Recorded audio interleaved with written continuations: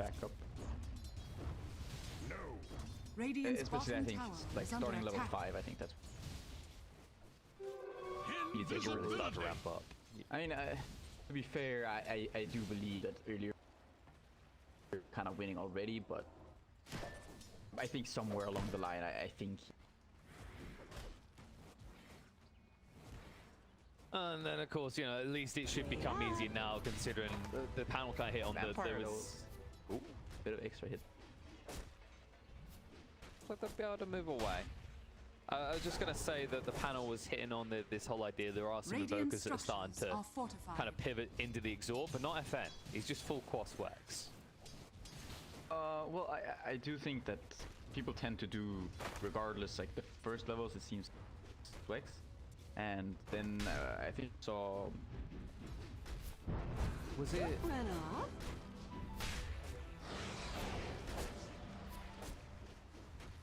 Trying to remember. I can't remember.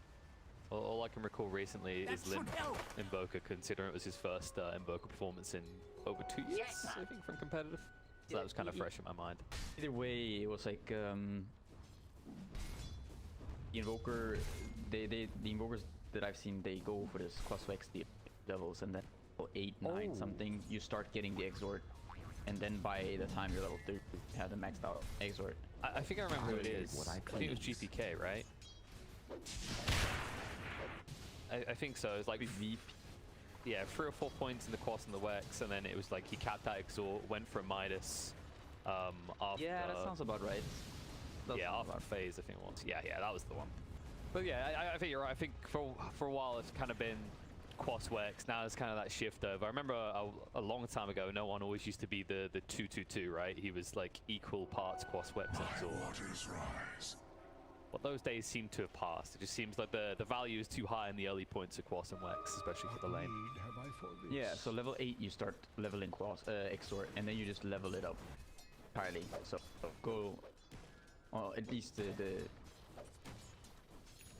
Radiant's courier has been killed.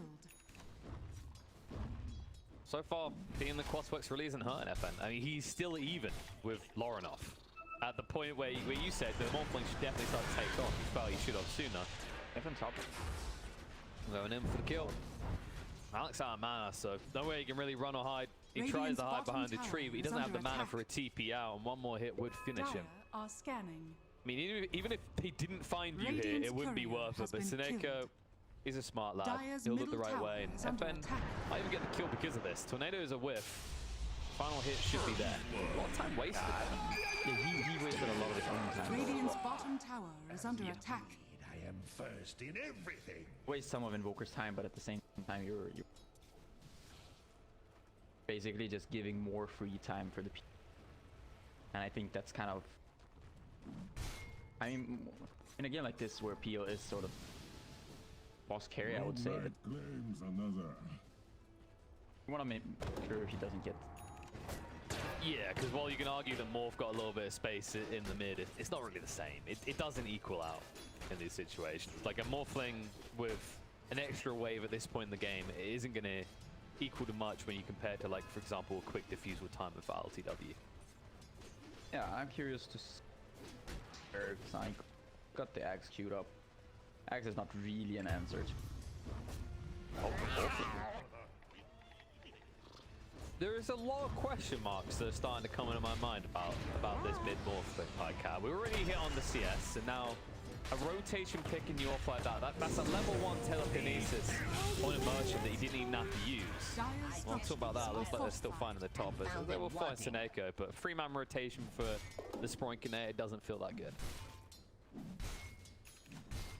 No, not the most valuable kill. I think also. Valiant. It's probably like thumbs up. It's a nice. It's feeling nice.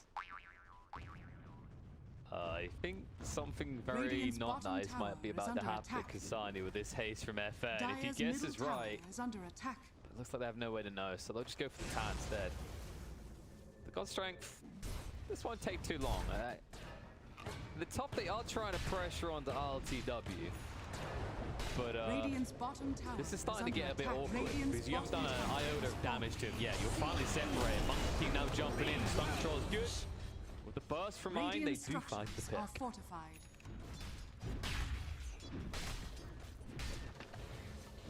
On the mid, actually, getting a lot of damage on this tower for free. FM will arrive now. Tornado is going to connect. The cold snap first to ensure Dire's the lift top is going to tower come is out, under but attack. Morph was already hit.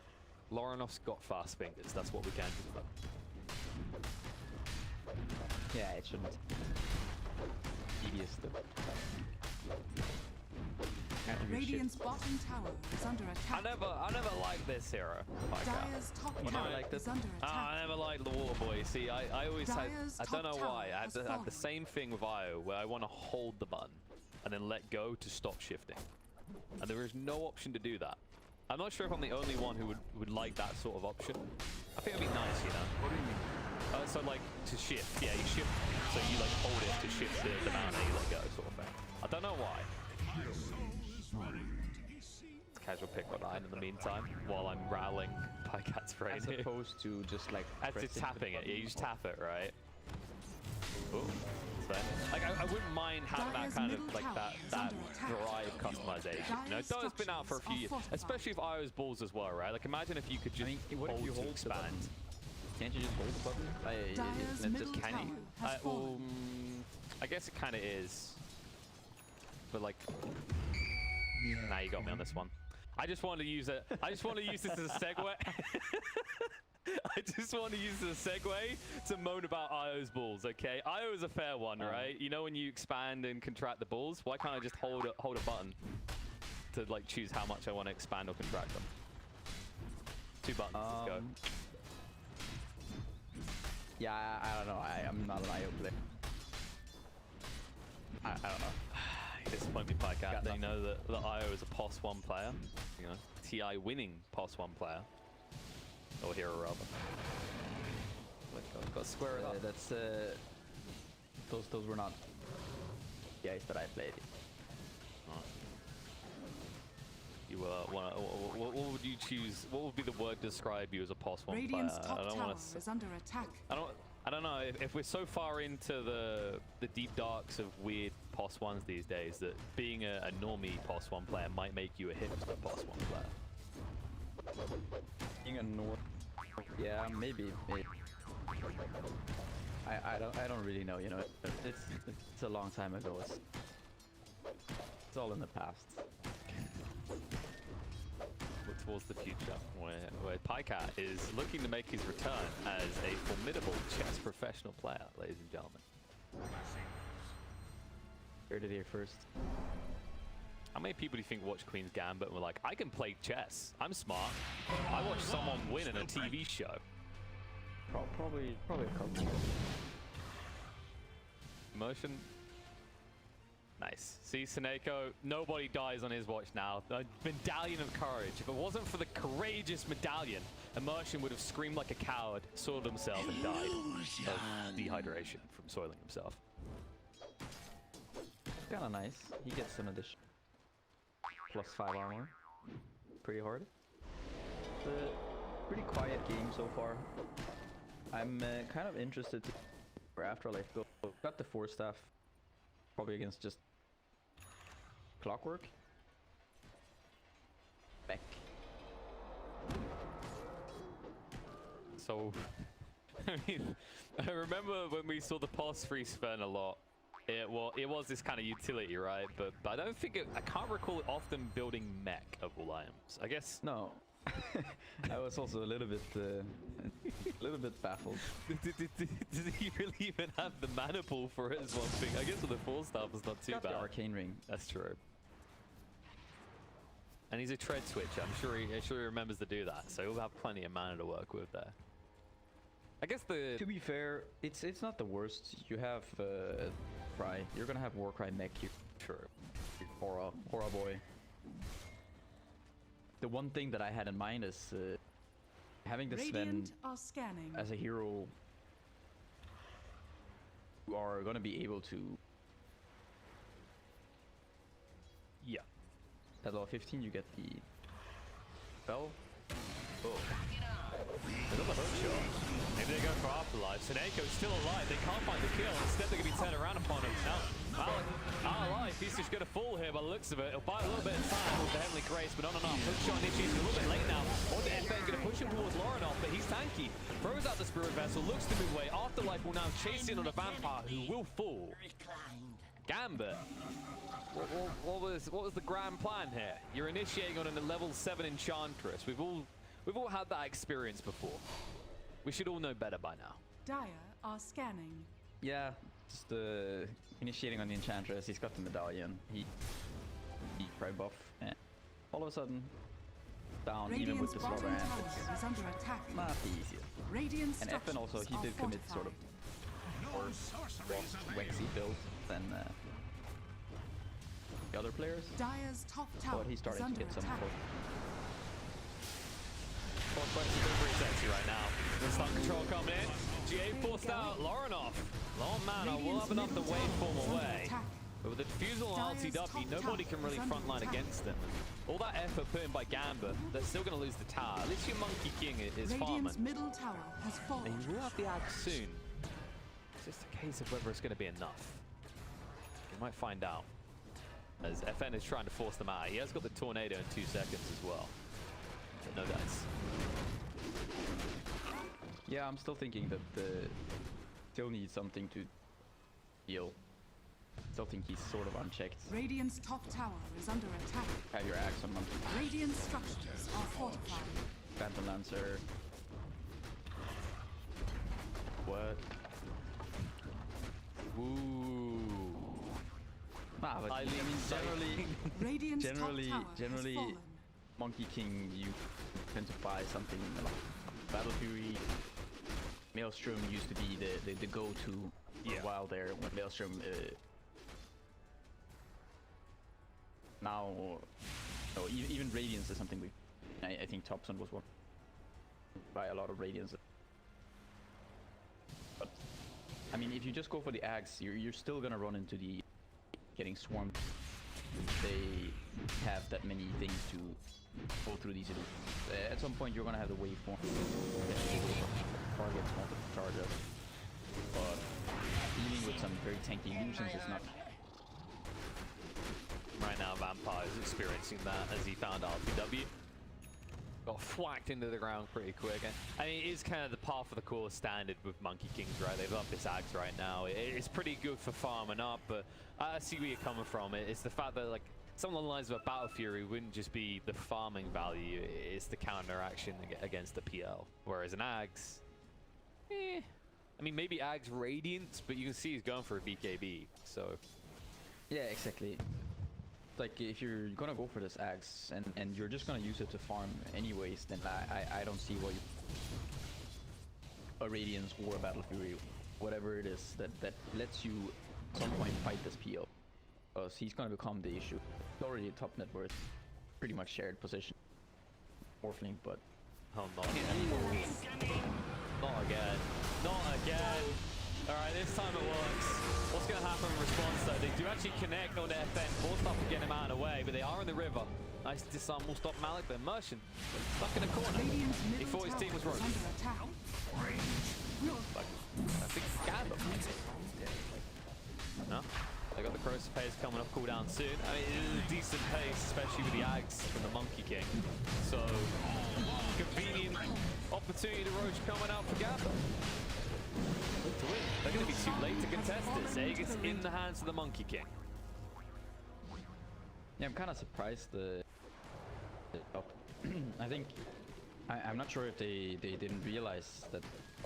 But, I mean, it seems that Immersion did. The other guys kind of just went in. I think you can contest that road.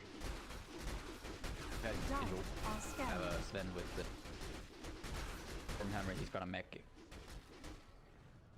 Fighting capabilities, right? They are not bad. It's definitely going to be a big boom for Gamba. I mean, look to win. It was starting to look like they were getting everything they wanted, but now we actually have a little bit of a wake-up call. Gamba should have the means to start going it. And this kind of covers maybe the weak point, right? Where the Morphling, he isn't the biggest threat. But now you've got this Aegis and the Monkey King, you can pivot and play forward. Yeah, I'm still kind of hoping Sani goes in some sort of Radiant's bottom tower is farm under heavy, attack. but also PL Radiant structures are fortified. heavy item. Dire's structures are fortified. He might just go pivot into it after the DK. You live in a dream world, my friend. I think Kasani believes that he's not meant to be farming, and that's just simply meant to be the Morphling's job in this game. And that might come to bite him in the ass. LTW. Yeah, I mean, Morphling is... Wukongs. Oh no, he jumped out with a rush. He got away. Doppelganger away up towards the high ground. Malik in a lot of trouble, just being poked and prodded at. Will fall. Kasani just stuck playing with himself in his own little play ring here. He has to get out fast. Be able to do so. Hook shot on the other side. Vampire drags the creep wave away. But I think have they got enough time? No. It looks like the tag a little bit too tanky. The Frat stunned to Kasani. He can't be the target. All that Aegis. PL has got the double 5. Needs to back up a little bit. They'll force out the GA pretty early here. And they'll be thrown out. Vampire has backstab behind the side of Live to Win, but they'll just turn and bring him down. The stolen GA going to be used against them now. The jumping Monkey King hit up the Spirit Breath and the stun. It's going to be brought down the once. Lauren off out of mana. They munch through all the mangoes to make sure he can wait for them away just in time. But now Kasani with a cold snap on him, he can't even play with his big stick. He's just going to be messed around with. We'll finally get the stun out, but he cannot get the life steal up. In the meantime, Ina's going to fall to LCW. Kasani moving away, covered by Malik for the moment. They are hunting. One hit from that sprinkle will get him, and now it's too late. He's just definitely killed himself there. I don't know what the grand plan was. I think you already knew he's dead. And they're hunting Malik. Hoping for the... Oh, good lord. Hoping for the mischief somehow magically come back. Well, nothing mischievous about this fight here. Live to Win, just really outplaying Gambit. I mean, it looked like Gambit should just more or less be able to run at them, but I don't know, is this because Lorinov still isn't truly ready? Only having the Mansa, or is there something else to this that we're missing? I mean, I don't think that Morphling Radiant's ever bottom fares tower up is under attack. this entire game, unless you put each other. He was just good against Morphling. How the matchup. Radiant's bottom tower has fallen. Monkey King is supposed to be the guy who counters the peel. Although in these fights, it's not just about the PR. I think the way that that Gambit are approaching these fights, I think sending in their slot art and he immediately just dies. They kind of whiff their monkey ult and their balance strike combo, so they're kind of.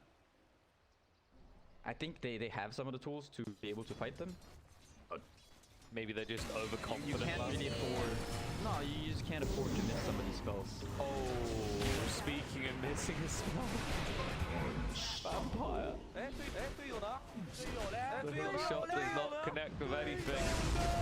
And as a result, not only is he going to die, they're going to lose another tower. The Electric Catapult, the God Strength as well.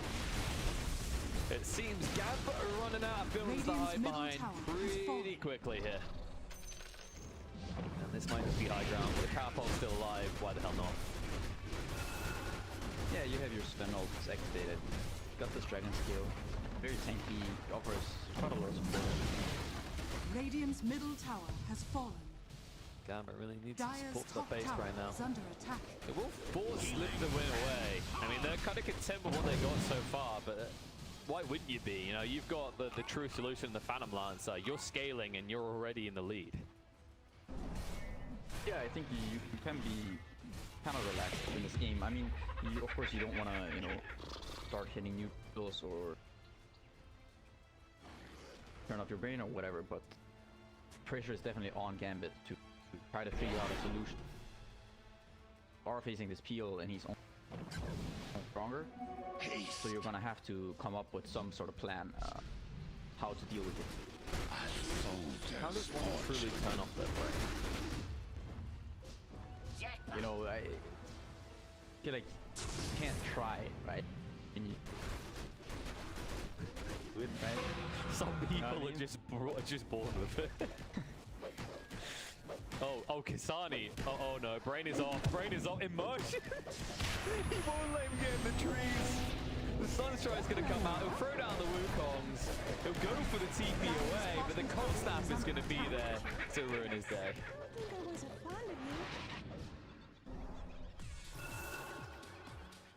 Yeah, I think the BKB was the base, was it? Yeah, or did he actually have the BKB on him? I don't know if he did have it. I mean, even if he had it right, it wouldn't make sense to use it there because you'll just get kited. That's the awkward part of him right now is without someone like Clockwork. I just figured he would just use. Maybe it might have been just in it. All right, where is it? Alex says this is a more logical target than Snake. Hook shot in, but the lift's going to come out. Merchant catches him in time. He could go for the steal, but decides against it. Malik just being poked and prodded at, and Merchant does get his hands on the Heavenly Grace. They will lose Seneko, though, before he can save it. Finally able to find something, but it's only the Enchantress. Gambit, they've got to try and find a way to upgrade this. It's an RPG experience at the moment. You start with the easiest, and then you work your way towards the raid boss. Yeah, it might buy you enough time to... It's starting somewhere at the same time, right? It's still kind of not checking this PL, so I don't really know kind of what's going through their, like what the thought process is here. Because I think that if you don't actually buy any sort of item to deal with the Lancer, then, you know, then he's not dealt with, right? Dire are scanning.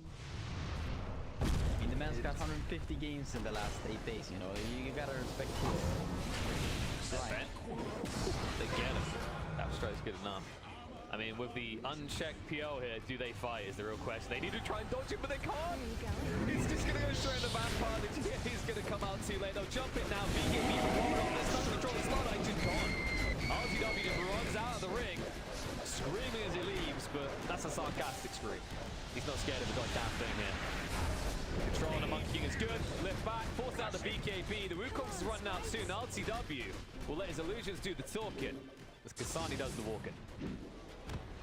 That's me running out. They're going to pursue this emotion, trying to find him here. Not able to get close enough though. The lift on cooldown, he couldn't stop the Monkey from getting out. But I mean, these are big BKB charges for Gambit, and they really are still finding no way, as you said, to check that PL. Yeah, I mean, you can see that there's sort of a way to try to deal with this. But the purification does deal a lot of damage to both. Radiant's middle barracks are under attack. Then the deal has to be mixed, right? He has to go in and tank all these spells. And he needs to be scaling enough as well, right? And when he's going to the Scardy, that's not going to be the case. Control on a Monkey King. No BKB for 18 seconds. That's long enough to kill him off. They're going to jump in on top of him. Well away. Lorinov turns around looking for sniper. Finds Snako. Moving away. It's not going to be effective for the Invoker. The hook shot is good for Vampire. Afterlife looking to re-engage. Won't be able to find a good target here. We'll just use that stun as cover to back away. I'll admit, Gambit, they got means of defending the base. They'll respect it as well. Instead, now the goal for Lift to win is just trying to posture around that Roche, which will spawn in 25 seconds. Yeah, you get the one-side Rex. Yeah, you lost your Invoker. He doesn't have buyback. I don't know, Lorinov is actually queuing up a Rapier.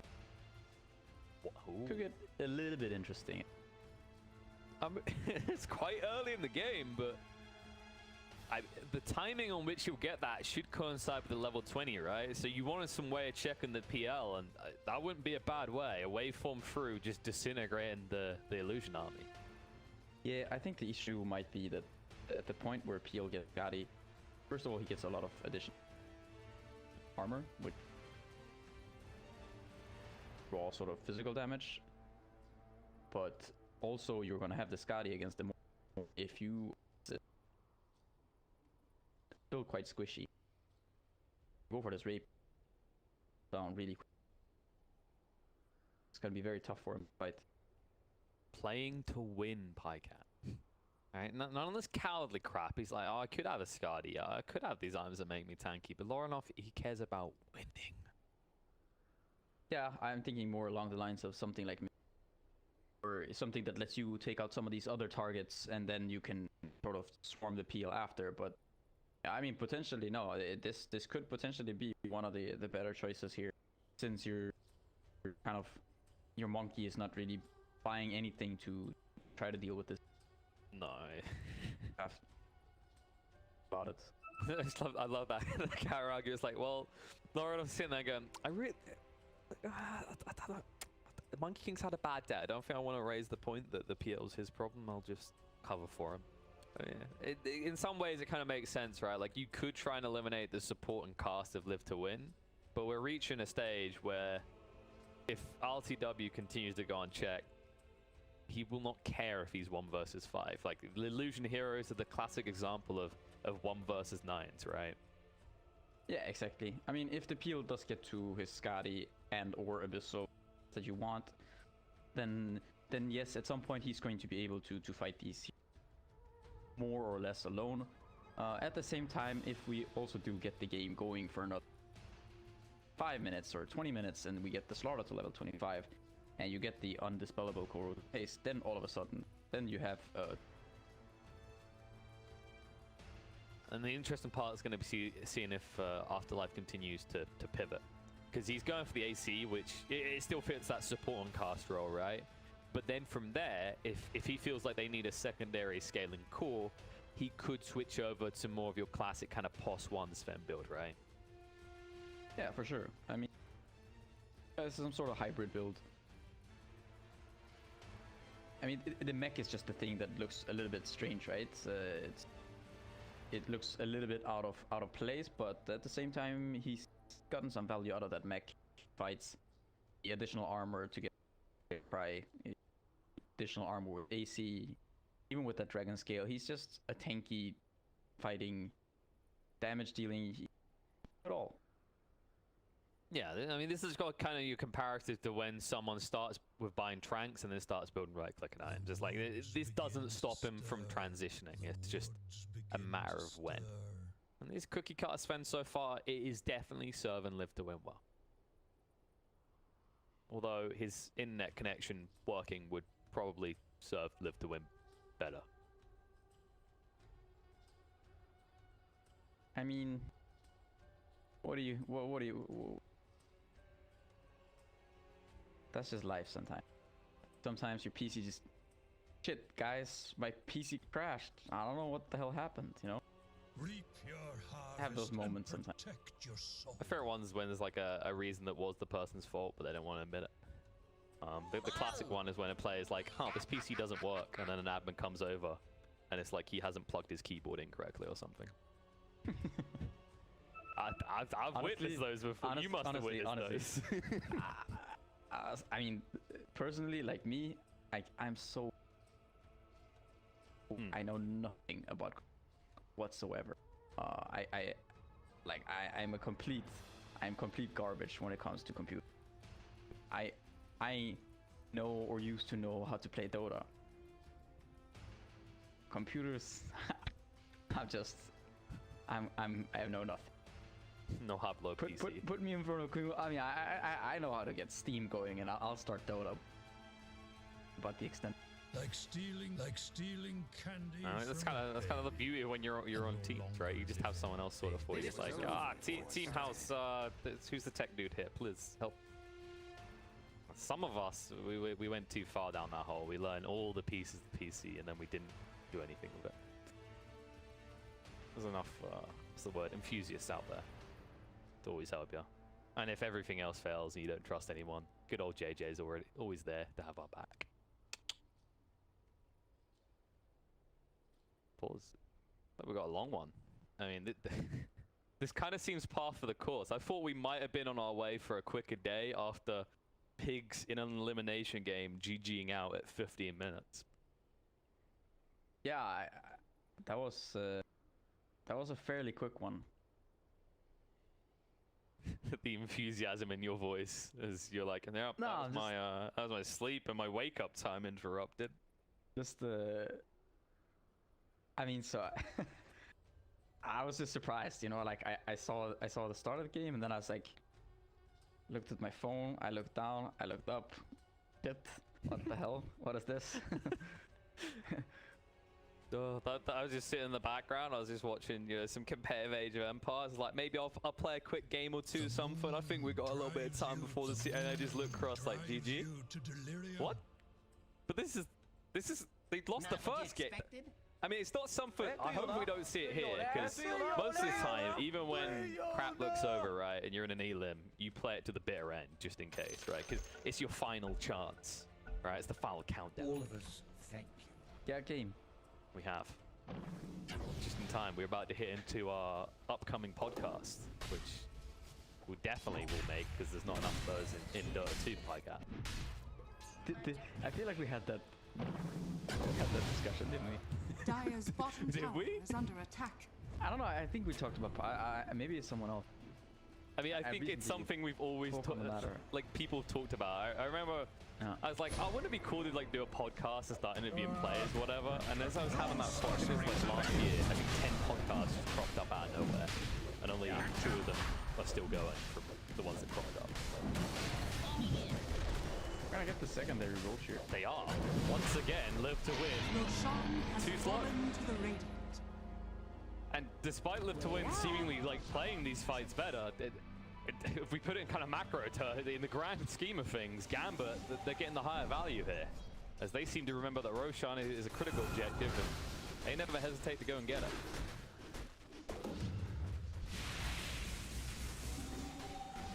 Yeah, and it's gonna be no actually rapier. Gonna go into the butterfly. Starting to think that was a tilt rapier, and then everyone's like, calm down, Laurenov. They get him in Aegis, like, okay. All right, I'm calm again, guys. Like, I'll switch to something that might not potentially immediately lose us the game. Yeah, I mean, he's gonna get the butterfly. He can cosplay as the PL if he wants. Something we've seen more people. 4% on the enemy team, but not really. Hey, he's getting sort of play around that Sven, right? You have the double walk to dodge the hammer. But he will always It be should be hunted playable. like that, because he's going towards the Ags next now that the AC is Dire's complete, top tower and they're is going under towards top attack. bit. Oh no! Afterlife, looking to move away. Radiant's Laurenov bottom does tower switch is into the under PL. Stop gets away. Stun control on the side though. Forced up to try and get emerged out. Double forced up in fact. Gets him up to the high ground. Into safety for the moment. The GA coming out. The tornado buys some time, but Laurenov even deeper. Will find the Rubik kill. In the meantime, they are going as Vampire though. Now Laurenov, out of mana, going to be stunned up. Will give over a life. And they find him the second time. Stuns with Gasani. He's in a lot of trouble right now. BKB has to be activated. Wukong's going to go down. Now they just need to dodge out and move away on the side. FM being chased onto with the BKB active. Laurenov will hit into him and finish him off. Now they'll turn around onto Laurenov. The magic immunity running out soon. They turn around the stun onto Monkey King. They'll clean him up alongside Ein. But it's more than Ein kills happening here. Laurenov at least able to TP away before he potentially gets bashed. But once again, despite giving Roche over, live to win. Still do exactly that.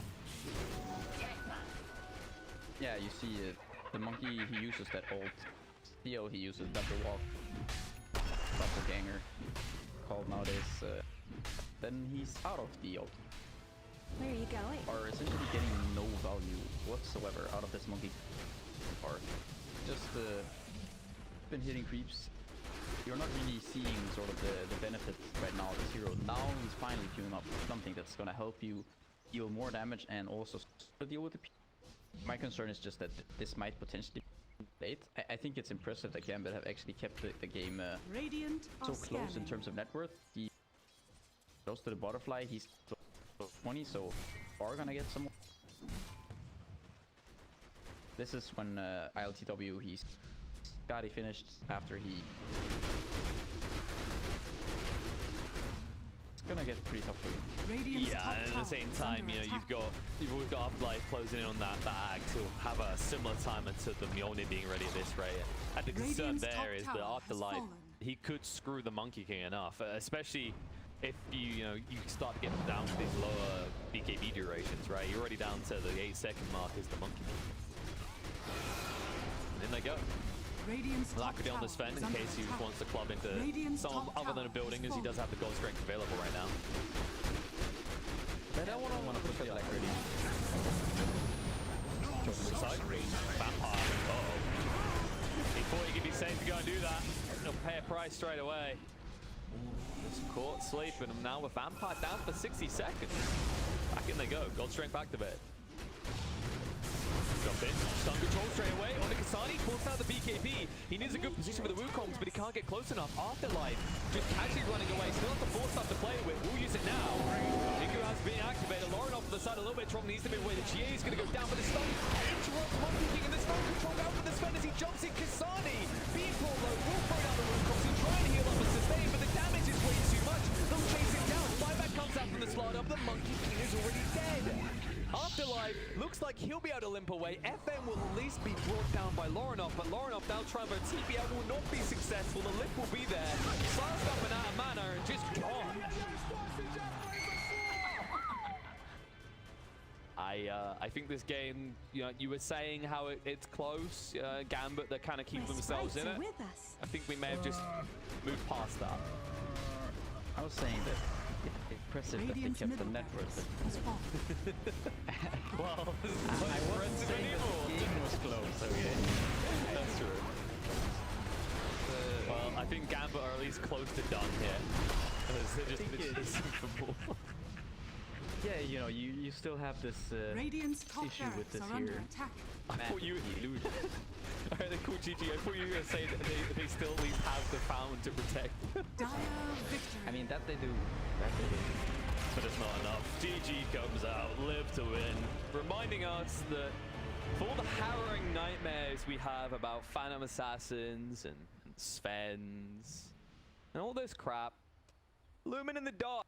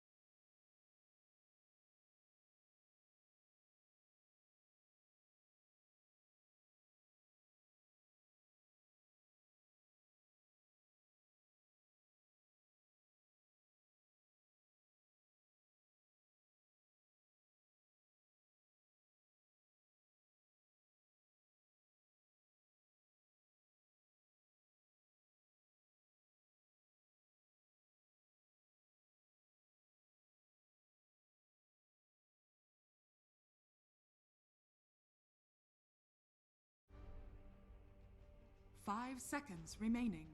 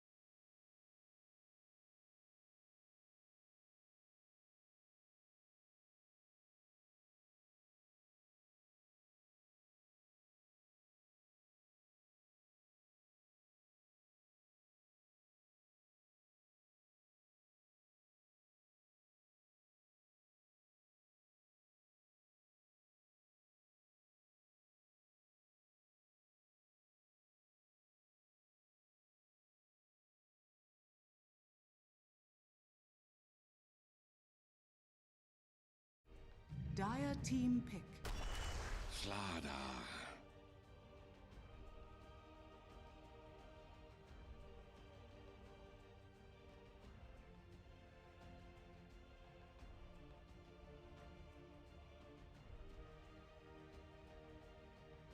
10 seconds remaining. Radiant team pick. Tuesday.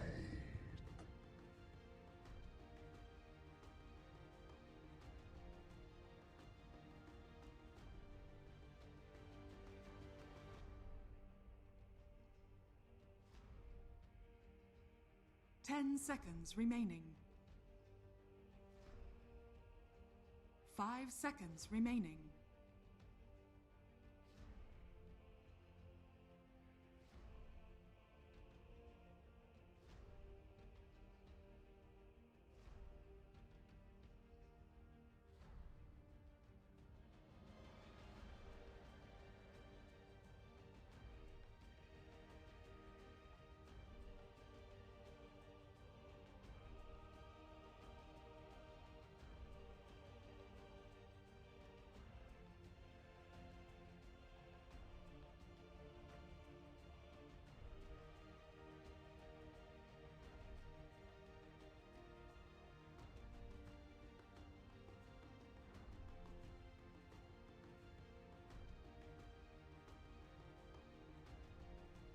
Dire team ban.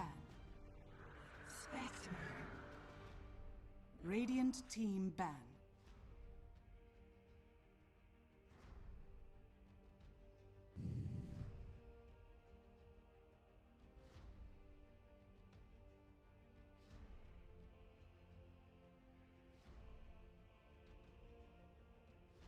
Ten seconds remaining.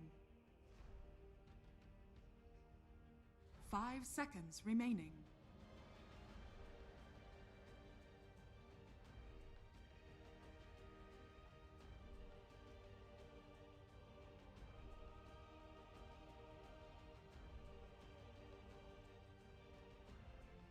Dire team ban.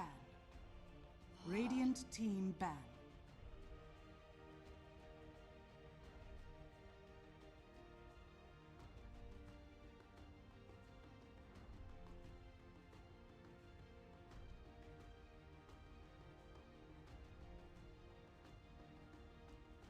Ten seconds Dire remaining. Team ban.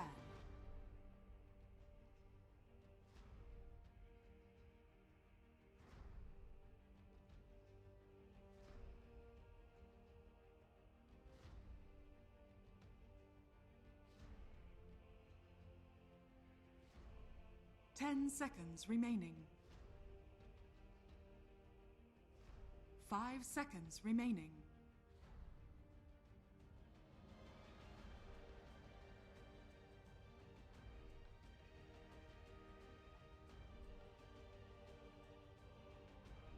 Radiant team ban.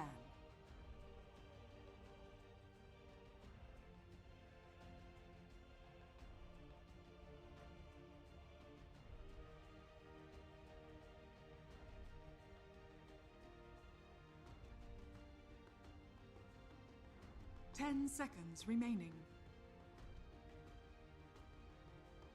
5 seconds Radiant remaining. Team pick.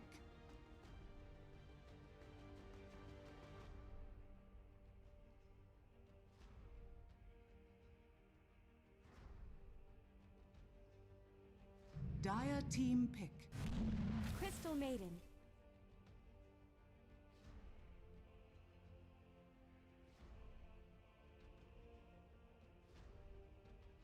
Radiant team pick.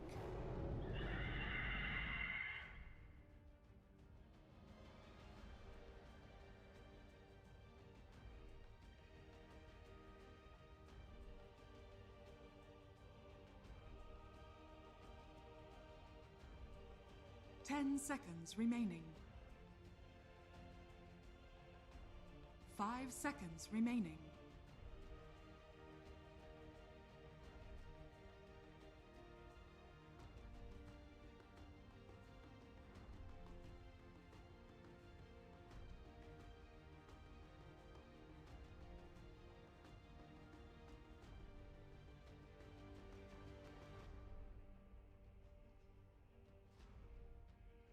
Dire team pick. Storm Spirit!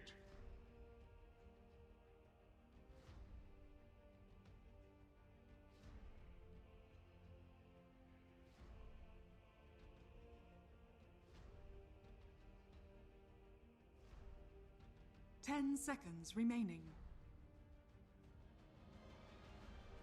5 seconds remaining.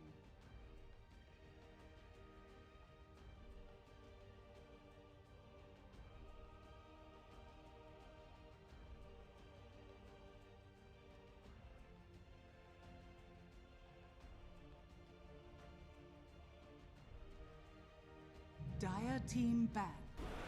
Dragon Knight. Radiant team ban.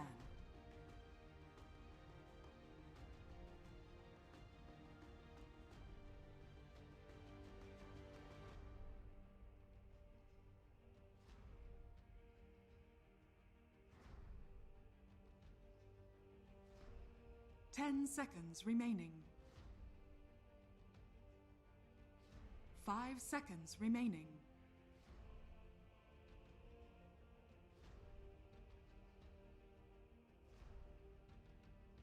Dire team ban.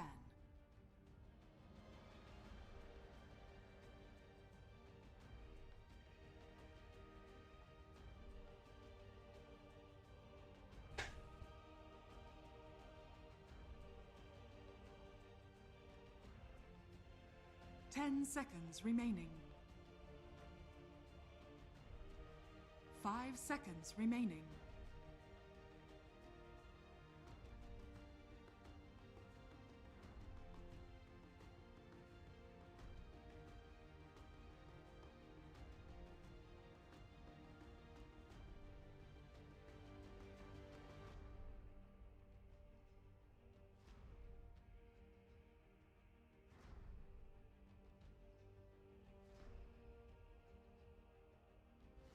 Radiant team ban.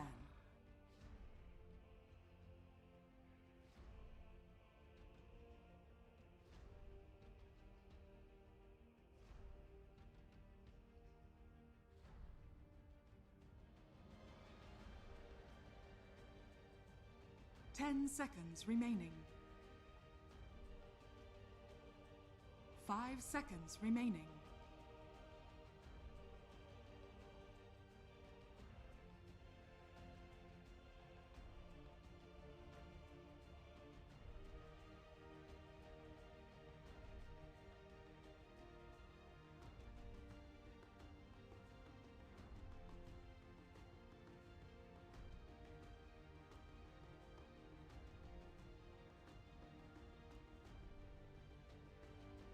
Dire team pick. Radiant team pick. Reap In the your spirit. harvest forest and protect your soul.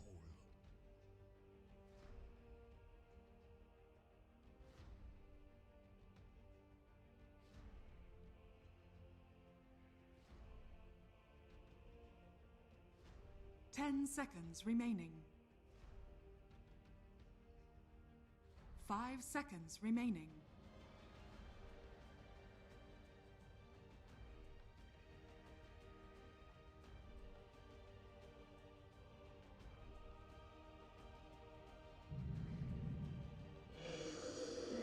You may now select your heroes.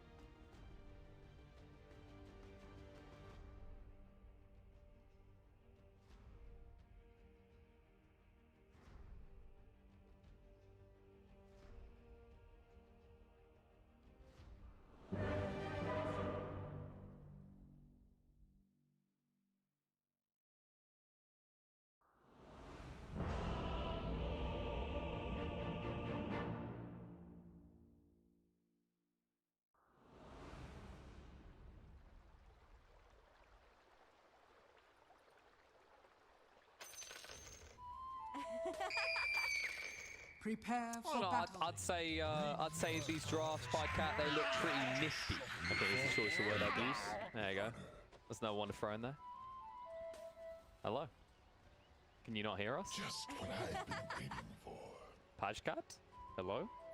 Huzzah! Puskins? Come on. You kitty, kitty, kitty.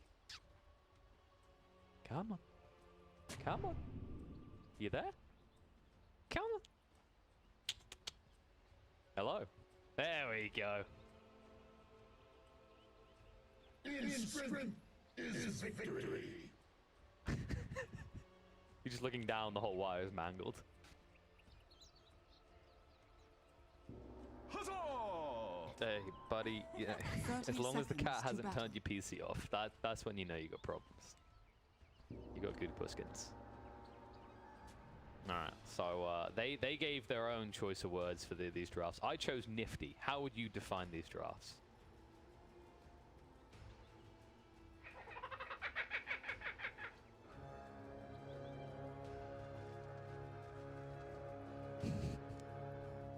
Whoa. The battle begins. There's only 3? You might recount. The woods begin to stir.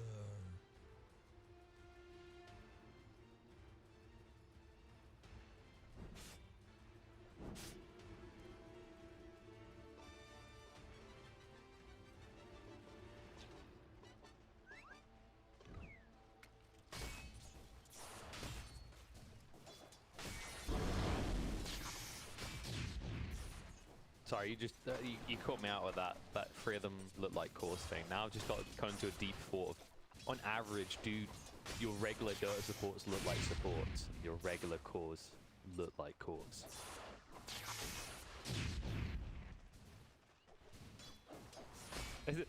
It's like, it's a deep hole to fall in. I mean, like, the bird the bird looks awesome. The bird could be whatever it wants to be, right? Like a phoenix. I mean, you could see it being a support. You could just see it being an end raid boss.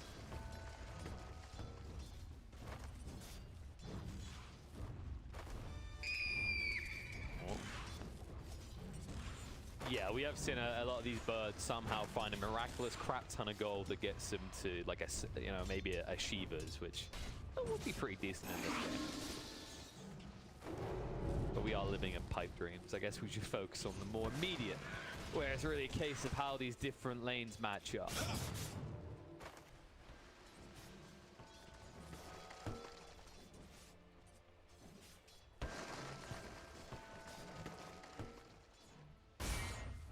Yeah, does this feel like a lane in which you can maybe slow down the storm at all, or is there just too much magic damage that the brief fire feels almost irrelevant?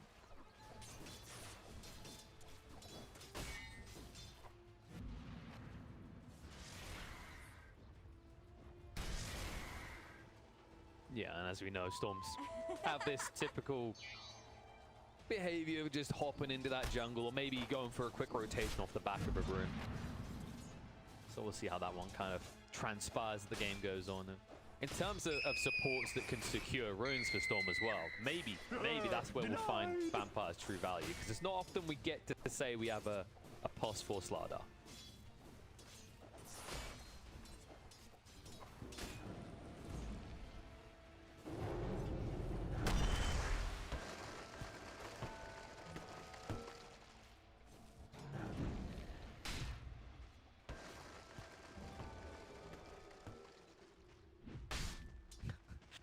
True plan from Live to Win. Wait, you didn't counter the PL last? Okay. Let's see, what could be just as annoying as PL? Huh, let's see what we can get.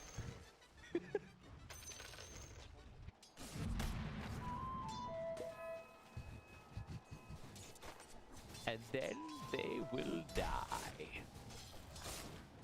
I mean, they have their own illusions this time around. It's just obviously maybe not as impactful as CK illusions in this game. I guess in some ways they do at least have better AoE damage than last game. I will give Gamba that credit. So, you know, even if they don't build into items that help with dealing with illusions, they at least have a nice spread of damage to dish into those illusions in the first Radiant's place. courier has been killed. Huzzah!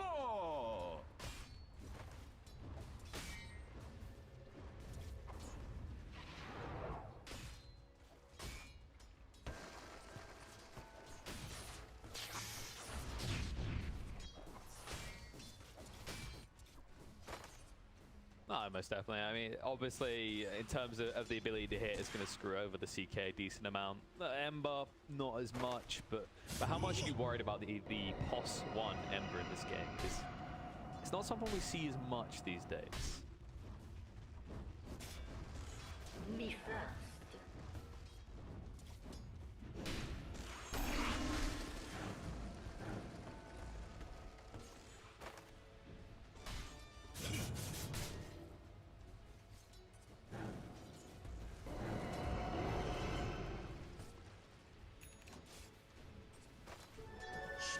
Force, We talk about he's got tranquil. damage. He moves at the speed of light.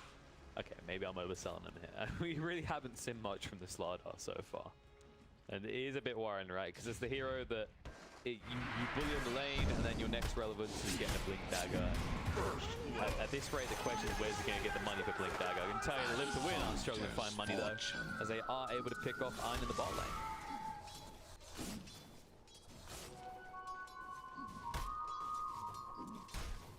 Stupendous. Quite the clapper. Especially when you got that overcharge level 2 on the IO. Speaking of IO, they're looming around the mid lane here, because they are rotating on the FN. The counter initiation could easily kill a hero on Gamba as well. They need to be a bit careful. The dive through on the Lauren off. Tever across. They'll turn with the stun on Slardar. Vampire taking way too much damage. It's going to be brought down. And I will repeat the question for the people at the back. What is the point in the POS for Slardar?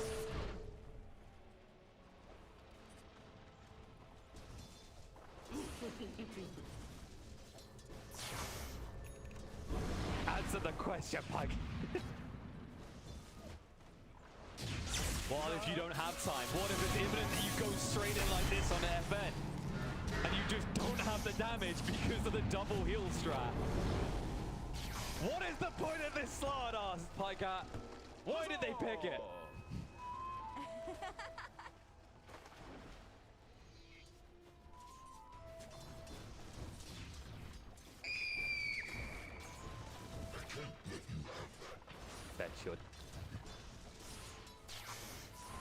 Bet your damn ass it was. I rest my case.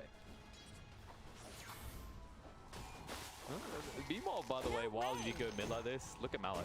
He's gone all the way to 6, so he hasn't actually struggled that much. And struggle boss, that might turn on a Snake if he's not careful. Oh no, Vampire big brained himself there. Yup.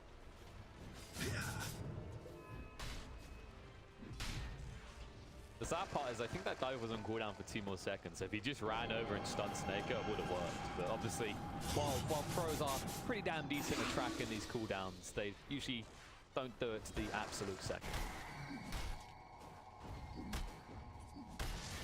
They're moved top. Radiant structures. I mean, they've got a fortified. catapult, but this means you're leaving a spec alone against an iceiceice. And now the rotation's coming in. FN arriving in the top lane. Seneko is already dead, though. Elder Dragonfall's coming to pull down the buyback out from the Phoenix.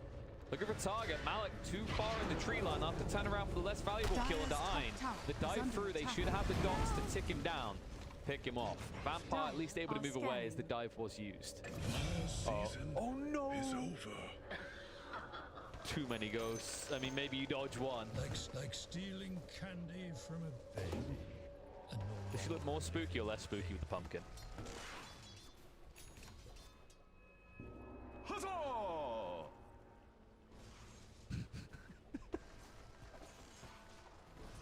Sometimes you don't realize until you read them again. Like, there's some lines with certain heroes that are incredibly dark, but they've just got a joyous voice. Denied!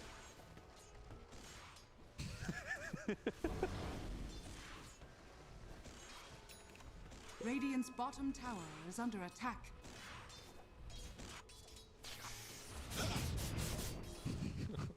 Radiant are scanning. See, do you ever have those moments where there's a person in your pub game and they just say something that's so entertaining you wish it was a line? Because I had that recently with Slardar against like mana burn heroes. And every time they burn his mana, you just hear him in the most kind of like depressed and begrudged voice go, drain, drain, drain, drain, drain. Dire's top tower is under attack. Dire's I think he was easy to are repeat. He's fortified. playing Slardar and you just see him get Radiant's EMP. bottom Like, tower is drain, under drain, attack. drain, drain, drain. Slardar. Huzzah! Dire's top tower has fallen. Good God. Radiant's bottom tower is under attack. Dire's structures are fortified. You let your I think they would. I mean, in that situation, more people would be cheering for Gamba here. We do all love a piece of Liz. And, you know, it might be one of the right heroes. I mean, Slardar Dire's looks, top he does look pretty tower is ripped, so I under can see it. I can see it. Radiant's bottom tower is under attack. FN, jump in, control is good. Dragon Tail out, will stop Vampire in his tracks though. The turnaround with a jump in from afterwards. The 2 seconds stun on 9 is gone. Good lord, emerging. In a little bit of trouble, but able to back away. The chains buy a bit of time for the Eye, but he will still fall. Dire's Malik, middle tower big is and under strong. attack. With the Exo, will scare away all of the Tyrants. Although without creeps, I don't know if they can stay. Gets caught by the root, does get away. Most fortunately as well, that was a little bit too close for comfort. Afterlife does not have that ultimate available. Turn around with the stun for 2 seconds with Kasani, but the ghosts do their work. Malik is continuing the spookening. Root's gonna come out, the Ink's gonna go down. Spectre is also going down. They will at least get the rest of their heroes out. Live to win are finally able to boot Gambit away from their tower.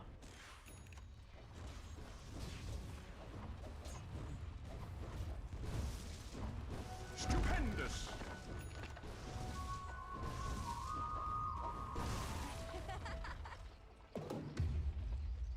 Definitely been the highlight of the first 10 minutes for Gambit. It's just a matter if they can keep making plays off of this, because this time they didn't get the tower out, right? That's the difference. And it is a question of whether, with a few levels, the Live to Win have the means to stop these early push attempts by Gambit.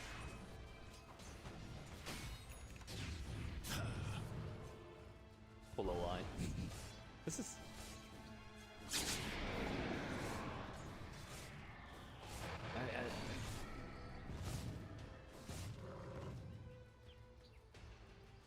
Most definitely.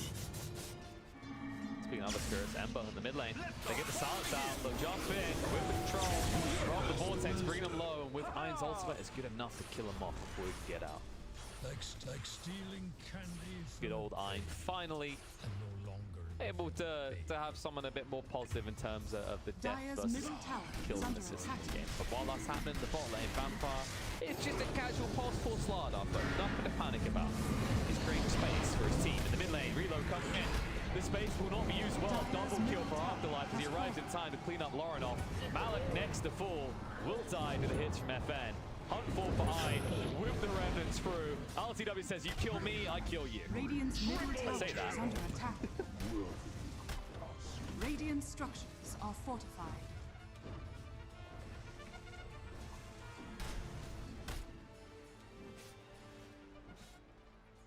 And then there's the IO and the Phoenix to consider, whereas Gambit, they aren't an anti-heal lineup. There is really nothing anti-heal about these folks.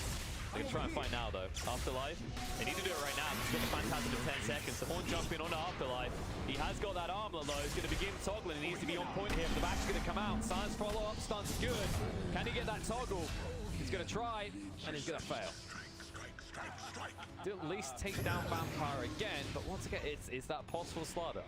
If you have to waste that much time on him, he's doing his job.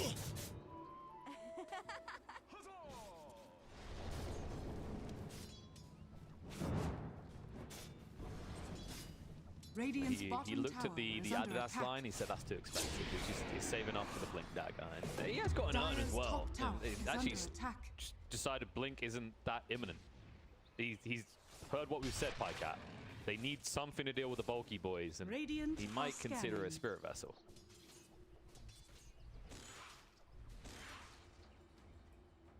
But then,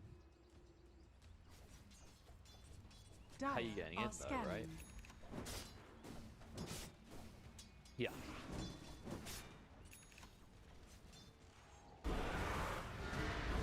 Oh, speaking of Blink Daggers, Radiant's FN middle jumping on tower is Malik. under attack. The follow-up, they're looking for Vampire as well. Seneca gets hit up by the stun. They already killed off Malik, and Vampire. One remnant, they look the wrong way. Instead, they find Iron. Poor little Line. Or as he's screaming right now, 9. Radiant's middle tower is under attack. Strength will not be heard. Phantasm will be activated. The tier 1's gonna fall. Gambit, Dire's middle tower is they're under unable to attack. fight if they don't have all their big ultimates used at the same time and are the ones jumping. And as you said, that Blink Dagger, that would give Gambit the means to jump first. But as it stands, no dice.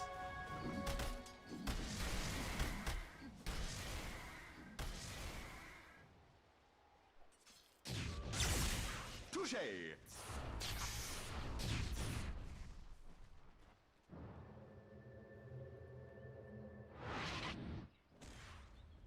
Huzzah! Zip zap. Let the fun begin.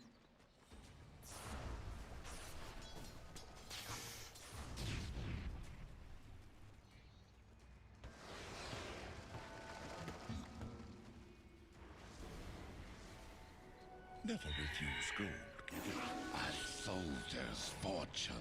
Yeah, it does mean that in general, though, you have this awkward issue around lockdown if you're Gambit, right? Like, it is all on Vampire, and Huzzah! this Blink Dagger is going to be a very slow Blink Dagger. Probably end up being the latest one we've seen at this event. Obviously, this is a possible Slardar, so maybe you expect that to an extent. Maybe not to the difference we're going to see.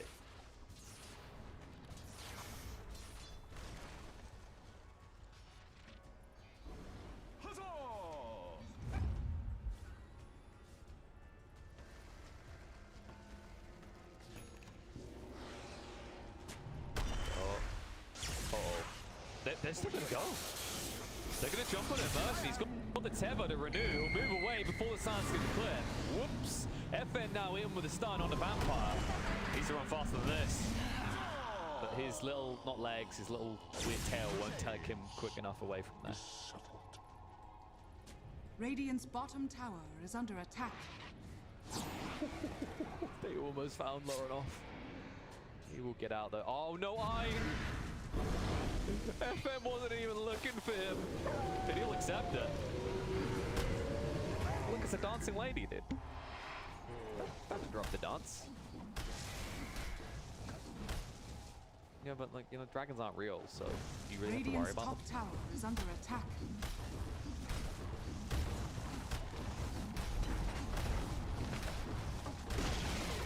I don't know if Radiant's I top can't really tower take him has serious as fallen. a dragon anymore with that pumpkin on.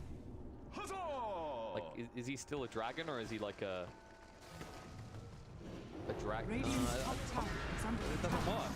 All it'd be if he combined the two words. Screw that four. Vampire down. Horn forced out, or Ecto Rubber, and I don't know what's the plan with this Ecto. The ball's going to be there now. They're going to turn around. Laurenov low on mana, but the heal's coming through to sustain the Sineko, ensuring FN can tank this whole lot. And Laurenov going to be the first one to hit the deck. Sineko will die on the back line if Tasani snipes him out.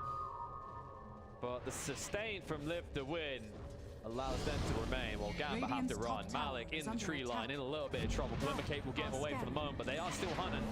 TP in for Vampire. Sands thrown out, but nowhere near quick enough to initiate one of the heroes on their tier 2 tower. Instead, they'll initiate you. FN's jumping in now. Now the Exo has ended. They're not scared of Malik anymore. They'll burst straight through him and bring him down. Vampire just trying to drag them somewhere away from his team as he knows he's dead. Dire's turret He has barely been killed. wastes time.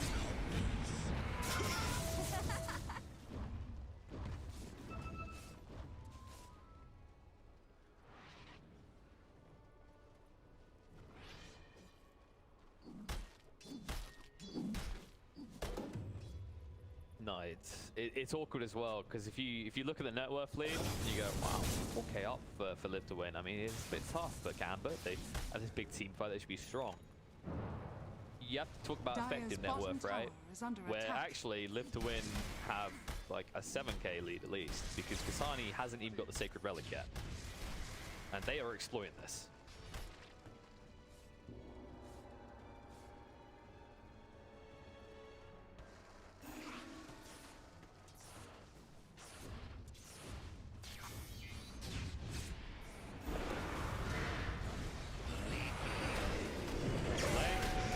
Stun control. DK needs to back away. The front stun down to Iron was giving a lot of damage. They're trying to burst down the FN quick enough. No dice. And he's going to fall. They did get the egg out for that though, so it's not the worst case situation for Gam. But what is bad though is it's now up to a 5-ping lead to Live to Win, and it's going to extend further as they find Malik in the tree line and pick him off. Every time.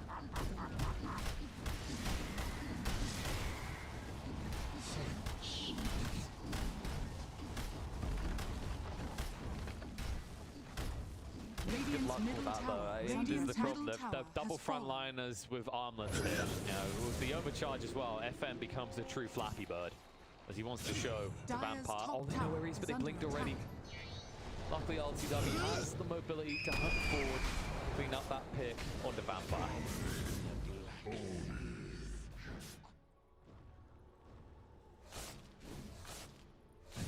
Like stealing candy from a baby.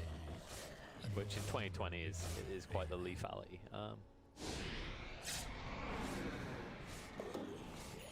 Right now, Gambit wished fire resistance was a thing and they could actually buy an item into it. Can you imagine if we continued that way? I always like bringing up this discussion because it's like when they made that Brewmaster Cinder Brew change where only fire spells would trigger the secondary version. I like to imagine where we'd be now if we continued down that road of basically Radiant are elementalism. scanning. Yeah, like burn damage would trigger the next, right? So it's like, imagine this for a moment. What if Waveform left a puddle and then Slardar could use that to move quicker?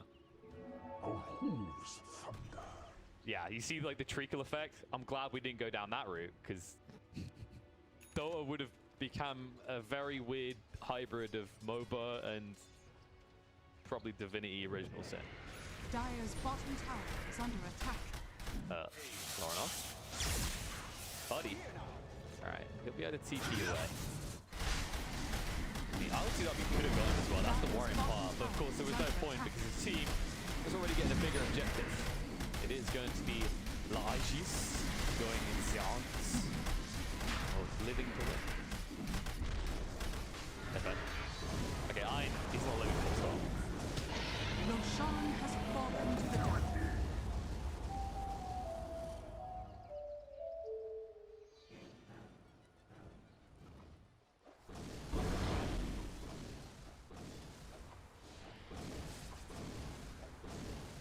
Poetic upside though. His KDA is almost Iron for 9. Radiant's top tower is under attack. You're a CM. You look at this lineup and you already know your fate, right? When the draft is complete. Radiant's top tower has You just fallen. kind of sigh a little bit and go, I'm an aura, aren't I? And everyone on the team is just nodding and looking sorrowfully at you. The beast.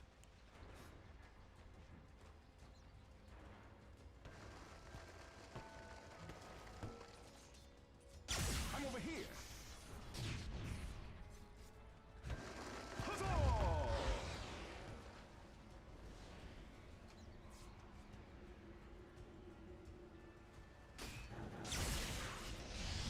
Here they go. They find the Io. Immersion. Slowly but surely will fall. Horn chase forward. Sign looking for bigger targets now. I don't know if it's the one though. Sneko, he has got the egg and he can use on the high ground. He gets there just in time. Have they got the damage to bring down? It looks like they have got the clicks. But the other side, turn around on the Kasani. He's already brought down. They're going to actually use the Exo now to hold down half HP on Afterlife. But the damage being done. Next to ball. And Malik cannot stand up against this. It's just too much effective damage coming out of Live to win. They'll get the first life, but Malik now in trouble. As LTW will hang around, Afterlife will come back up. And that is exactly where they'll send Malik.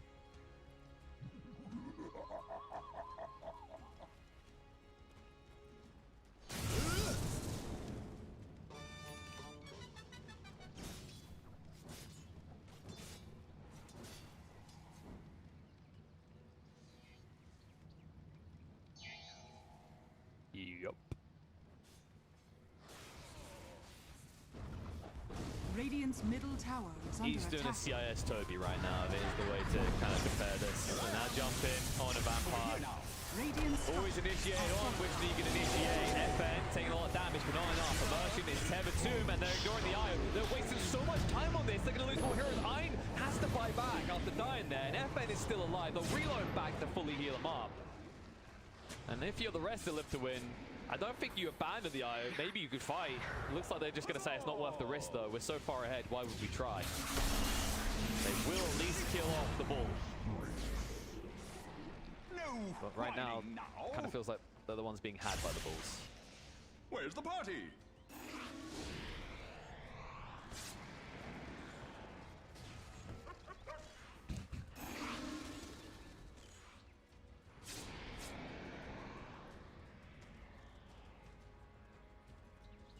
Whoa, come on though, Playcat. Don't worry. Vampire, he's almost got the VIP boost done, then he just needs double that for the Spirit Vessel. He will have it by the end of this game at this rate.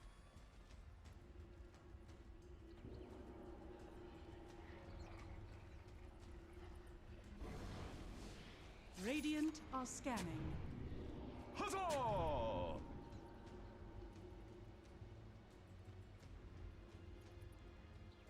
Dire's top tower is under attack.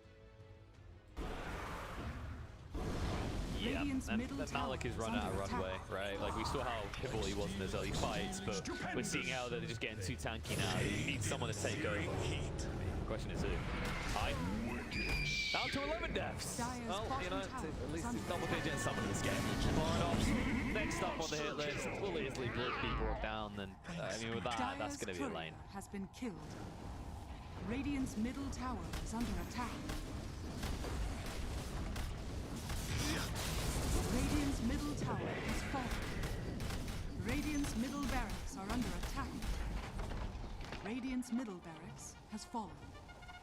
Dire's bottom tower is under attack. Radiant's top tower is under attack.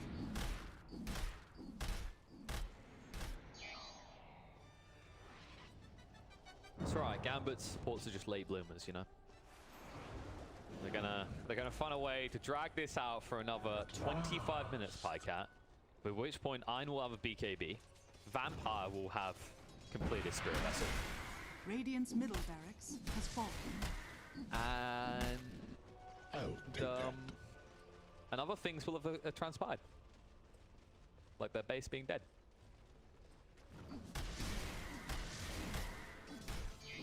Like stealing candy from a baby. And no longer Look, another not dead thing. Not live thing, rather. Over here! I don't want to look at the sea. No, don't make Radiant's me look at bottom it. tower is under It's so attack. strong.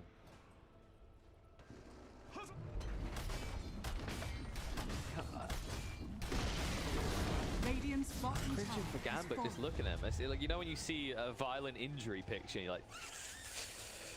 That's how I feel right now, because I know what's going to happen the moment he sees anybody. I've seen this Silver Edge bullcrap enough, especially when you just phantasm off of the phone. Dire's middle tower is under attack. Yeah, and they're lucky the Lorinov didn't get jumped there. FM was waiting with the Dragon Form. Vampire? What do you do here as a Slardar? I think you throw out a stun and then die, right? I mean, there's the stun. He hasn't died just yet. It's limiting his keeping him alive. The Slardar goes in his got to be losing, but the egg has gone down. No buyback. Is the whole really doing anything, though? They're already going to lose balance. He used the egg, so this is really their last hope, but it really shows. And Live to Win are just running them through. Short, you crush the ball. The ball's teammates will crush you. Buybacks are going to come out, but it doesn't matter. Ein down, 3-second stun onto Kasani. They're trying to jump on FN. Maybe they finally have the damage to bring him down, but what's the price going to be? Because Afterlife is still hitting in. Lorinov just switched over the HP, but now Mana stunned up for 3 seconds. He's going to be gone. That is his dieback. They will find Afterlife for it. So it looks like in some ways Gamba holding on, but you know, they're expending all their lifelines here. They're burning all the big buybacks just to try and stay in this for a little bit longer, as Vampire's going to be picked off. And Kasani, he might just die to these two. LCW with poke and prod. It'll take a while, but you could actually kill the Spectre. Bud? Bud. Alright, I speak Bud, and that squawk was, I don't know what that was. Well, that would be Io here. I think Kasani could actually... Ooh. And he's got the Shivas. And I think Ein might be dead again. Oh no. Mercy, mercy, please. Dire's top tower not, is no, under no. attack. There is a slight fist that the OTW turns around for the bigger one. Kasani's extremely low. And the heals from Ein instantly up to full HP. They're going to turn and poke on Ein again. This is taking forever. I think they finally have killed LTW. Ember, renowned for his tankiness. Oh god.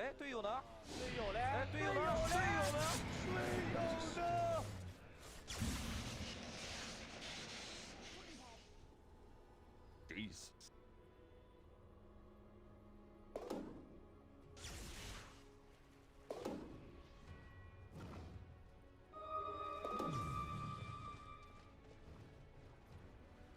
Radiant are scanning.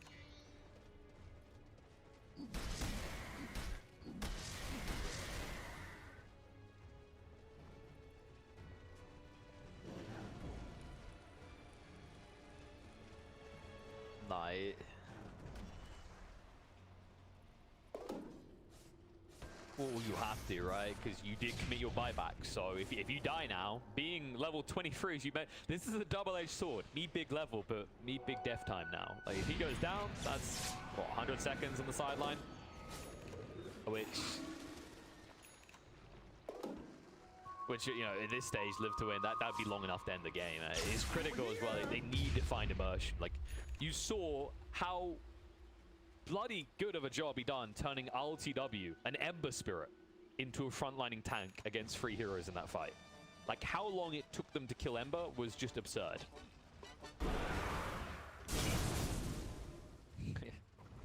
Radiant's bottom barracks are under attack. Straight away on Afterlife. He's got 115 seconds dead. The Exo's too late. The BKB run Afterlife will get the 4-second stun. He'll ignore the bait. He'll get stunned up by FN. The GG will be cool. The moment the Spectre would go down, this is how it was going to end. It is going to be 1 once again a 2-0 between these guys. Once again going the way of Live to Win. Under attack.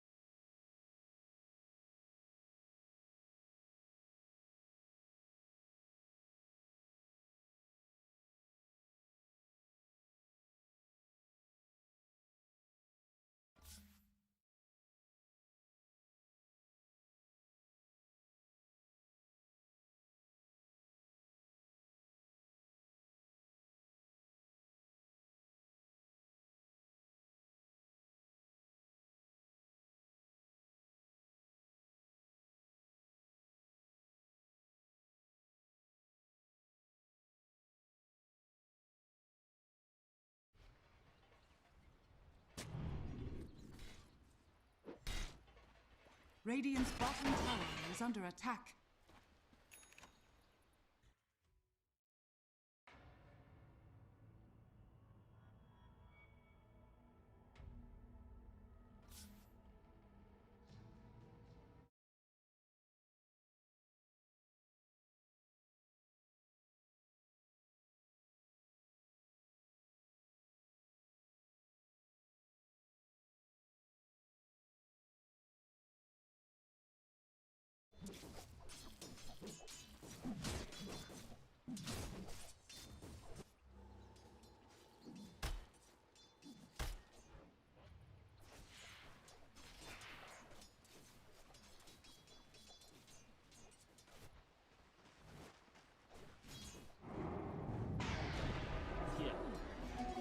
Radiant's bottom tower is under attack. Our grievance is settled. 我看好哪个？我跟你说，我不看好这个东西。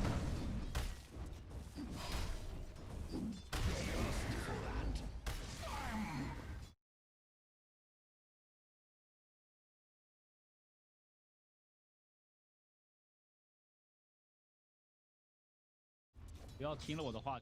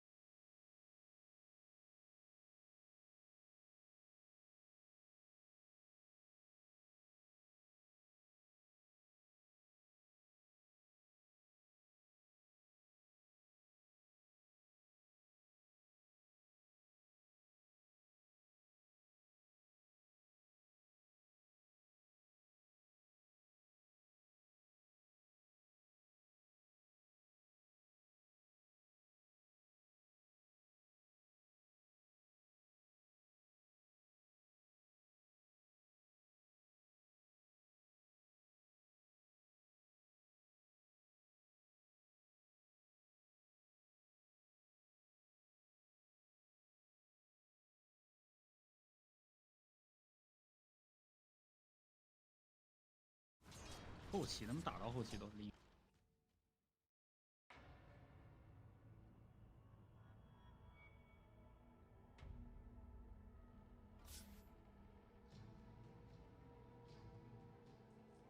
TNC Predators turn to ban. TNC Predators turn to ban. I just checked. Last game.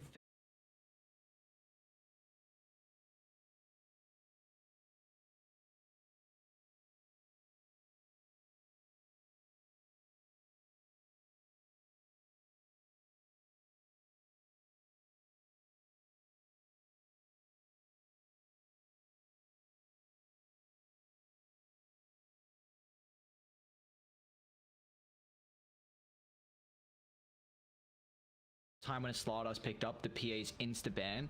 I'm intrigued if TNC opt for the Magnus, because we saw earlier that was a way to deal with the Sven where you kind of have your own farming mechanic and it just enables your position 1, and if the Mag's at 2, he's also getting incredibly farmed as well.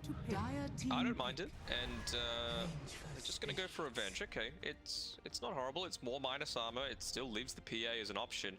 The reason I was thinking that the Mag, of course, is certainly viable is because back when Febby was on Mineski playing in his position 4 role, those were the things that he excelled at. You know, his Enigma, his Earthshaker, these big team fight heroes, but that is a Medusa, that is not a PA, something a little bit different.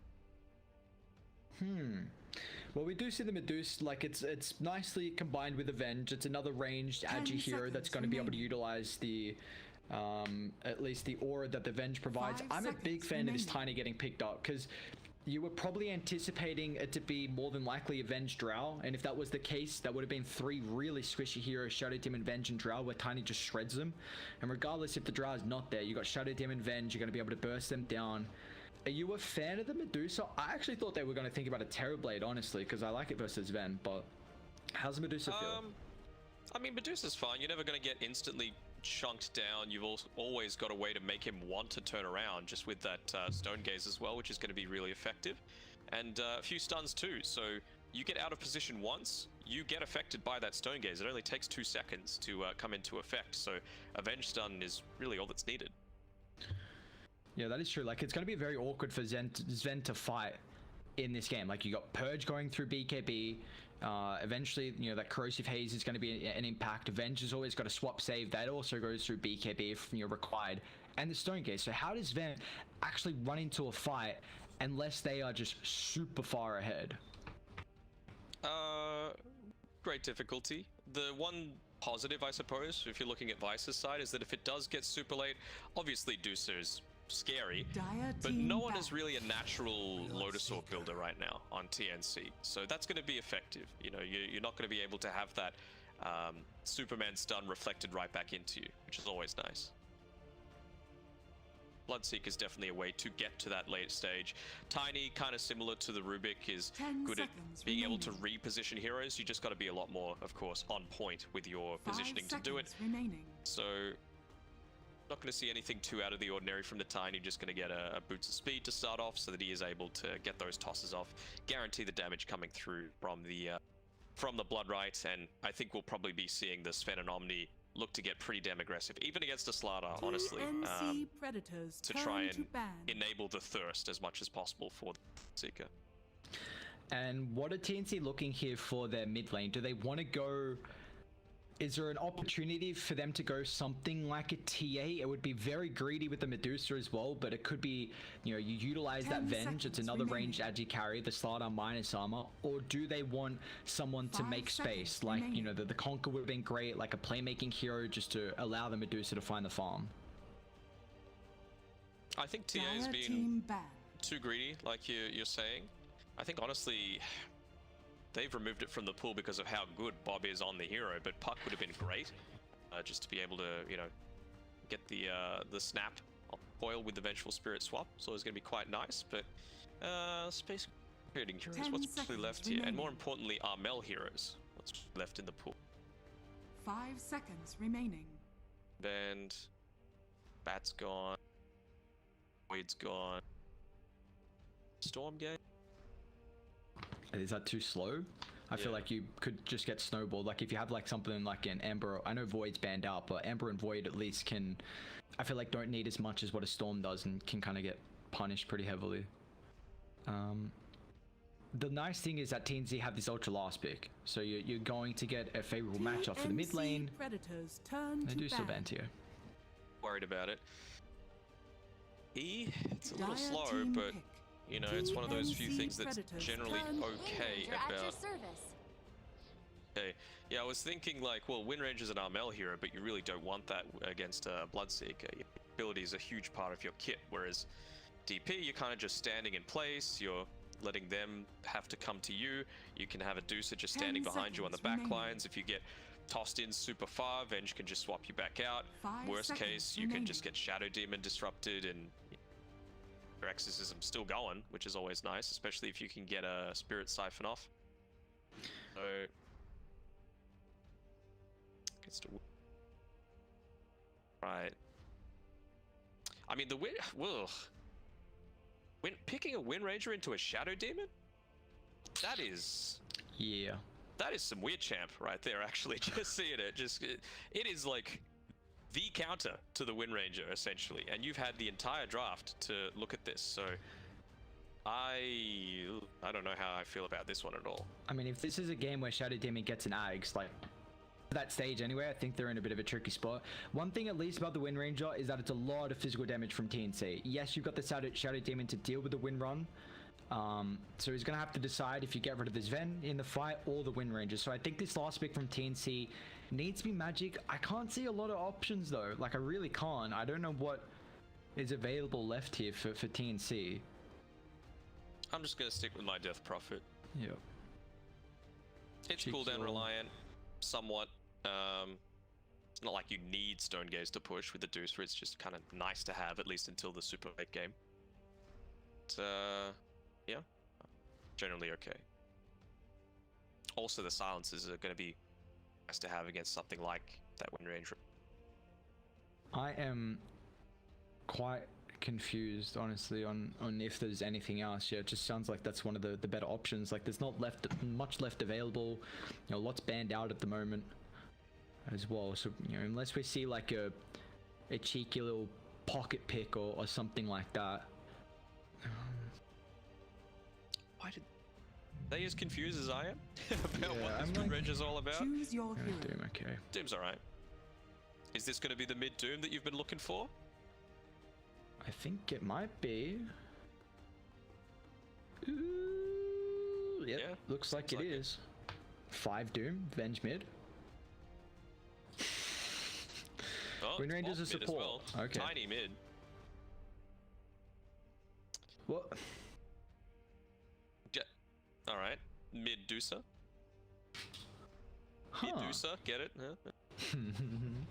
I am personally a bigger fan of Medusa mid than in the safe lane.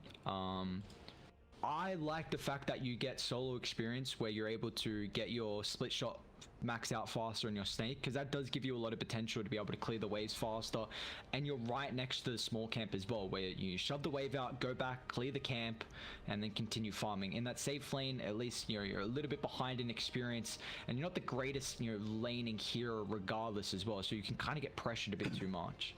And then on top of that, we've also seen how effective the Shadow Demon and the Venge have been at being able to just stack things up. So as the mid, you're obviously able to rotate through to the Tri-Camp a whole lot quicker, and just clear it out. All you need is a little bit of minus armor and just an easy extra 1k gold right there, and that's all you really need to start taking these objectives. I'm a little worried about Bomb as well. You've got this tiny 0 armor against the Deucer that's constantly going to be harassing you. Sure, from the super early game, it's not going to be all that strong, but still a little bit to worry about. So yeah, I'm going with TNC. Yeah, I'm Yes.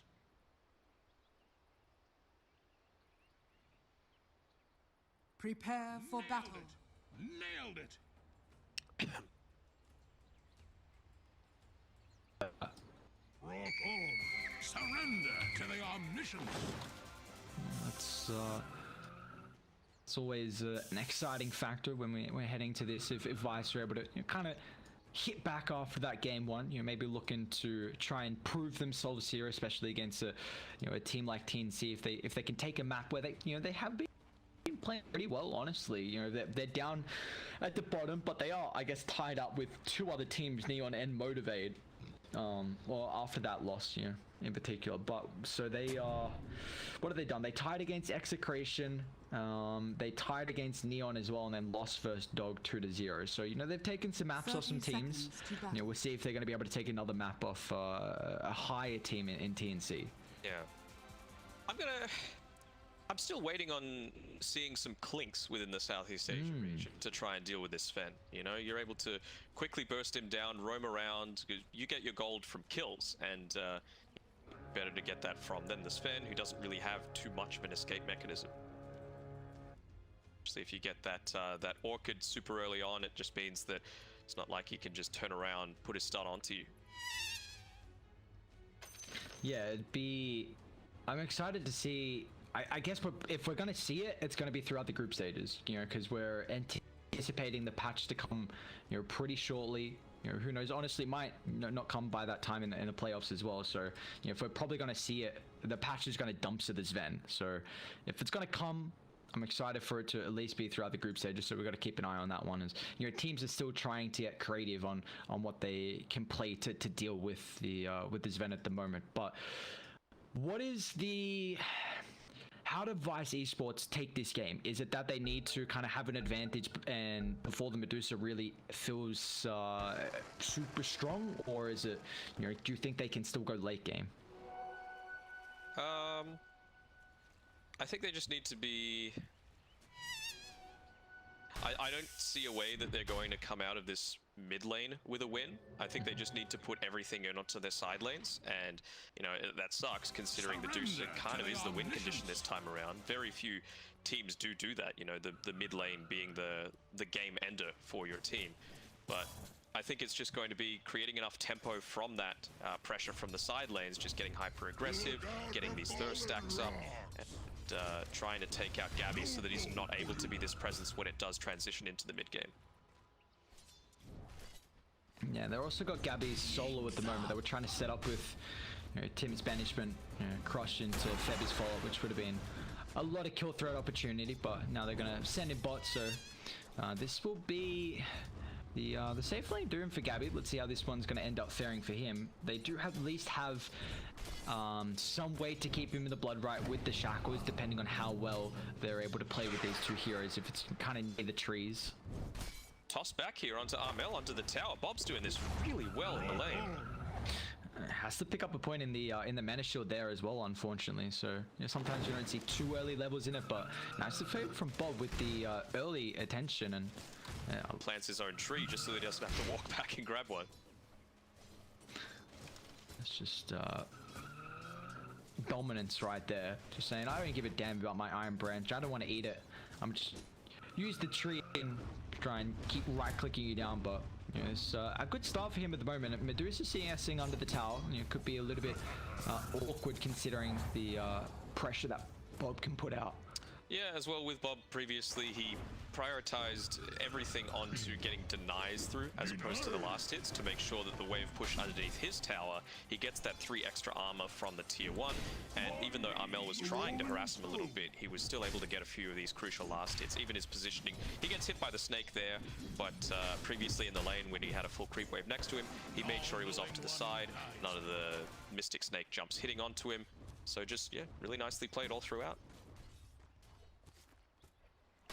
It's like going, the Tims and KP combo, they should be able to find a decent amount of pressure, especially if the Omni kind of gets pushed up a little bit too far. With, we saw last game that banishment setting up for the split earth from the Lesh.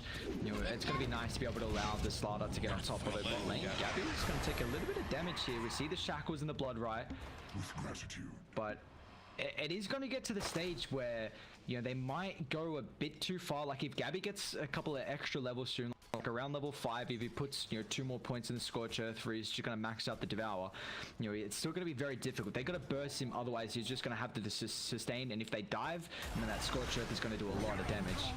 A little lucky there, being able to pick up the Hellbear Smasher. Oh, turn it on. Guess he just doesn't want the ability for free. 15 attack speed, bro. Alright. Just doesn't want it. He's like, no, I'm chilling. Regen's going to be helpful, just to allow Febby to focus a little bit more on getting some of these stacks up, getting these pulls through. Stacks been obtained yet. I'm hearing an avalanche. Nope, not tossing him down underneath the tower just yet. They're going on Febby though, he's in trouble. Bloodright finds the connection. And Ryu with 2 points in the thirst should be able to chase down the eventual spirit here. So it's going to be our first blood. Vice with 1 to claim it. And Ryu has this earn just complete. Unfortunately, after the kill, but nonetheless, it's going to be a pretty quick timing for him. We even got the rotations coming through from both the supports. Who's going to get the power in? Looks like Tim's will be able to. Bob's very weak at that mid side, so really wanted to get the follow-up, and they don't get a refill from Zenki either. Has been killed. Be careful, like I was saying before, he's standing underneath the tower. There's a couple of mangoes over to Bob actually, and the salve coming through to him. And what's he got now? Is this the bottle? No, just the boots of speed coming through for Bob. See, they've already got a stack at the moment of the hard camp, and Shadow Demon utilizing that illusion rune is going to be able to hold that to the minute mark to find some extra. But man, Armel takes a lot of damage to that combo. Obviously needing the tree grabs for the last hits, so not doing quite as much as might like, but still. There's always that kill threat now. It's something that you need to be prioritizing on the rest of TNC's heroes. 5-minute mark coming up.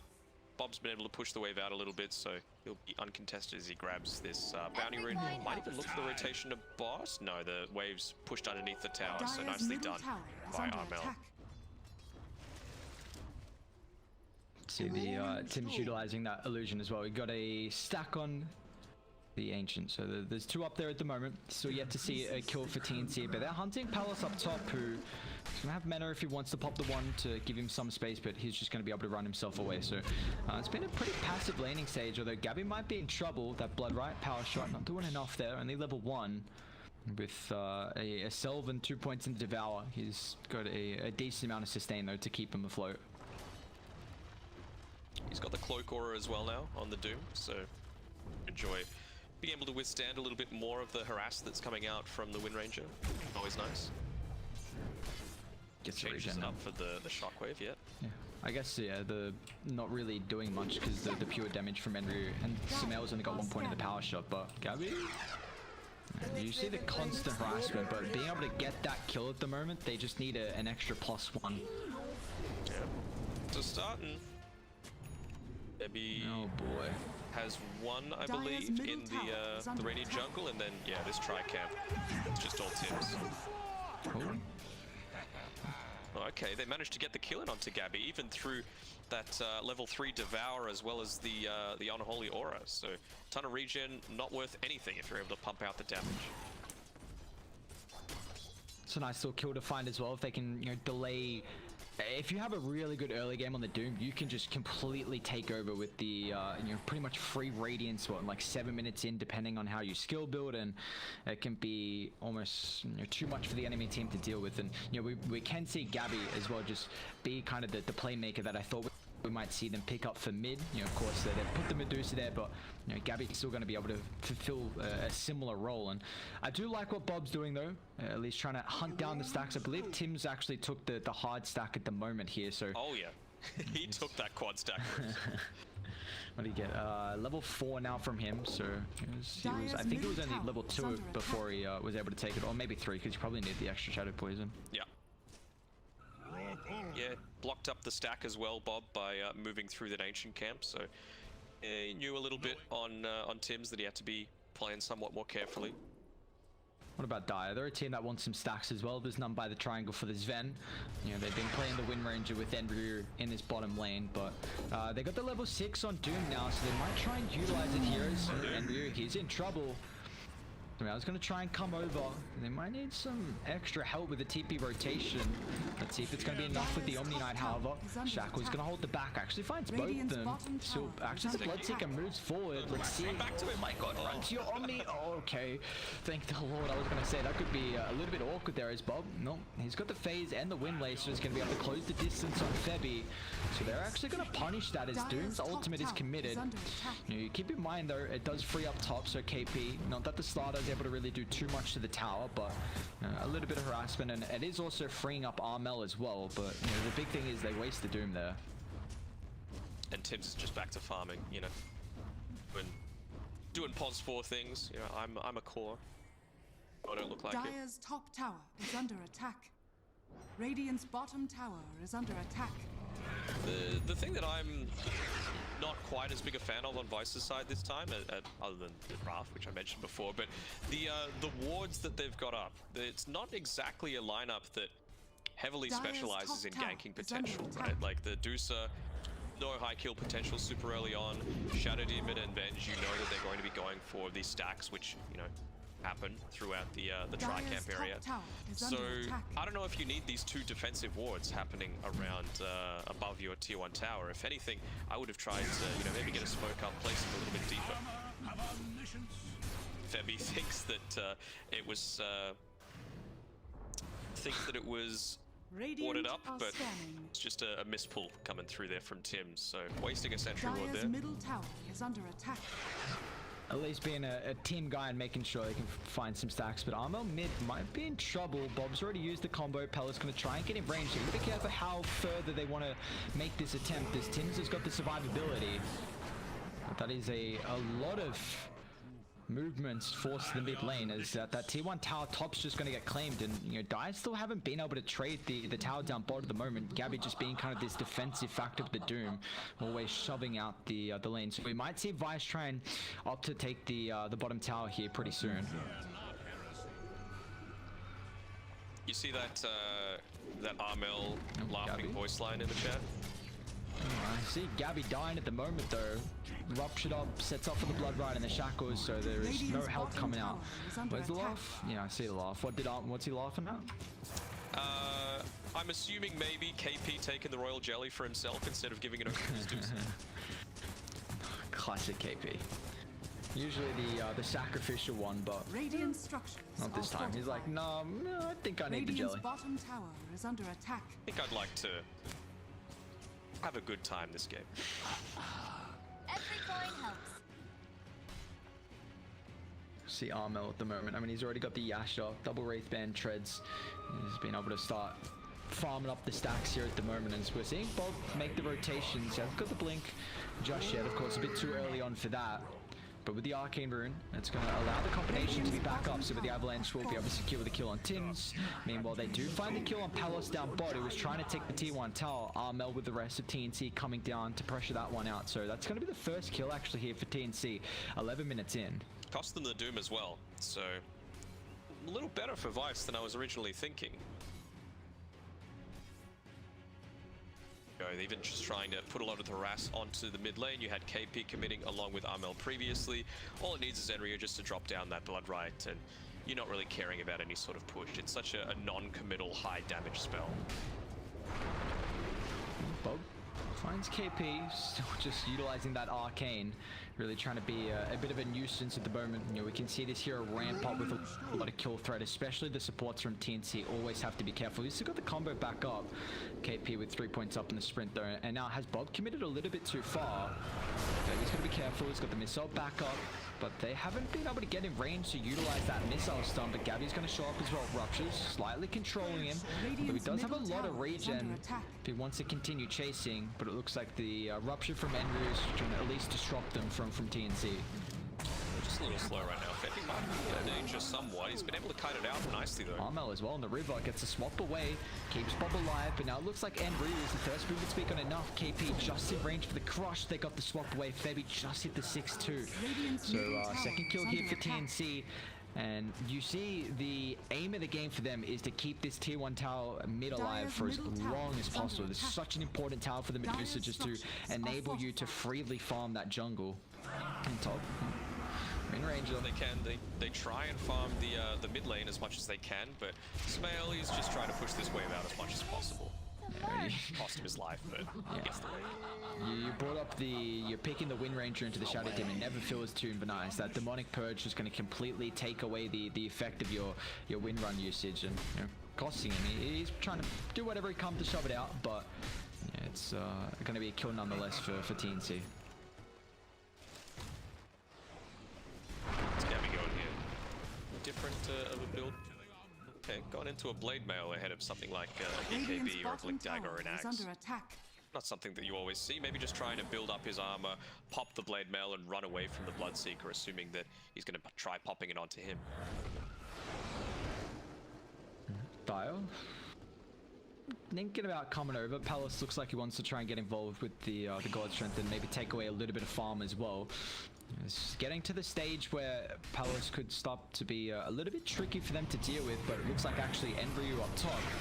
Oh, he's next to the tier 2 tower. Are there any rotations just yet? It looks like there's not going to be, so Enryu will end up falling here. Nemo, what's going on mid-rated? They need to try and defend the tower instantly. Armel phase checking. They're going to toss him away, but Medusa with the Sanjin Yasha right now is actually pretty hard to bring down, especially with the Omni Knight, who doesn't provide them too much damage. So Bob is getting chased down. Crush going to prevent the disengage. Zenki unable to get in range to get anything off.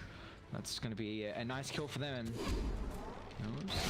Smail. He's in trouble here. Let's see if he can get in range. KB swap up the high ground. No, just there. The cast range is so low early on. Oh, he's actually going to go run back up here. Dodges the power shot. Now he needs to go back in. He's got another magic missile. Febby playing with fire.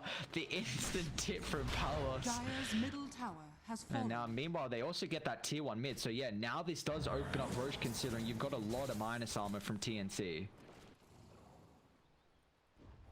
Armel just continuing to put his foot down. You know, 3-0-0. Level 14, he's taken out the jungle camps as well. They're even stacking the Dire jungle. There are no camps these guys can't stack. It's just the efficiency. Tims wants it. He's like, call me Medusa. Let me utilize you a little bit. Try and get my own farm. Shut up the lane. That's going to be so nice. Mid with the Tusa illusion. Alright, here we go. This is a pretty decent timing here from Vice. They pick up the blink on the Tiny. That's kind of about it. I mean, they do have the Atos as well on the Bloodseeker, but that's so late, honestly. Yeah.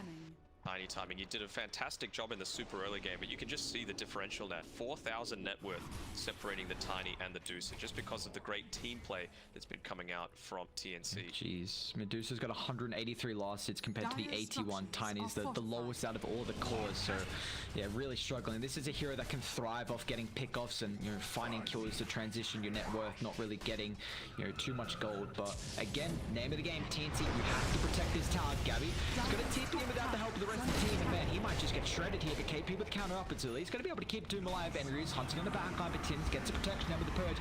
KP's still got to be careful here because he's ruptured up, but Vice, they don't feel comfortable diving under the tower. KP, nice banishment. Bob's going to get swapped back in. Shackles controls Febby. Palos going to try and do what he can with the cleave here. Helping up with the purification as well, but they're diving pretty far. KP's going to fall once again. Now Armel, they're going to force the turret here with the Stone Gaze.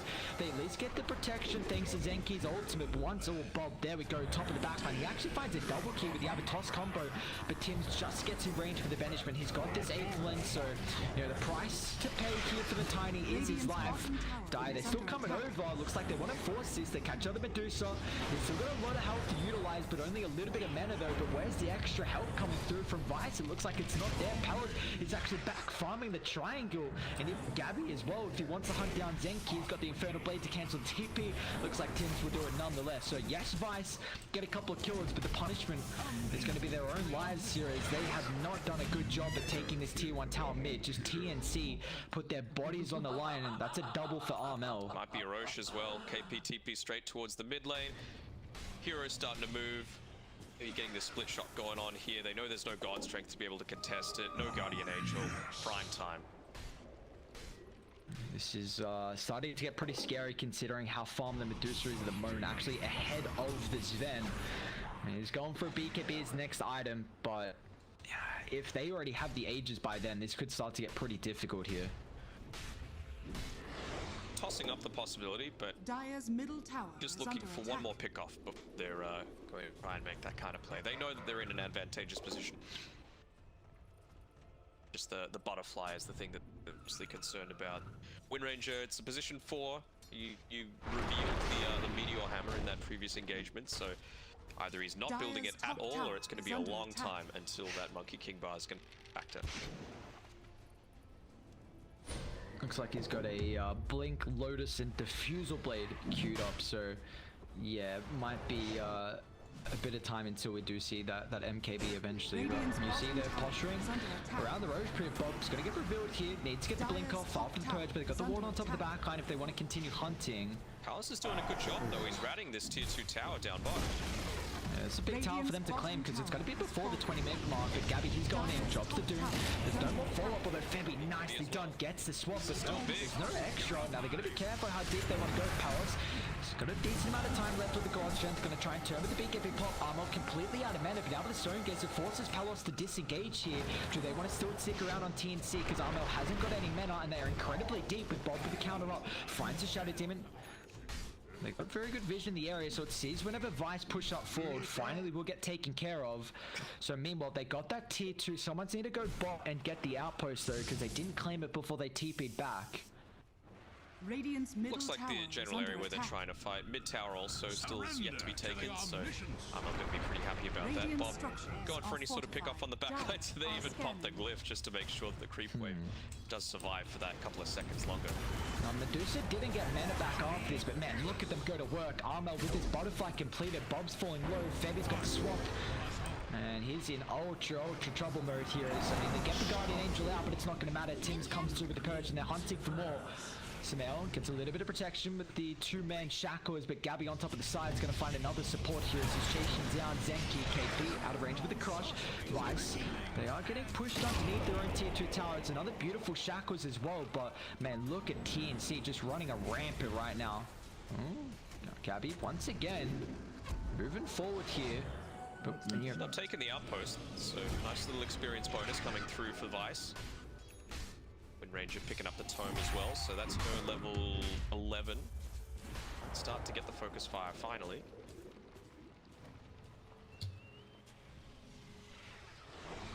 Worried about doing any right click damage. It's all abilities right now. Let's see if they go in. Yeah, they will. Alright, KP has got the level 12. Doom's even got a medallion coming out as well, so it's going to be an immense amount of mana time. I mean, this Solar Crest would be great as the game goes on to buff up Armel. They need to do something. Man, but it looks like Roche is falling a bit too fast at the moment, but they're coming over. Ellis, he's got the BKB, he's got the God Strength as well. The fight could break out. You see Radiant, they're going to smoke up KP, kind of counter up forward. Bob's going to try to get inside, but now with the Stone Gate, it's going to make it very difficult. It's going to kind of get away with his Bloodline too, but beautifully done from KP. Disrupts the follow-up. Now Palace is purged up as well.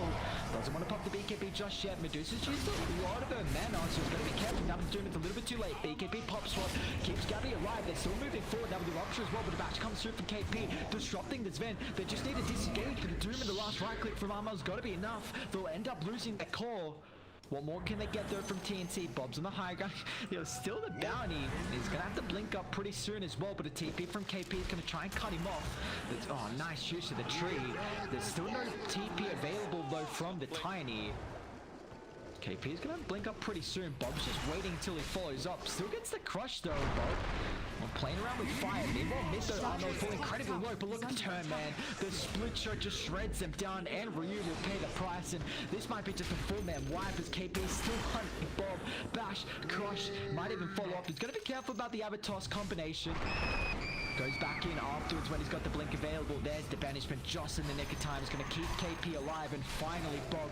I mean, he wasted a lot, but doesn't really work out much in their favor considering they still ended up all dying. I mean, if anything, I'd say that's KP wasting his time, because when the Sven's dead, no one else is capable of frontlining right now. The Bloodseeker is all based around these single target pickoffs, not full 5-man team wipes and 5-man engagements. That is entirely on the shoulders of Bob. Ranger coming over, doesn't find the shackles. Now Feb is going to swap. They got the ward on the high ground, and Zenki just won't be able to get in range. This is a godlike Medusa 22 minutes into the game. Dire's top tower is under attack. Yep. I don't know about this one. This is looking pretty goddamn grim. 9,000 net worth lead. They're just dragging all the waves. Armel's just continuing Dire's to top get tower fat. is under attack. And if they haven't been able to deal with the Medusa right now, imagine later on with the buff from the Venge, the Slaughter, you know, even if they go some utility items as well, like the Solar Crest that Doom is working into. Dire's top tower has fallen. Nearly has his Skadi as well. Level 20 approaching Dire soon. are scanning. And how do they still fight? Because you have the Aegis on Medusa for another 2 minutes 40. So, I mean, they're going to try and smoke and wrap all the way around. They might actually get KP, but never mind. He's just so fast through the river. And now they got the higher ground, so let's see if they're aware of this. Yeah, beautiful position for KP. Bob is going to blink up instantly. Smoke's going to pop. KP disengaged, but now Armel's on the front line. You got to be careful here, because going on the Medusa with the extra life's not going to work in your favor. Gabby instantly going to try and find the backline here. Emily gets the ultimate, but the instant courage going to be able to get rid of the Guardian Angel. Pal's going to try and turn, but it doesn't matter. Armel's already done way too much damage. Now they even find Zenki. 2 down, make it 3.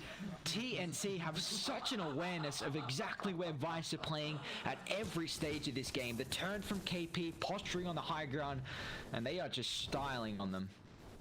It must be a nice game to play for Tim's. Like, Shadow Demon is so good against this lineup. All you need to do is use the Soul Catcher onto the Sven earlier than ideal Guardian Angel, use the Demonic Purge, and you've won the team fight. Straight up. There was nothing they could do. They even popped the God Strength. They popped the fourth use of the BKB on that one there. Oh god, it's down to 7 seconds. They haven't done anything with it. Oh, it's really rough right now. I mean, it's felt like they've gotten so much out of this Aegis. It's still a minute 20 left. And look at them just siege. I mean, Skadi picked up. They've got the Solar Crest.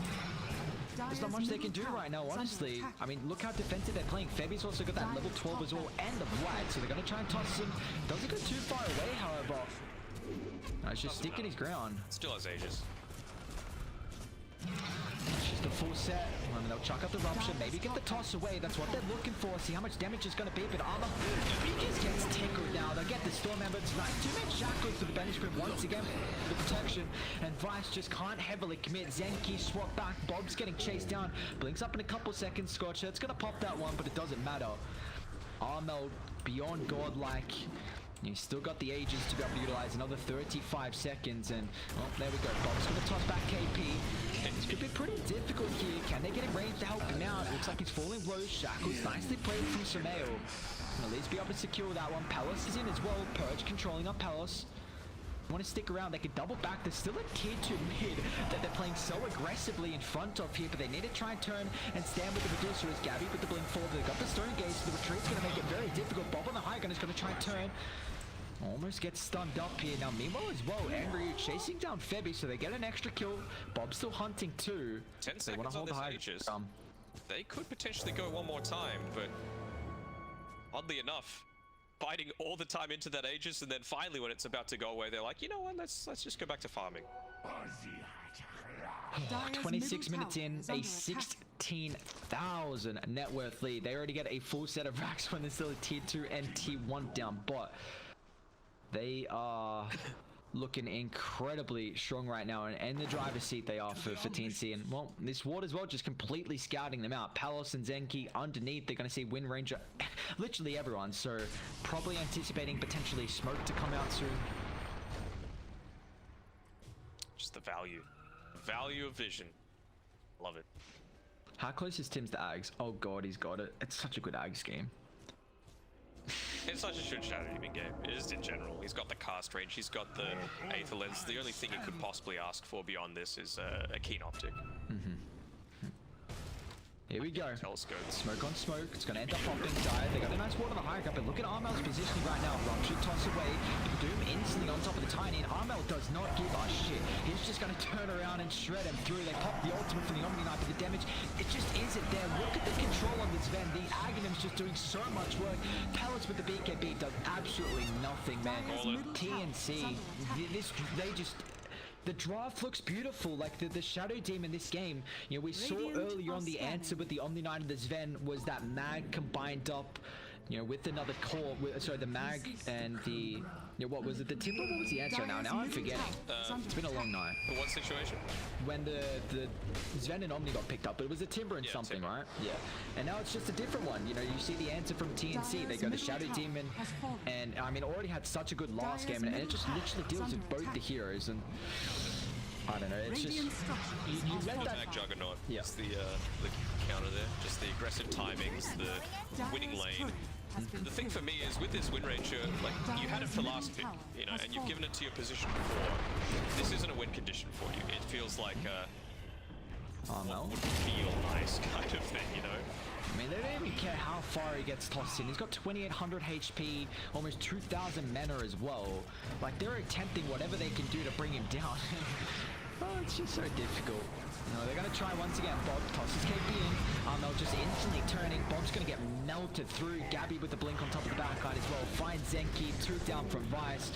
They don't have buyback, and I mean, props for them for at least staying around for this long, but this game feels well and truly over, and you know, TNC are just looking to try and close up this series now.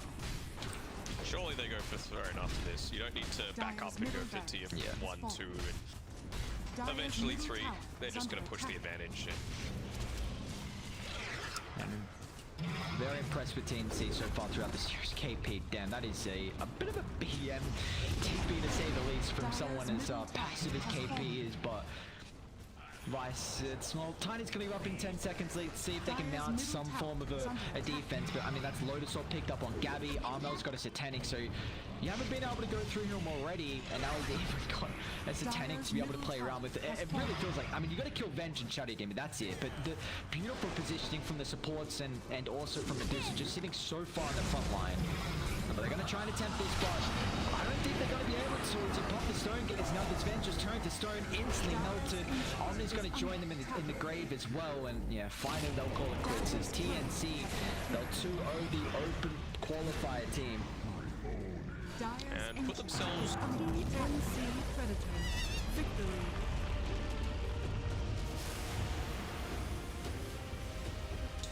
The only one that can overtake is coming up in our next series, which is T1 against Team Dog. So pretty spicy, and you have to say that TNC are still the #1 team, and this is with Febby, who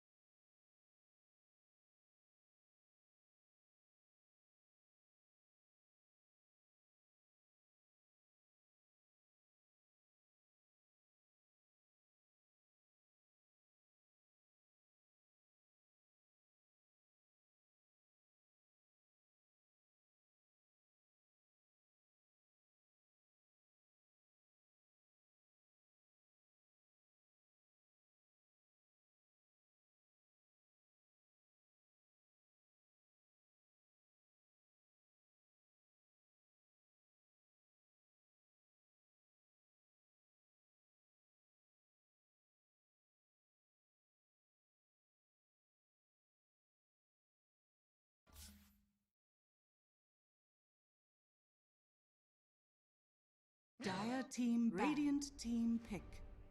Dire team pick. The sack.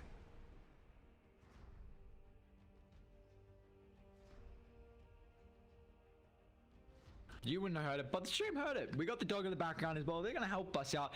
You know what? I can actually speak dog, and so can Team Dog, and they had some communication going, and they worked out that Leshrac was probably the best first pick here that they could have had. Just thumbs up. That's all we got right now. I mean, why not? You know, it's such a strong hero.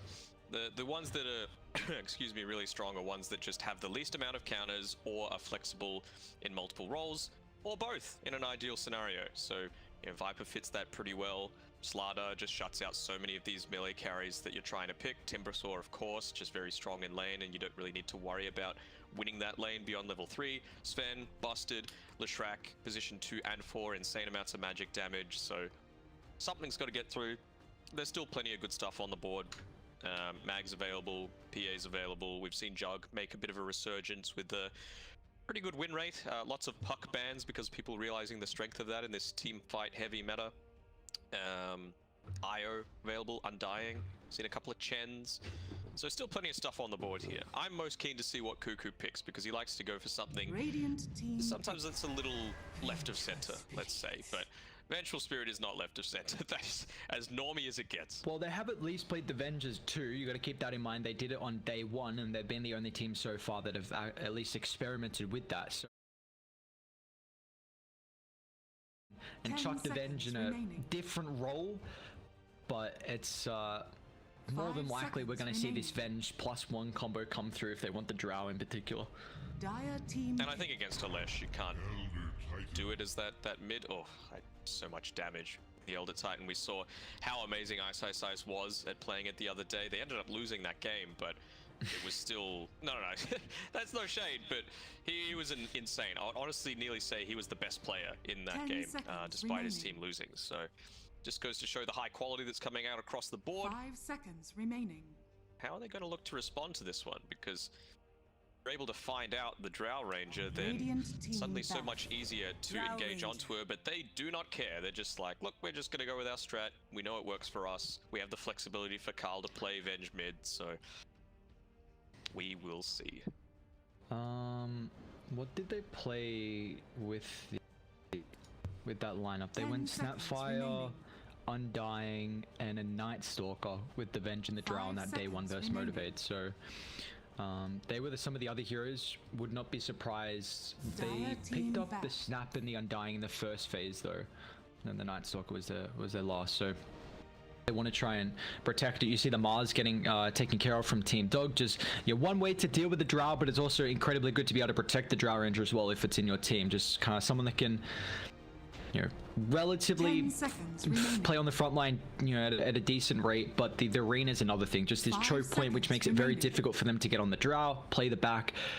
Does it force T1 to ban out an Arc Warden? We've already seen so far the Arc versus the Drow, although Drow did win in that game yesterday.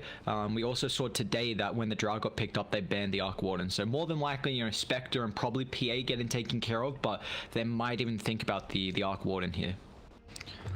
10 seconds remaining. 5 seconds remaining.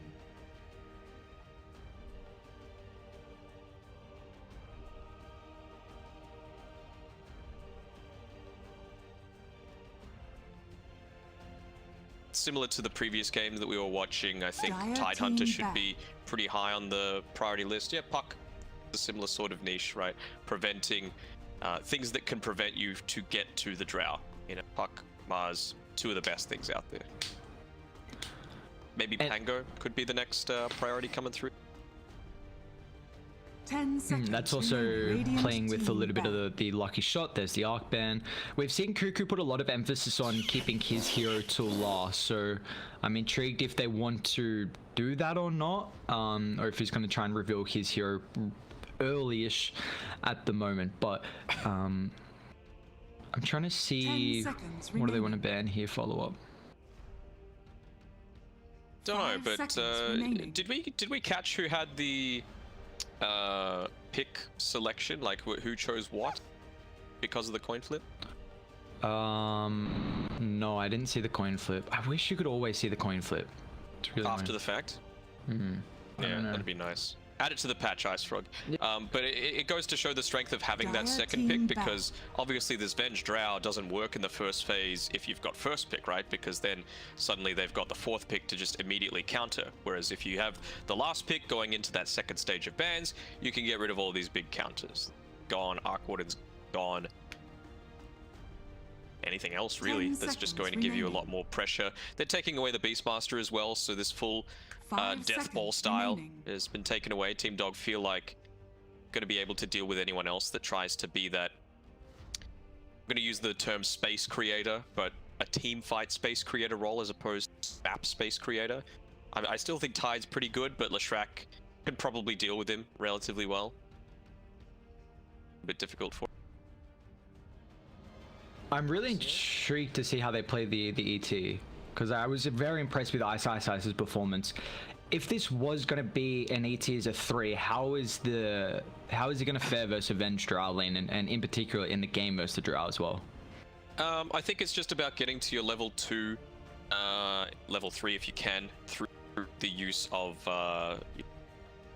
the camp. So we're likely to see a position for whether it be the Leshrac, who's obviously already got, I think it's 325 movement speed, so all you need is some boots, and then there's no one that can really contest you. Pull that through, make sure the ET gets that solo experience, and then it's a lot easier just because you're going to have the 2 points in the Astral Spirit. That's +7, I believe, for each unit that it passes through. 10 seconds And remaining. you don't really care all that much about the Drow beyond that. You're going to be able to 5 just start seconds running at remaining. people because they're going to have probably boots by that point, extra movement speed. You can just start chunking people, and if you're running away from the ET, it might mean the Lesh can come in, or another person with a CC and get that start off. Radiant team pick. T1 have used a lot of their reserve time as well, and they're going to pick up an Ogre, so Mid-venge? It could we be have... That is true. Yep, you've got the flexibility of being able to play the Ogre as a 3. Some people will do that. I have also seen Dire Venge team Ren as a 4 occasionally. I much prefer it as a 5. But look at the amplification they have in the for this team already. Ogre, Venge, buffing up the Drow Ranger. So a lot on Drow at the moment here. And now you brought up the Darks here, and gets picked up from Team Dog. To be 10 fair, I was seconds thinking more for remaining. T1, so I'm a little bit lucky there, just Oh, well, calling myself out. But Radiant team pick. I think the ET, Queen of I said how it could work into the Drow Ranger lane. I feel like it's just nicer to not have to deal with that. And it's one of those things that doesn't really care all that much with dealing with the Ogre Magi. You know, one of Ogre's big strengths is, of course, he's got a high HP pool. Also a lot of armor 10 at the early seconds stages. So remaining. maybe we might see, you know, not getting the Echo Stomp, getting a few points 5 into the natural seconds order a remaining. bit earlier so that you can actually trade with it. Take just 1 point takes off 3 out of his 7 armor that he starts with, which is pretty damn handy. And they don't have the greatest way to deal with the Cop as well, keep in mind. I do like Lesh at least. Again, any kind of Your Scepter builder always feels relatively nice. But we'll see how that's also able to continue on, as it's a hero that's going to be able to make a lot of plays this game. Might be a bit too squishy. Quap, Drow, Venge, like, could get punished. Could. What's really left for them now? I feel like this is an Ogre 3. 5, so you've got the position 4 that's left. It needs to be something that's able to soak up a lot of damage, Radiant get tension away. team ban. I mean, the things that immediately come to mind are, obviously Clockworker, things of that nature. Spirit Breaker isn't horrible either. It's one of those things that, as long as you get the cast off onto the Darkseer or of your ultimate, this is 10 seconds whoever he's surging, remaining. there's no real way to get away from it. 5 and that one. seconds remaining. Dire team ban. This is another Conquer getting picked up as well. I think, is this our 3rd game we've seen the Conquer.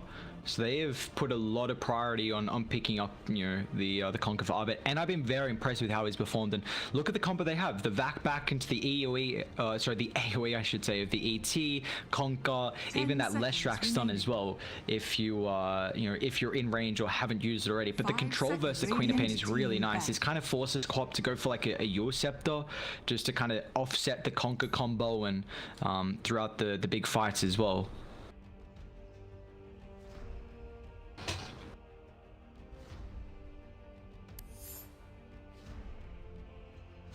10 seconds remaining. 5 seconds remaining.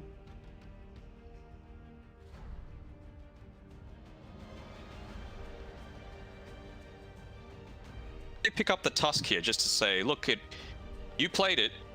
You didn't make it work against Execration. Let's see if we're able to. Yeah, just trying to take a draft that we saw from another team and see if they can spin it in their way as well. But what are we looking for? So this is a...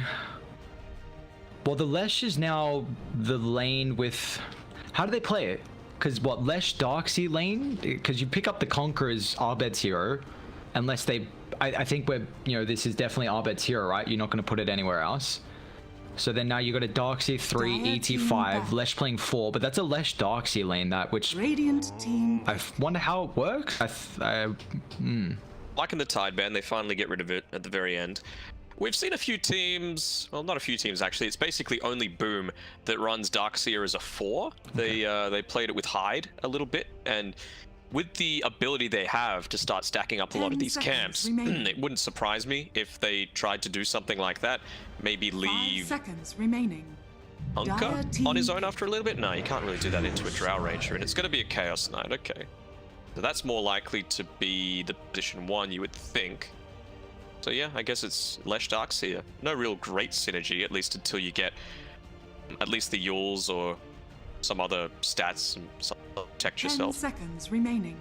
Well, they don't really deal with the Phantasm Illusions very well at all. I'm thinking maybe they could think of like an Underlord or something, because they do need a front line. This isn't a 5 Darkseer, is it? Pair it with the Chaos Knight, you're against an Ogre, and probably another melee support that wants to initiate. So you've already got great right-clicking potential from the Chaos Knight, and then you've got the Ion Shell on top of that, and Chase Down. You may now select your heroes. We got a wonky draft. We got a... I want to see the 5 Darkseer. Ah, damn. Well, it's going to be inYourDream playing the Chaos Knight at least. No stand-ins for today, thankfully. They don't have our food. Well, I say Never mind. Chinese player from Team Serenity? Mm-hmm. Yeah. I think he is...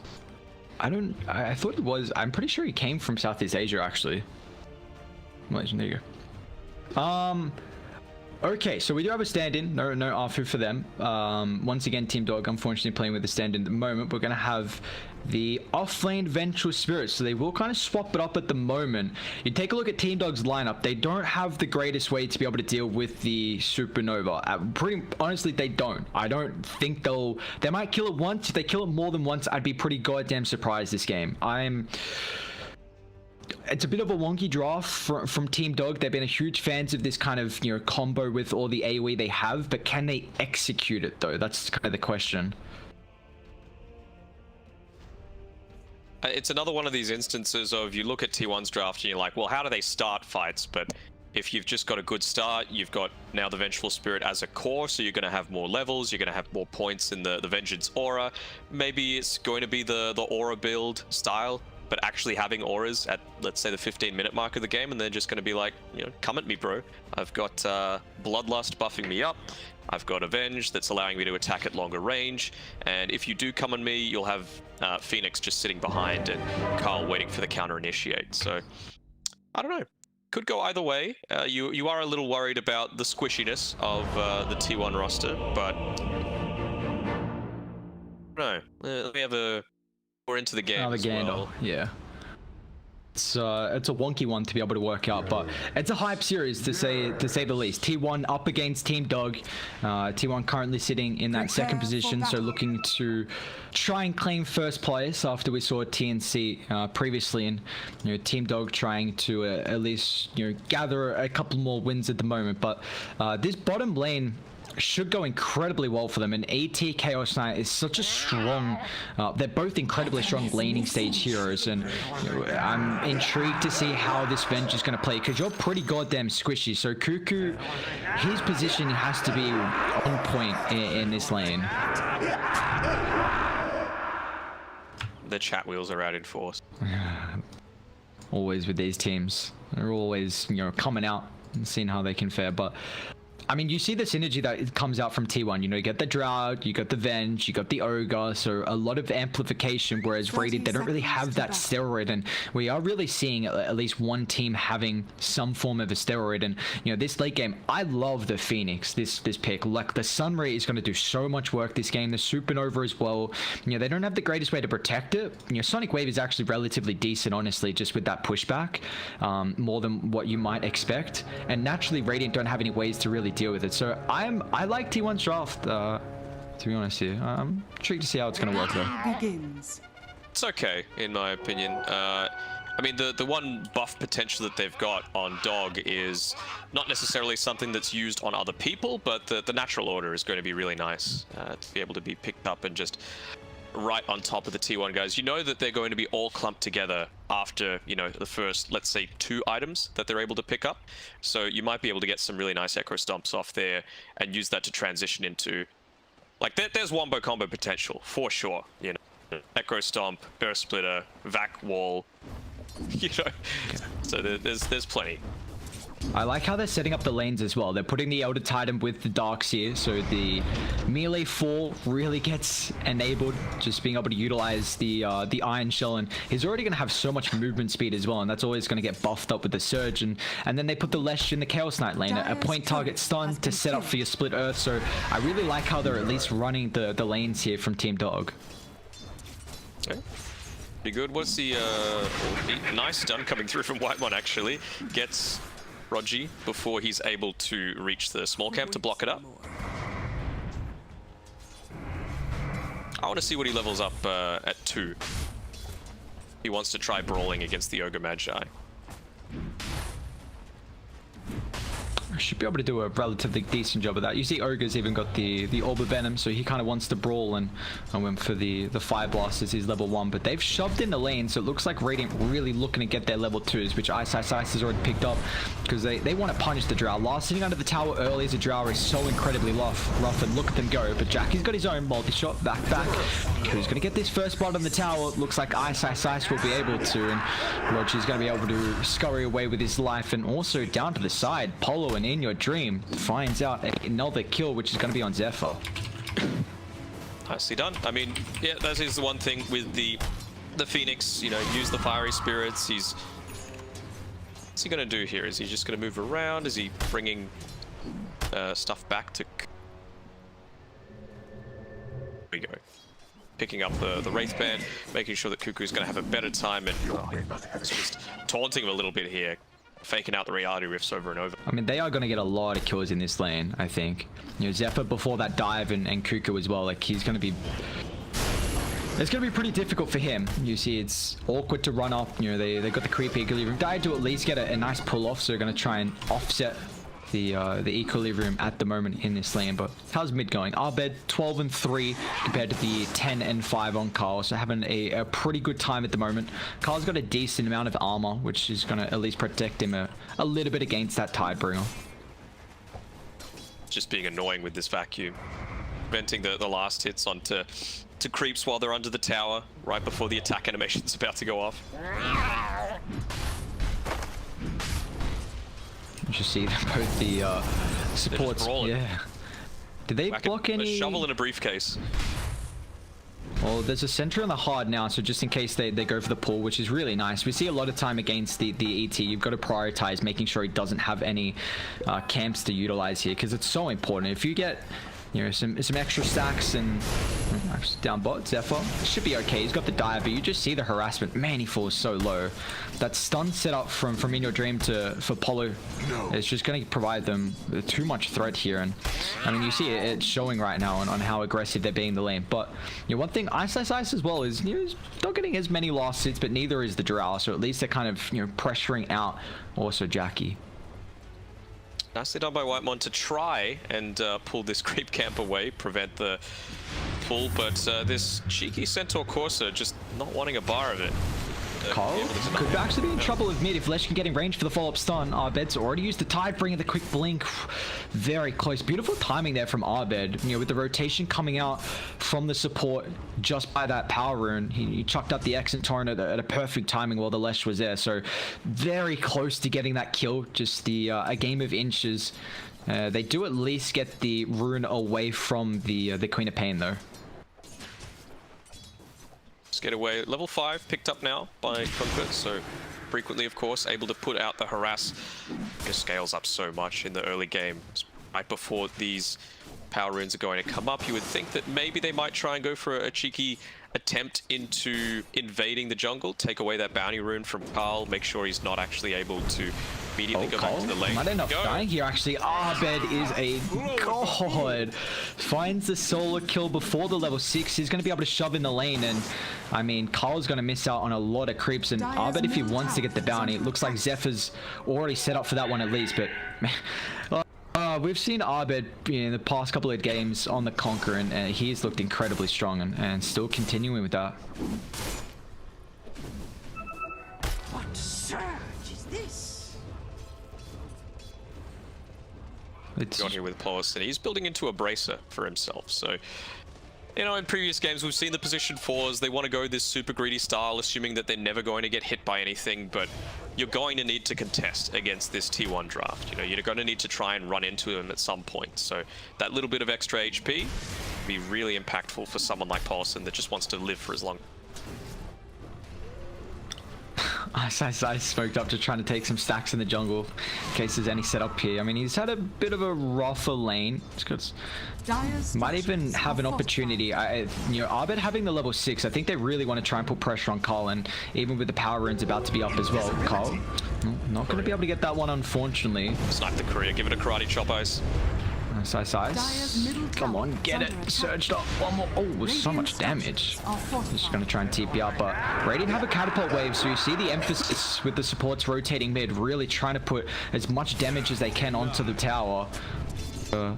Just below that halfway point now, so yeah, nicely done from the side of Team Dog, and Carl could be in trouble. Abed has the ultimate coming through, and Polo's going to be able to follow up with a stun. Whitemon's going to try and disrupt the follow-up damage here, but it will not be enough there from the Ogre Magi. And even with 2 points in the Edict, so this tower's going to continue getting melted, and they're going to care for how long they want to stick around. Zephyr doesn't have the dive, so with the OET coming forward, he'll pop the Fairy Fire, but still the Tidebringer such a low cooldown because of the max out level.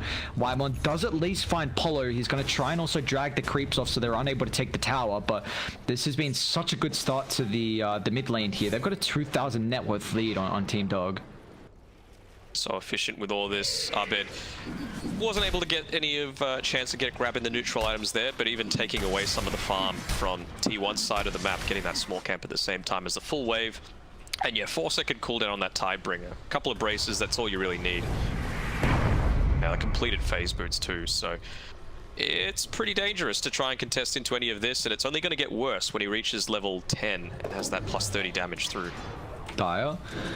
They want to punish how aggressive Radiant are playing at the moment up top. iceiceice is going to try and get the surge away, but Whitemon, perfect positioning, will be able to stop him in his tracks. So they've had a pretty good time up top at the moment. You know, Drow's already at that level 6, you know, about 6 2/3 here, so you know, should be able to go farm the jungle at a relatively quick rate if they do start to pressure him out. But it's another one of the advantages of having the Venge. Like, yes, of course, the Venge buffs the Drow, but if you're having it as a core Venge, the Drow buffs the Venge as well, with the granting nearby heroes with Agi-based Drow's farm that he's been in.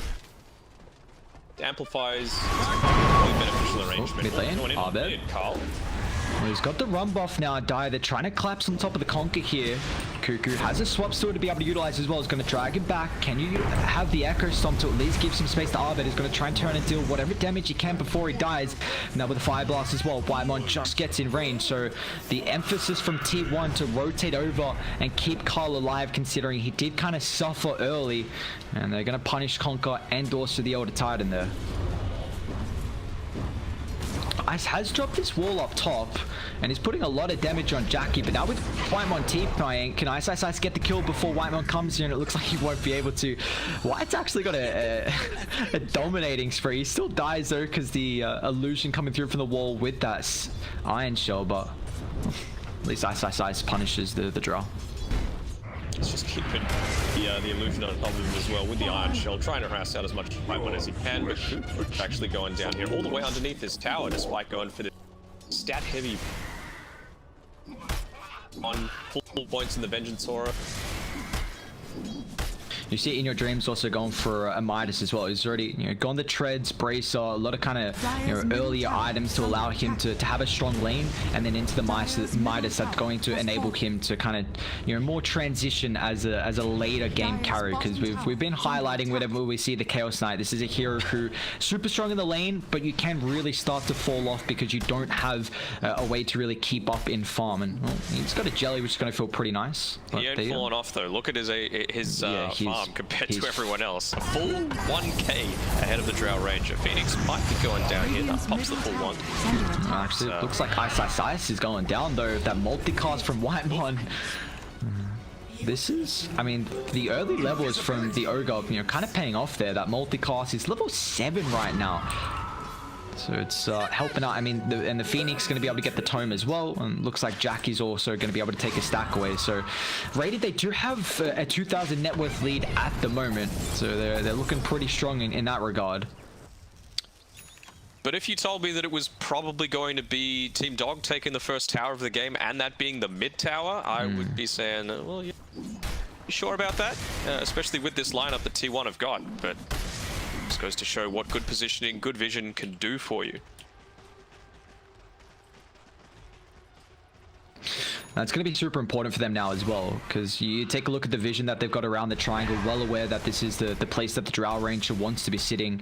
Even Kuku trying to provide some stacks. That Wave of Terror just a little bit late, unfortunately. So Radiant with, they don't have, what's the Ghost Ship 80-second cooldown at level 1, so they can really take fights pretty aggressively right here and hunt the jungle and pressure Jackie whenever he's taking the Ancients. But you see instantly T1 just making sure that the Drow is going to feel comfortable to continue playing around the triangle. So nicely done from T1.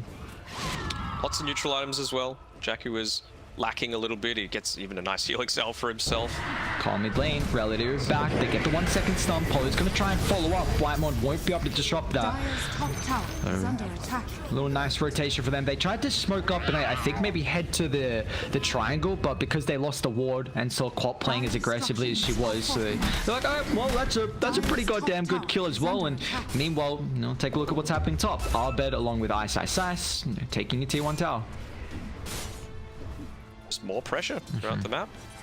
I'm impressed. I mean, this is even without the Lash that's skilled up the Edict. I guess there's nothing really you can do without the Queen of Pain. There's no way you want to be frontlining as the Drow. Kuku, not quite at the point that he would like yet. What's he, I think, queued up? Something delivered. That death setting him back a fair amount. And with the Queen of Pain struggling at the moment, it's just going to continue reducing her items at a quick rate. And you see how squishy they are at the moment on Dire. Like, this is something you highlighted, them not having kind of this front line going for, the Venturous Spirit is a 3, which they have shown some flexibility playing in multiple roles, but it's, it's going to make it difficult for them to be able to sustain as this game goes on. So, being about 3,000 gold behind could be a bit tricky, considering they might not have as much impact from the Venge and the Quap. Like, this position 3 might turn into almost like a 3.5 from the Venge instead. Just looking at some of these timings coming through, very, very close to picking up the armlet here for inYourDream.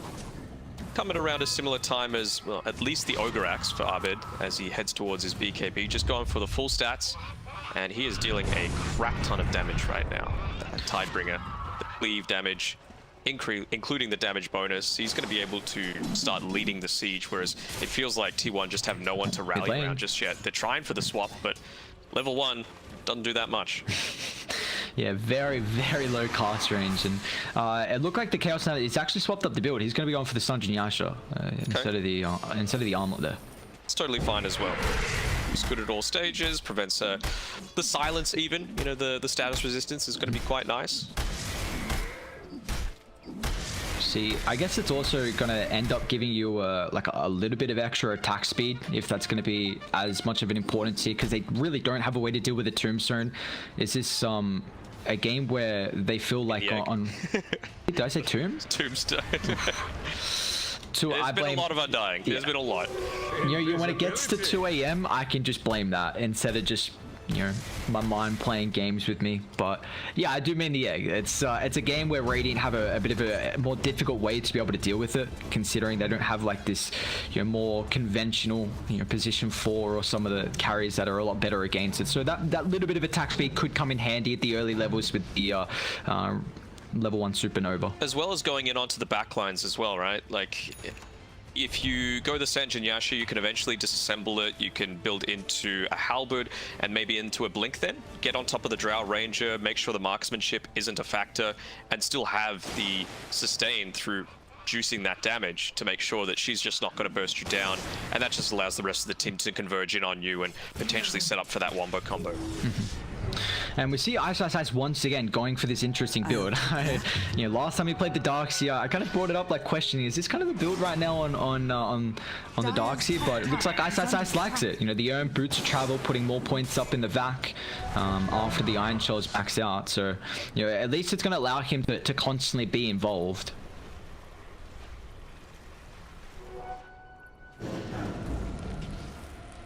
What's he going into next? So, Guard? Vanguard here? Nice. It looks like a casual one. Interesting.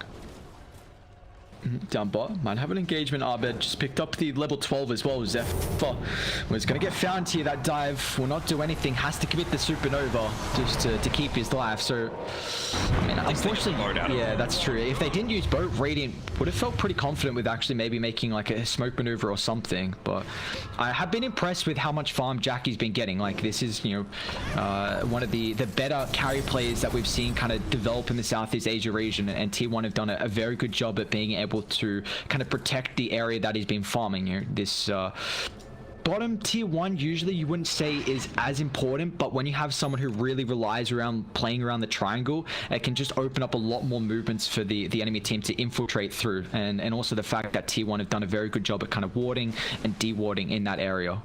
Yeah, particularly the warding. Like, there's only one entry point that's available, and that's to the right of this high ground.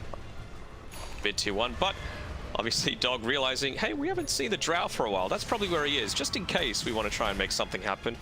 Make sure there's no wards nearby. Ping's happening towards bottom lane. This lane's eventually going to push in the siege creep to assist, but Abed might want to just go down there. He's got the oh no, stacking. Oh, they might. Are they going to smoke on Dire? They tried to drop a sentry. They're all grouped up. Look at the information that Radiant just had, seeing everyone in the jungle. So it looks like iceiceice is going to try and shove in bot. And then they might be in fighting shape here, because inYourDream, he's got the Sun Jin Yasha completed. Maybe thinking that they grouped up, and yeah, they really want to try and protect this tier 1 mid. You know, when because Dire need a. It feels like they haven't really made a movement, just still playing pretty passive, allowing the Drow to find the farm, but it's allowing Radiant also just hold all their objectives. Just picked up a Vambrace as well, and you can see here he is going into that Blink Dagger on the Chaos Knight, so wanting to get it onto the backlines before they're able to dish out too much damage. It also means that, you know, you might force Zephyr to pop a Supernova if you're getting this early timing on that Blink, so level 1 is still pretty damn squishy, only 6 attacks needed to get rid of it. Once Kuku also gets that level 12 in the swap, it's going to give them a lot easier way to be able to find a couple pickoffs, because they are lacking at the moment. You see Radiant, they're actually just grouping up for the tier 2. Maybe trying to force some rotations.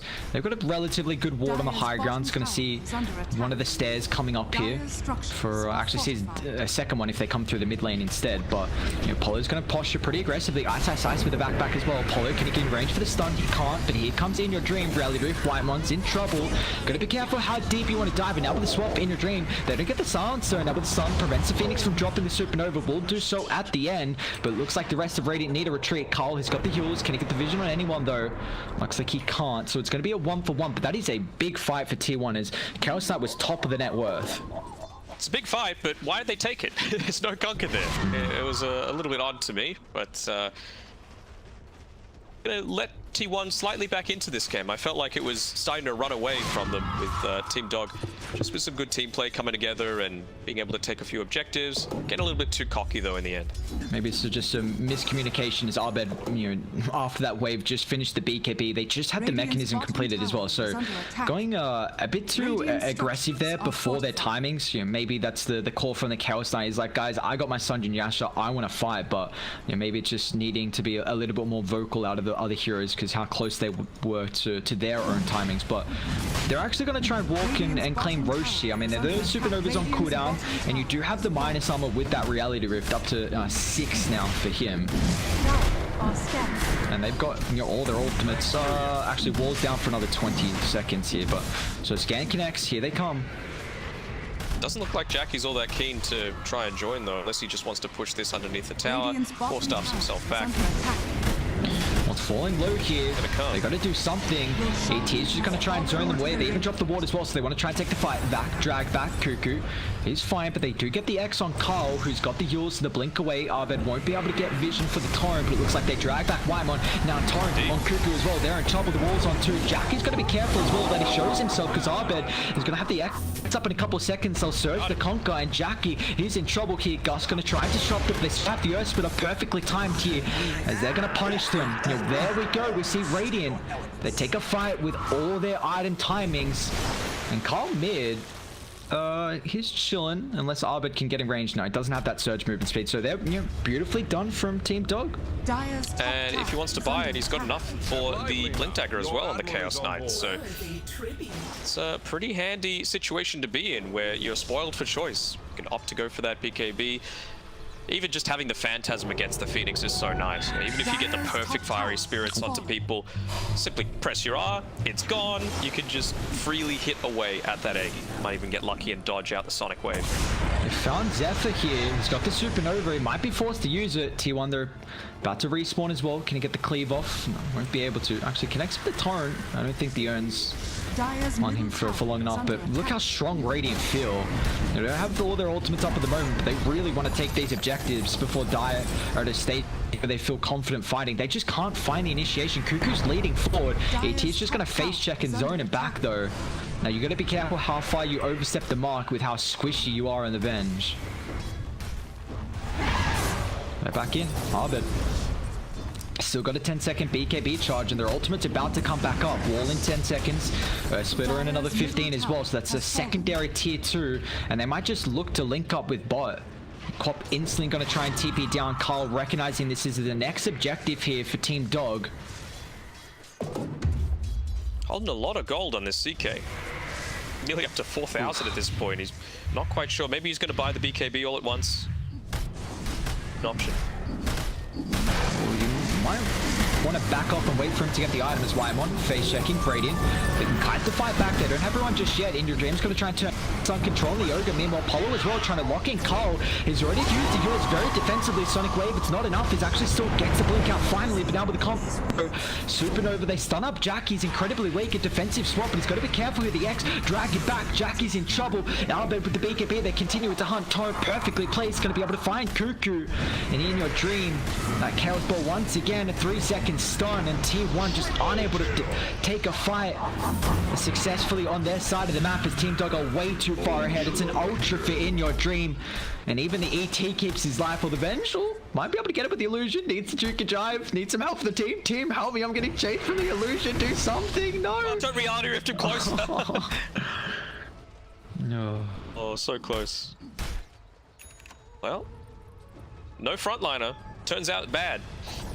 Yet. Very true. Just an easy way to analyze this one. No frontline, bad game. Just doesn't feel good, right? Like, no one wants to run in first in a team fight unless you know you've got some sort of save. Like Kuku, he's very much a team player, but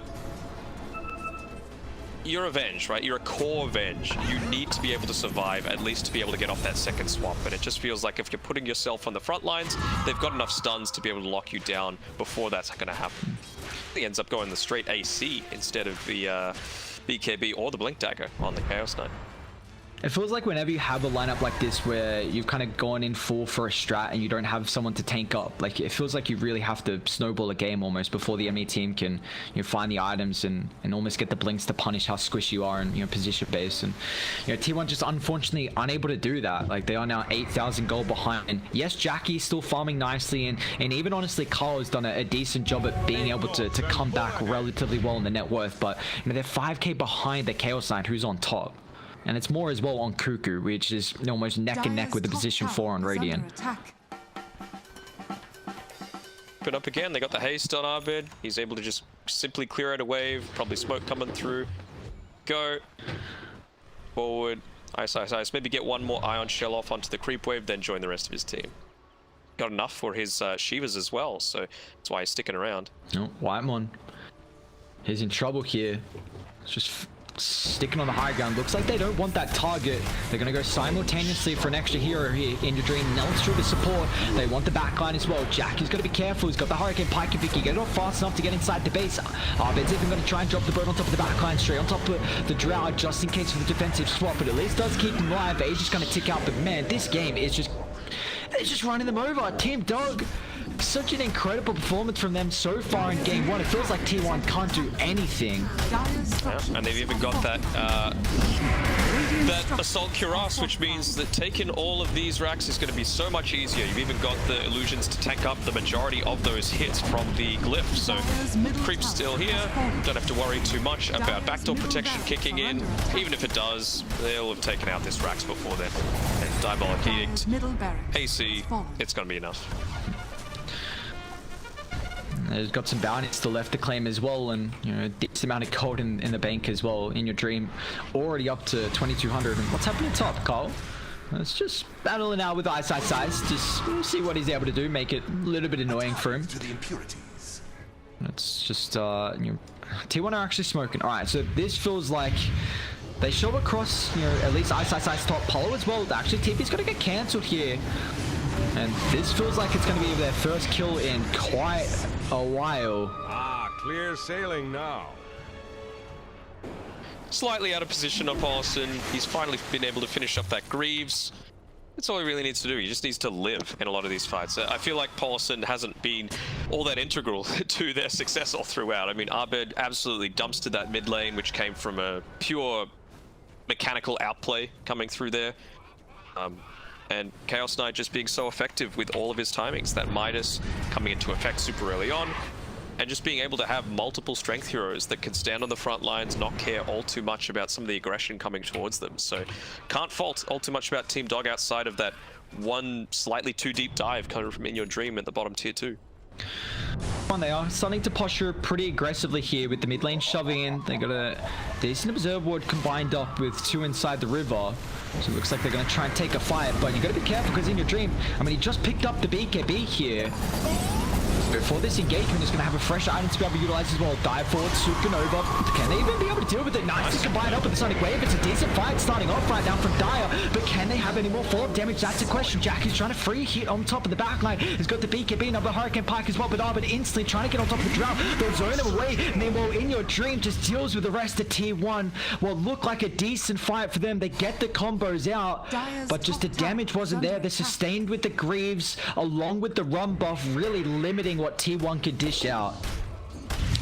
And the Shiva's Guard aura as well, meaning that the Supernova, the Sunray, despite being fantastic, like you said, I can't think of a better fight that they could have possibly had.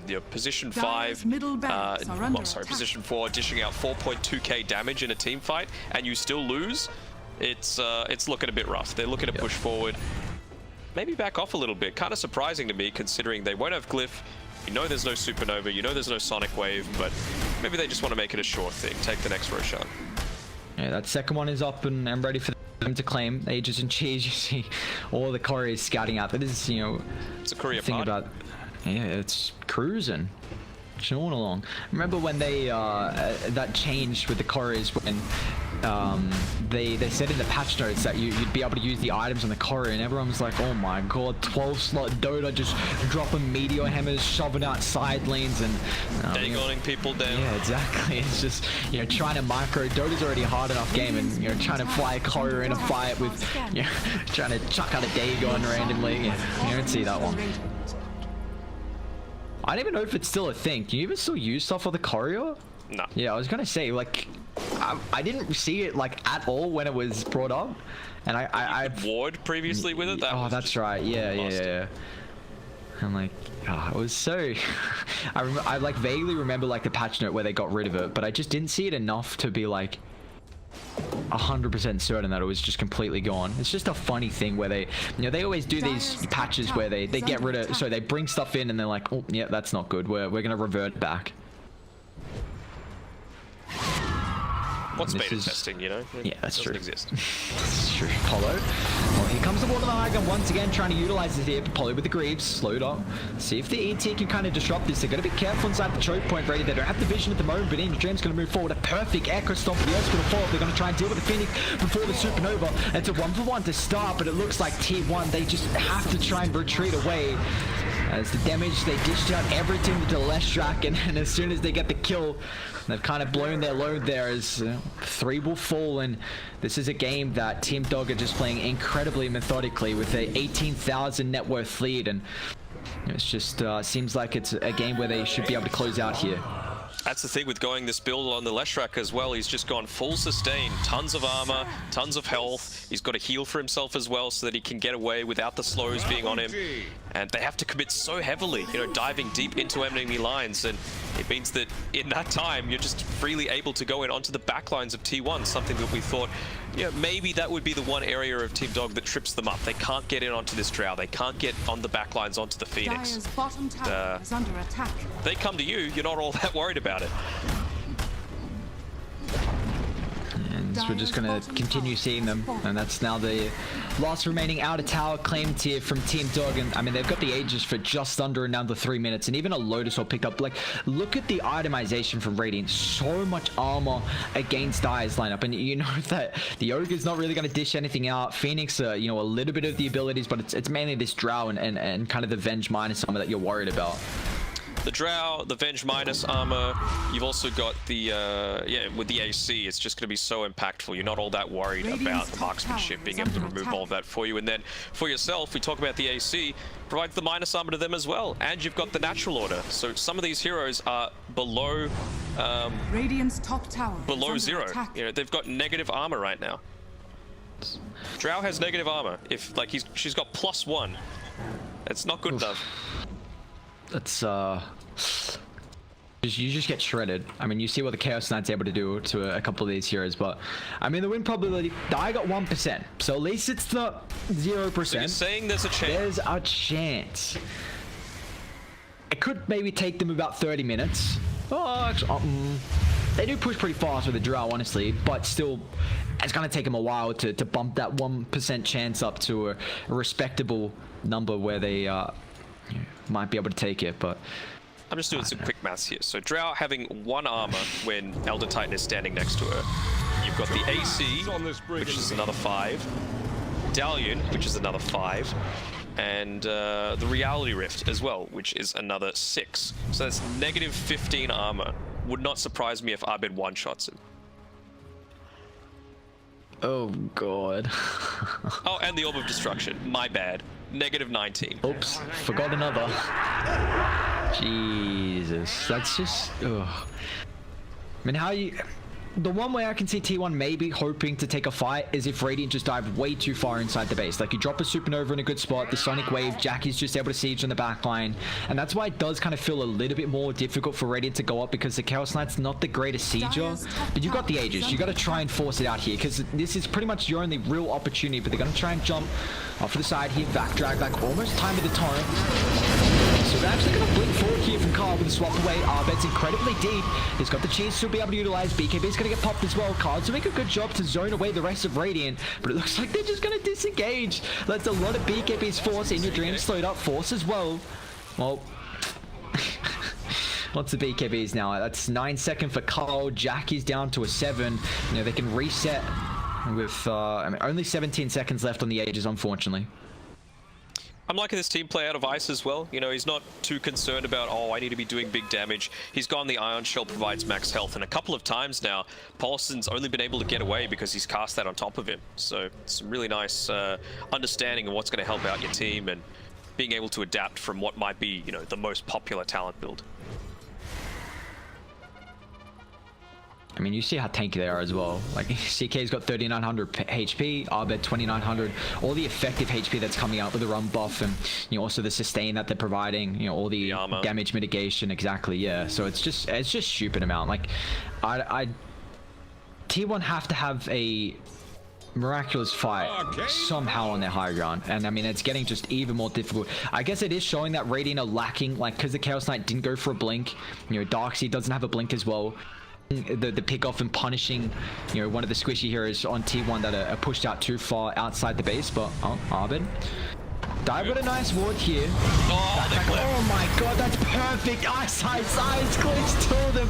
Venge and Whitemon when he tries to help out, but it's not going to work. Lotus up as well, keeps Kuku on the high ground. Meanwhile, look at the Echo Stomp on the backline, sets up for the turret. Rumbot coming out as well, pops the BKB. Drown's going to try and turn, dish out some damage on top of the Elder Titan, but instead, look at the Supernova. It's going to end up getting popped because instantly Team Dog deal with it. Carl's even kicked himself on the high ground. Blink's going to be up in a couple seconds, chucks up the Sonic Wave, does end up fighting too. The buybacks have to be forced here. Radiant, how deep do you want to die? But it looks like inYourDream shredding them apart. They'll end up losing the Venge. Carl's still gonna work as well. The X drag back. Abed's got the torrent and forces out way too many buybacks. And what a beautiful start there from Radiant. It's just a vac, just iceiceice styling on them. And finally, they're like, okay, guys, now we can take the towers. It's fine now. I mean, inYourDream's got them level 25. Like, what are you gonna do? That's extra plus 10% Chaos Strike chance. It's 40 now. That's stupid. I don't know. This. You got the Clot buyback available, but the ultimate is down, and you see iceiceice back into the torrent. Carl's gonna buy back, try and force out this deep, and perfect timing with their stun. Now they're gonna turn as well. Bye Clot, an instant dive back to tip from Polo as well. That's well worth the tip, man. The timing from you puts him down in the deck. 100 seconds, 2 full sets of racks advantage for Team Dog. And they have now a 30,000 net worth lead, and they're not done. There's no tier 2 towers down at the bottom side, so they're just going to try and get the mega creeps and close out this game 1 here. As I don't know how T1 hold this, honestly. It's what's the probability? It's still 1%. It's probably going to jump up a little bit soon. As there we go. iceiceice forward, back, perfect time. The torrent instantly assassinates Yogo. It's going to buy back, but once again with the Echo Stomp, they're going to be able to find the Drow Ranger. Can he pop the BKB fast enough? Jackie can. Turns to deal with Abed, but they've just got the force after armor, after survivability, and the damage is not there. Back inside the base they go. Conker still has the cheese even to be able to utilize as well, and it looks like he's almost got the Aghanims too. Just working on that point booster. There we go. Telling that, getting the courier over towards him. It's just waiting for him as soon as he X's back. Oh. And there we go, Torrent Storm available. Well, now we're gonna see let's go, baby. A messy fight. They've already got such synergy with all the AoE control. Even we've seen iceiceice now with the blink. So, you know, it's already kind of looking like it's game. But you know, why not just go for a beautiful wombo combo to you know, take it in style here. Potato PCs, get ready. Oh god, please no. There we go, Ice. Let's reveal it. 5-man wipe him.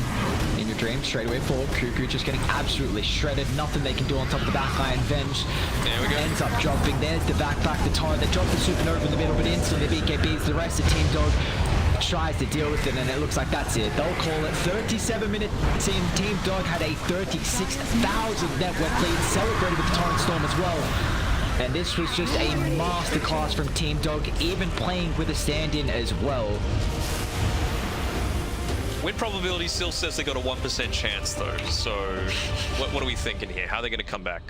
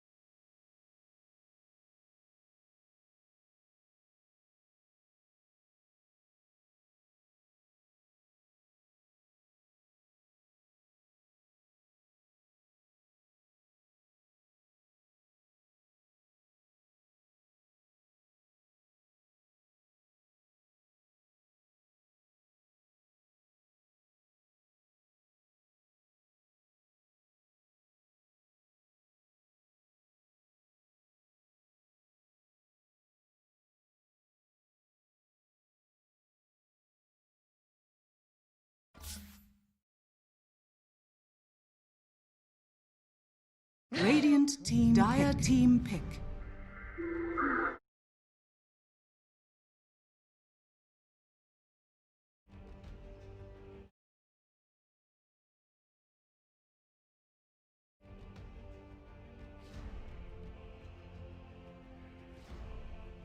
10 seconds remaining.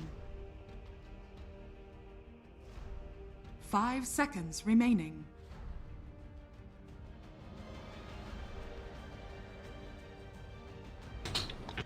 Alright, ladies and gentlemen, welcome back. We've got our last draft of the night. T1 taking on Team Dog. There's already a Ire and a Sven, but just a quick little reminder though. The group stages for the next couple of days are going to be starting 2 hours earlier, so you guys won't have to be watching the Dota as late in the night as what you are so far. But this is going to be our last game for the groups here. So you know, it's been a good showing so far. You got to keep in mind about how the team's been performing. If you've been enjoying the cast as well, you know, would appreciate from both my and Denog as well, if you're able to, you know, drop a follow over on the Twitter. Mine's Aries_HT and Denog's just DANOG, just a little bit easier than what mine is. So if you like the memes, if you like pictures of ice cream, that's what you get on mine. Not too much. And dogs. Nothing of substance. Yeah, we've got dogs here helping us out with the cast, so see how it goes. It's still an all Aussie affair, but cruising. I mean, he had a lot to offer with the last one, right? He told us that it was looking pretty good for Team Dog, the draft, and he was right. He wasn't wrong, and you know, with the draft coming out, he looks like he told them to open up with a Sven, and T1 they're gonna go for the Ire in the Faceless Void. Now we actually haven't seen the Ire Void opener so far throughout the group stages. It has been one that a lot of teams have prioritized. Void with a buff up with anyone that, you know, has an increase in attack speed is always going to be nice. Yeah, of course, and you know, surprisingly enough, because the Sven, yes, he was the first pick, but going for the Grimstroke straight afterwards. So not just going for this, let's just call it cookie cutter, where you've got, you know, an Omni Knight and an IO that you could potentially follow up with it. Of course, taking the IO away from them, perhaps that's what Team Dog were hoping to have. Of course, they've got some very good IO players on their roster, but same sort of deal on T1. So I'm interested to see how well they're going to shape the rest of this draft, just because the Grimstroke, it's a decent counter to the Faceless Void. You know, you get that Soulbind put up onto the Void. He's typically going to be with the IO, so you guarantee that the root's going to happen, and then suddenly you just can't get an easy time walk away all the time. It's a little bit challenging for T1 just based off this first couple of picks, and they've picked into it. So we shall see. And I wonder if they're going to try and ban out, you know, potentially some extra heroes that are really able to utilize that Soulbind. You know, we've seen, I think so far, just the Doom is the big one that we saw TNC try and run. That is tilting. I'm like, yeah, we didn't see one double Doom actually, which was a bit awkward, but yeah, there's always that opportunity. You've already got this Sven at the moment. You can extra, you know, go for some different heroes if you want to really try and utilize that Soulbind. But in regards, it looks like T1, you know, they've already got their steroid in the Ire, and they really just want to make sure that Team Dog don't get this Sven and Omni.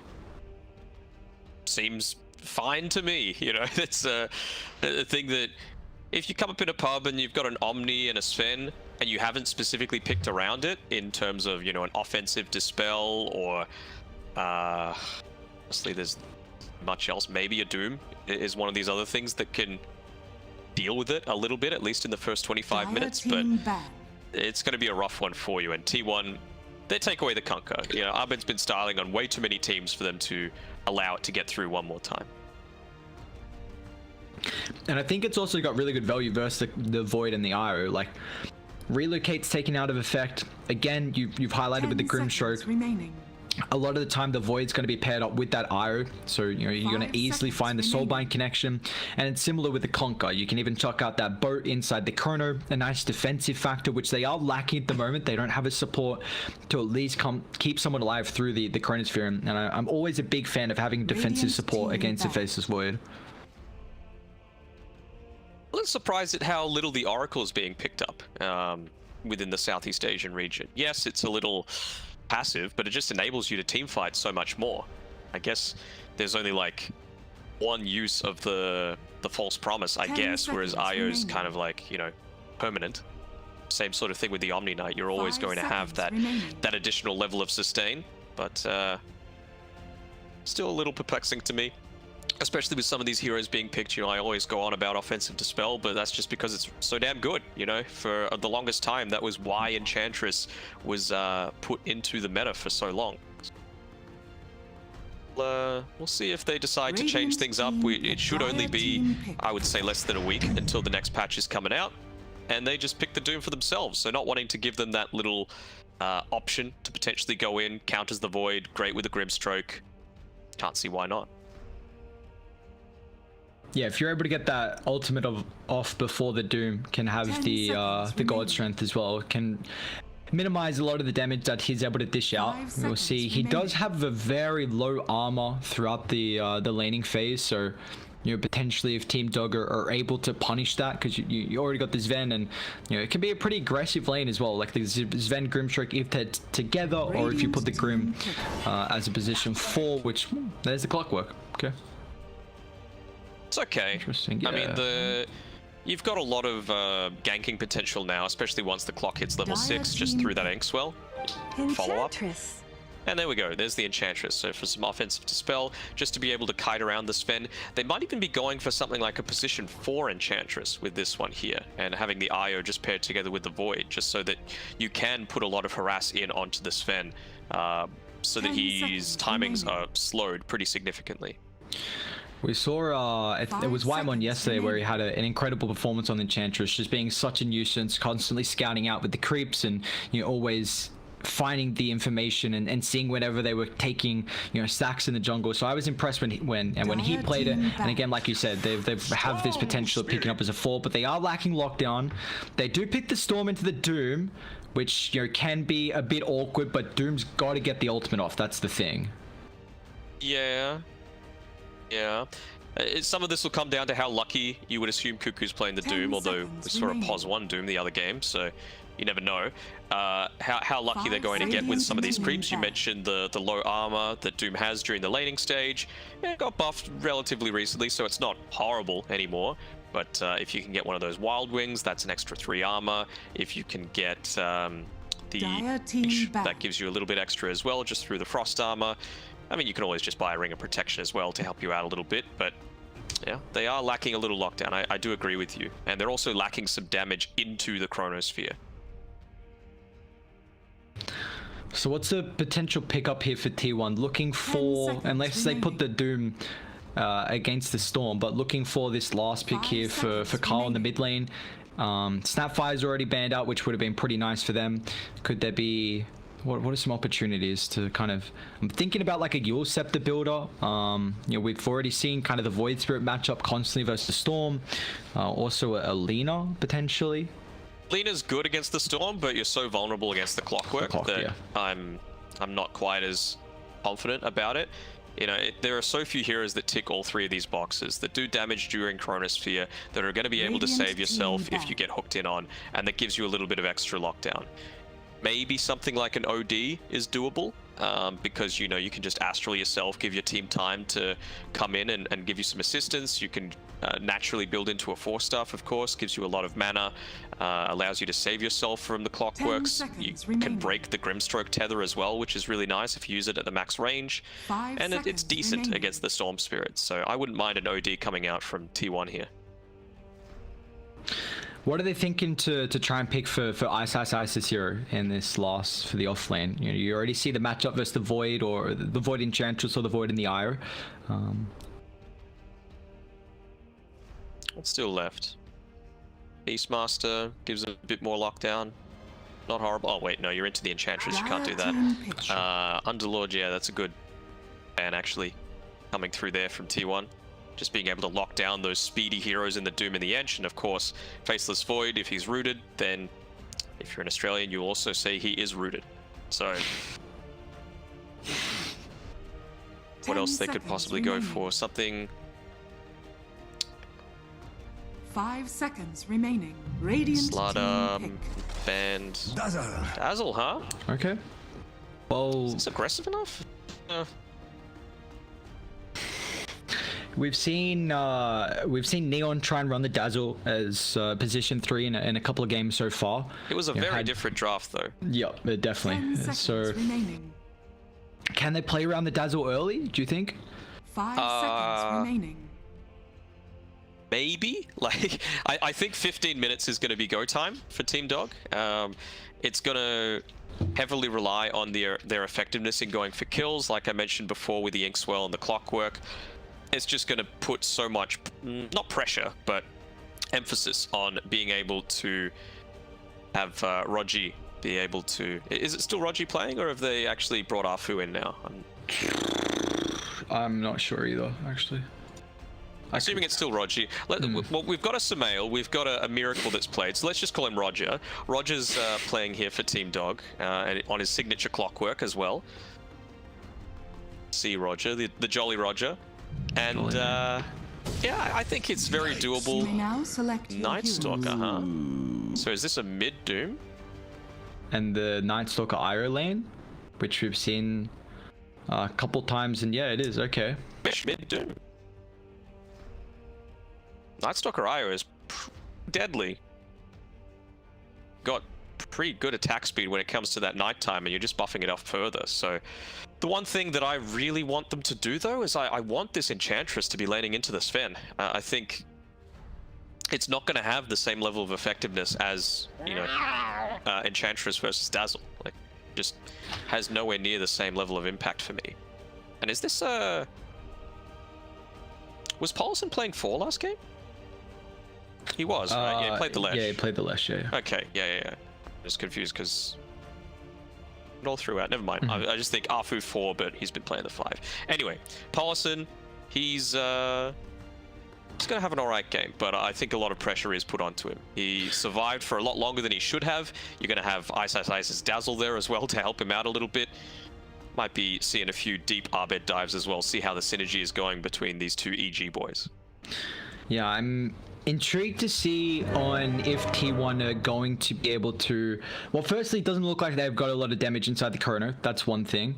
But they have heroes to just absolutely run you down. Like that first nighttime, you're going to see Doom mid, so he's going to have a very early, you know, pretty much free Radiance with the Scorched Earth if he wants to max it out over the Devour. But that first nighttime for Kuku, then with the IO, they're going to do so much work here. And you know, the Storm is a hero who can be a little bit more hit or miss. You know, we haven't seen him have as many strong games throughout the group stages. You know, he's kind of got that awkward but then really fallen off a cliff, and if you die those extra times it can be a bit difficult there. But it is one of Abed's best heroes, so I'm excited to see how he's able to play the Storm. All eyes on T1 throughout this first nighttime though. The Radiance on the Doom, though, I feel like the build much more commonly is, you know, Phase, Drums, BKB, Blink, Ags, and you can get that at a pretty quick timing that's going to synergize relatively well to be able to counter this aggression that's coming out from Team Dog, right? By that time, you'll probably have Phase, Drums, and probably have the Ogre Axe at least towards the BKB. So you're going to be tanky enough to withstand a lot of the pressure that's coming onto you and your team, so that you can then allow the IO combination to actually come in and start to do some heavy work. The priority for Kuku is making sure he's getting on top of iceiceice's Dazzle, first and foremost. Making sure that he's just taken out of the equation. Yeah, he doesn't need a Radiance when he's got a free one pretty much getting picked up with the Scorched Earth maxed out. That's a nice thing about the Doom, and we see how much, you know, damage you can actually have with that super early on. And well, this is a bit of a different lineup from T1 than what we saw last game, really trying to synergize with all their minus armor and not really having some heroes to frontline. I'm intrigued to see how Jack is able to play with the Faceless Void as well, because this is a game where they don't have a lot of damage in the chrono.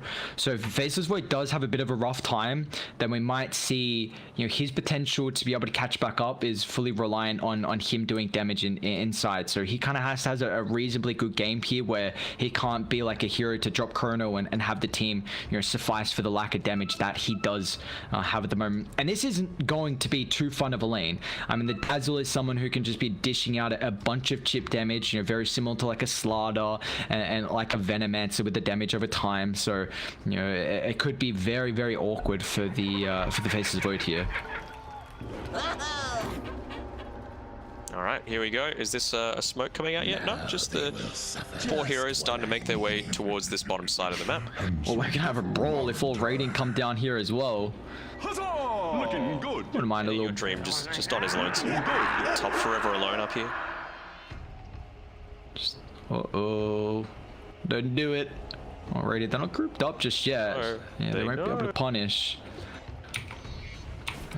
They just saw Kuku. They got a Blightstone as well on this Enchantress, and with that enchant, he's going to start taking a fair amount of damage. There's not really much the Storm can do. Polo has to pick up the cogs at 1. He's going to block it back. Jackie actually time walks aggressively. 30 seconds. Okay, so he's alright. That's 2 not so ideal spells being skilled. You obviously want the Battery Assault to be effective in the lane, and now with the Faceless Void, obviously the time lock is really effective against any sort of contesting. Just seemed like you get so much more than the other team. inyOurDream positioning himself to be able to meet up with anyone that's going to be coming from this bounty rune. Well, see this combination, the Nightstalker and Zephyr. Thinks I can take the companion cube. Probably not both of them, but well, they do get 3 though from Dire. So they're going to have a bit of an advantage there with the start of the bounties. So we'll see how T1 can fare when this one ends up continuing. Looks like Grimstroke is trying to block the camp. Unfortunately, he's not going to find the ward on the high ground with the position at the moment. But against the Doom, very smart play coming over, at least making sure he doesn't have that opportunity if the camp available near him.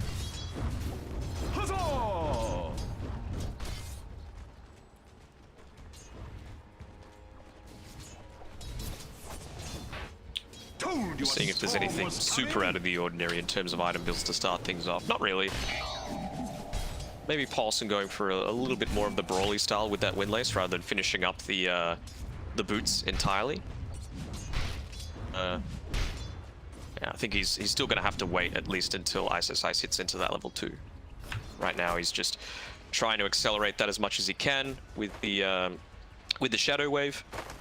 Just nuke the waves as quickly as possible, making sure he gets it before the Faceless Void and the Enchantress.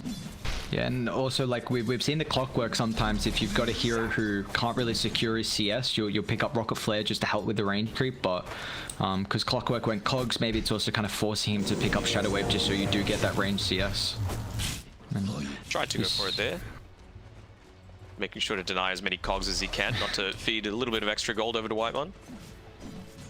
Also like the emphasis that Polo's done. Block the small camp, he also body blocked the hard camp as well, so lane against the Enchantress, and we saw that Doom before as well. But I mean, here's the level 2 already picked up from Polo, but they get out of the cogs, so a little bit of harassment, but yeah, a lot of emphasis on blocking the camps against the Doom and the Enchantress. Well aware of how vital that is for them. He's low.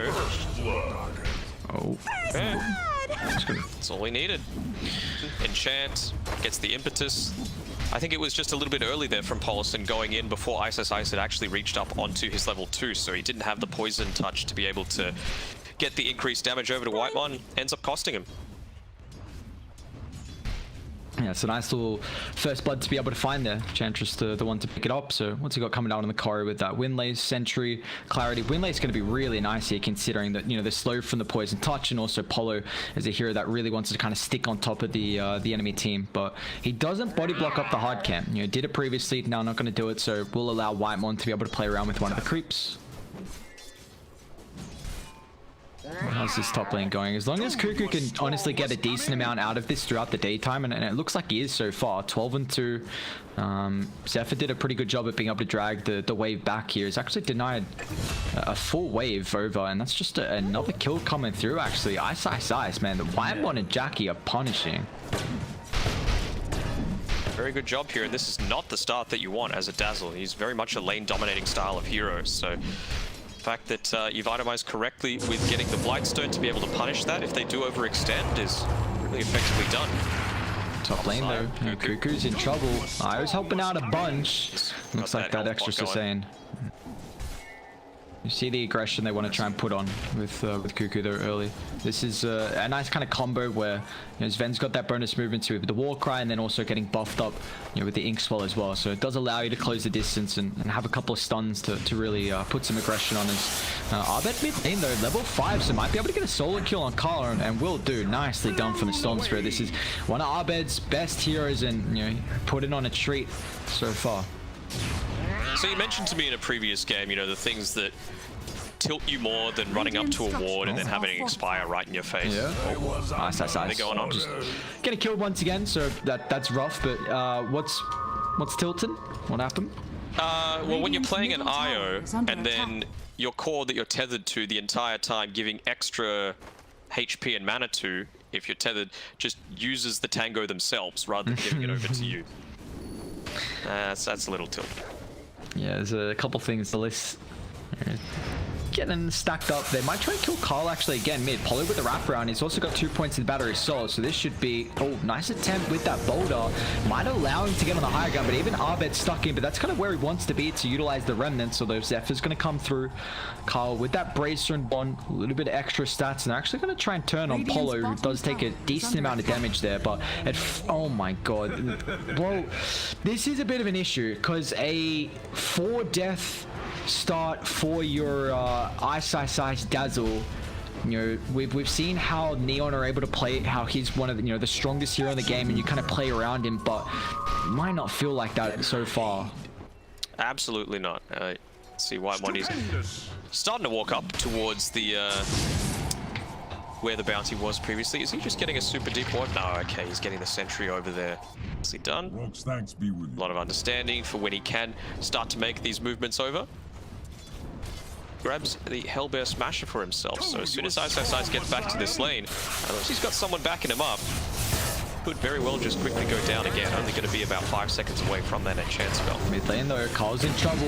TP coming through from Kuku is going to be a little bit too late to keep Carl alive. He does at least get a kill, and Abed's actually going to be kind of careful. Kuku needs some mana. He's got 4 stick charges to be able to utilize. He's also forces out a lot of rotations there. Oh no, iceiceice is going to die again. Ice, that's 5 deaths, sir. Oh god. I don't know how he has a game. Like, do you have to go Midas now? Like, I don't know. What does he do? You're just trying to trigger me now. That's. But like, what does he do though? Like, let's be real. He's got 5 deaths. He's literally just gonna be like a 4. He's a position 4. He's not a 3.5. He's a 4 this game.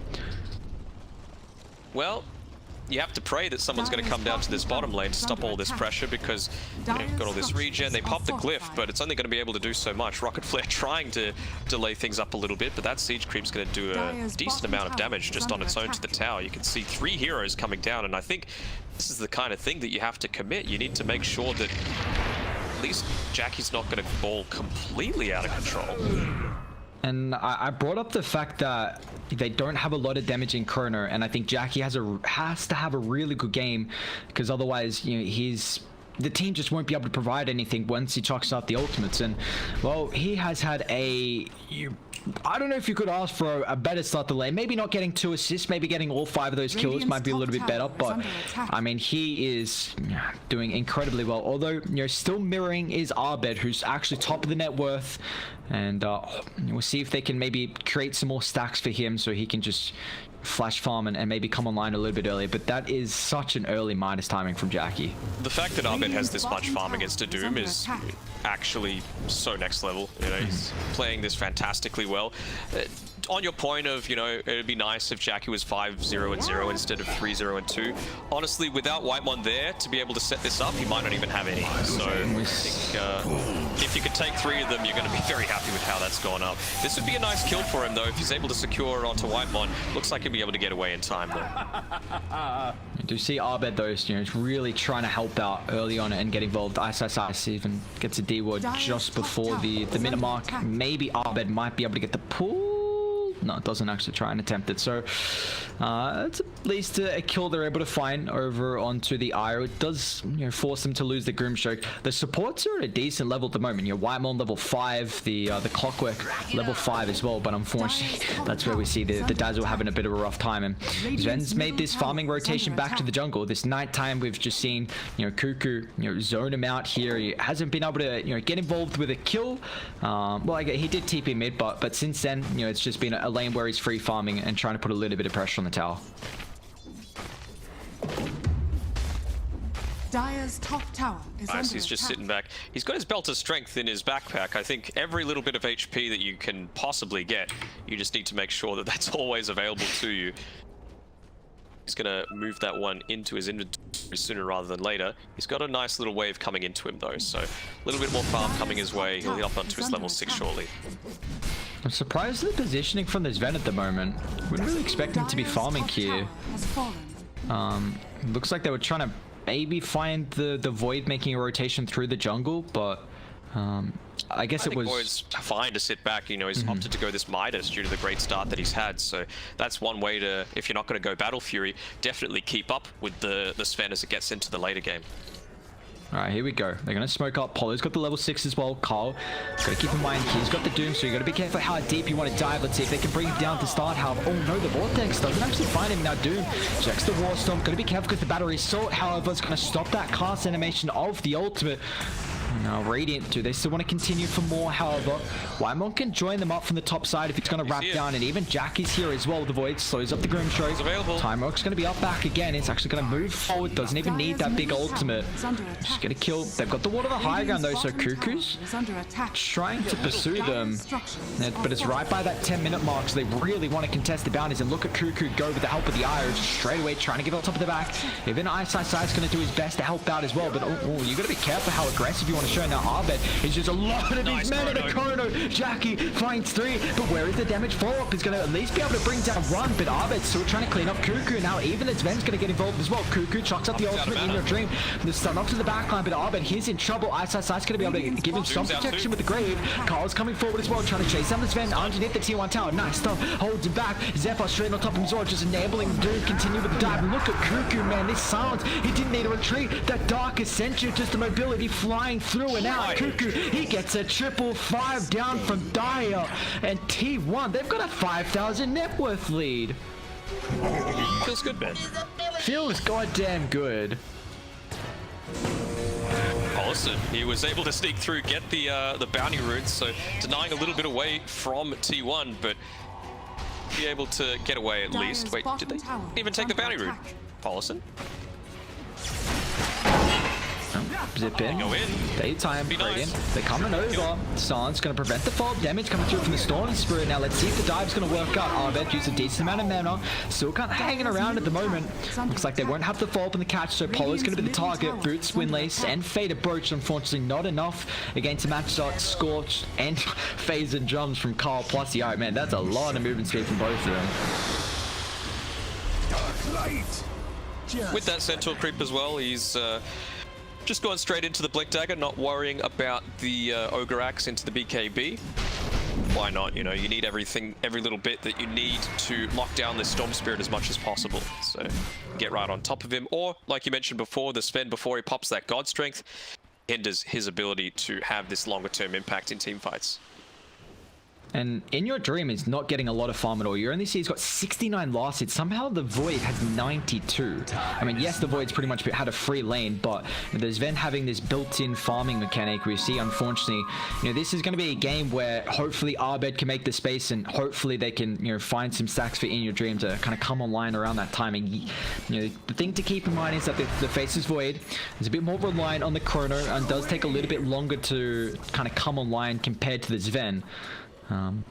But hey, Ice has got the Necro book, so this should be able to give him at least a relatively decent way to shove out the lanes and get some farm for himself. Yeah. Shout out to Whitemon, that's how the Void has all this farm. Yep. Pressuring iceiceice so much, getting, was it 5 deaths, I believe, in the lane? Yep. And it just meant that iceiceice, it was a free lane. Like, he might have been in the lane, but he did not leave this area just to the front of the tier 1 bot tower. And we saw Whitemon's performance on the Enchantress yesterday, and it's honestly just popping off again. He's got 11 kill participation out of the 14 right now from T1, and this is a daytime where Dire just feel like they can't really do much to contest the, I guess the weakness of the Night Stalkers. They're gonna smoke up Kuku. He's even going Aghanims, man. They feel like so far ahead. He's got 1300 gold in the bank as well, and yeah, honestly, he's gonna get a decent timing considering he's also going for a couple other items here. Dire are scanning. You don't need the extra Hunter in the Night movement speed. You can just go that straight void damage. It's so much AoE potential, and you're always going to have the mana to do it with the IO linking you up in these team fights. I can't see them changing it over to the Faceless Void until he's at least, I'd say, level 20 on Jackie here. What's he got at the moment? Mask Madness after on the Void. Chrono level 2 as well. Top lane, Carl. Blink forward, finds... Oh. They're also relocating in. Abed is like, oh, I'm all dead. Give him a couple tips. He's probably... I don't know what he's saying, there's but... no way that anyone could, you know, help him anyway. There's no tower. Oh, You've got the relocate already. Abed. The Doom is mid-cast. Bye, Bed. Surely you just stand your ground. Maybe get a CS. Oh, it gets one. Get an extra one. Nah, he won't. Nicely done from Carl. That was the blink freshly picked up there. And, you know, maybe Abed pleading for his life. You know, dropping the Double damage. communicating. But Whitemon, well, he's very far pushed out here. And then Polo might be able to punish this. Meanwhile, inYourDream also gets another kill. So 2 down from T1. Jackie. He's got the chrono. The Soulbind gonna make it difficult with the silence as well. They just don't even need it, man. Jack is on a mega kill streak. He's chunking him down with a DD to help out in his favor. Radiant's bottom tower is under attack. Maybe he was like, what kind of hats you got? Trade for my life. Give me this. I'll give you some cosmetics. I'll give you the best one. Just keep me alive here. Don't do me. Let me escape. You know, I feel like I'm the only way we come back in this game. I need to kind of pop off. And you know, Abed's done his best. He's 5-2-0. Highest net worth of the moment here from Team Dog, and he's actually going to be going for the Bloodstone as his first item. Looking for me? I mean, it's pretty standard for the Storm, but you got to get kills for it to be impactful. You know, yes, he's did pretty damn well being 5-2-0, but Gotcha. It's looking a little rough with the start that iceiceice had. It's like he might be going into the Greaves after... Oh no, not another death. iceiceice. Not like this. It's 7 now of the game for him. And you see instantly though, with a couple of heroes showing down bot Dire, they're going to try and de-ward their own jungle. But even Polo walking up might be in trouble. They're going to zip forward here on Abed? I was thinking. Yeah, just melts through, gets help, and then 258 gold for him, so close to the Bloodstone, but now with Chronosphere committed, they're going to be able to find this Ven, and he has absolutely no follow-up assistance. They've already dealt with a couple of extra supports, and you know the rest of Dire on the high ground, so instantly Kuku's coming over just to make sure if they're still here, you know, we can maybe punish them. Abed. TP's on cooldown. Kuku, can he get him? Range for the silence. Abed's gonna have to do something here. Okay, Vortex into Zip. Man, he was playing with fire though, and it looks like Polo as well. He's just gonna get caught out. Carl moves incredibly fast, so easily gonna be able to chase down the Clockwork. Oh, nicely done actually. Stunned up even from the Infernal, but he gets the hook shot off nonetheless. Need level 2 on the Doom as well, so you're going to have that extra damage coming through from the Doom. Even the Sven at that point is going to have a hard time just standing there and fighting, copping all the damage.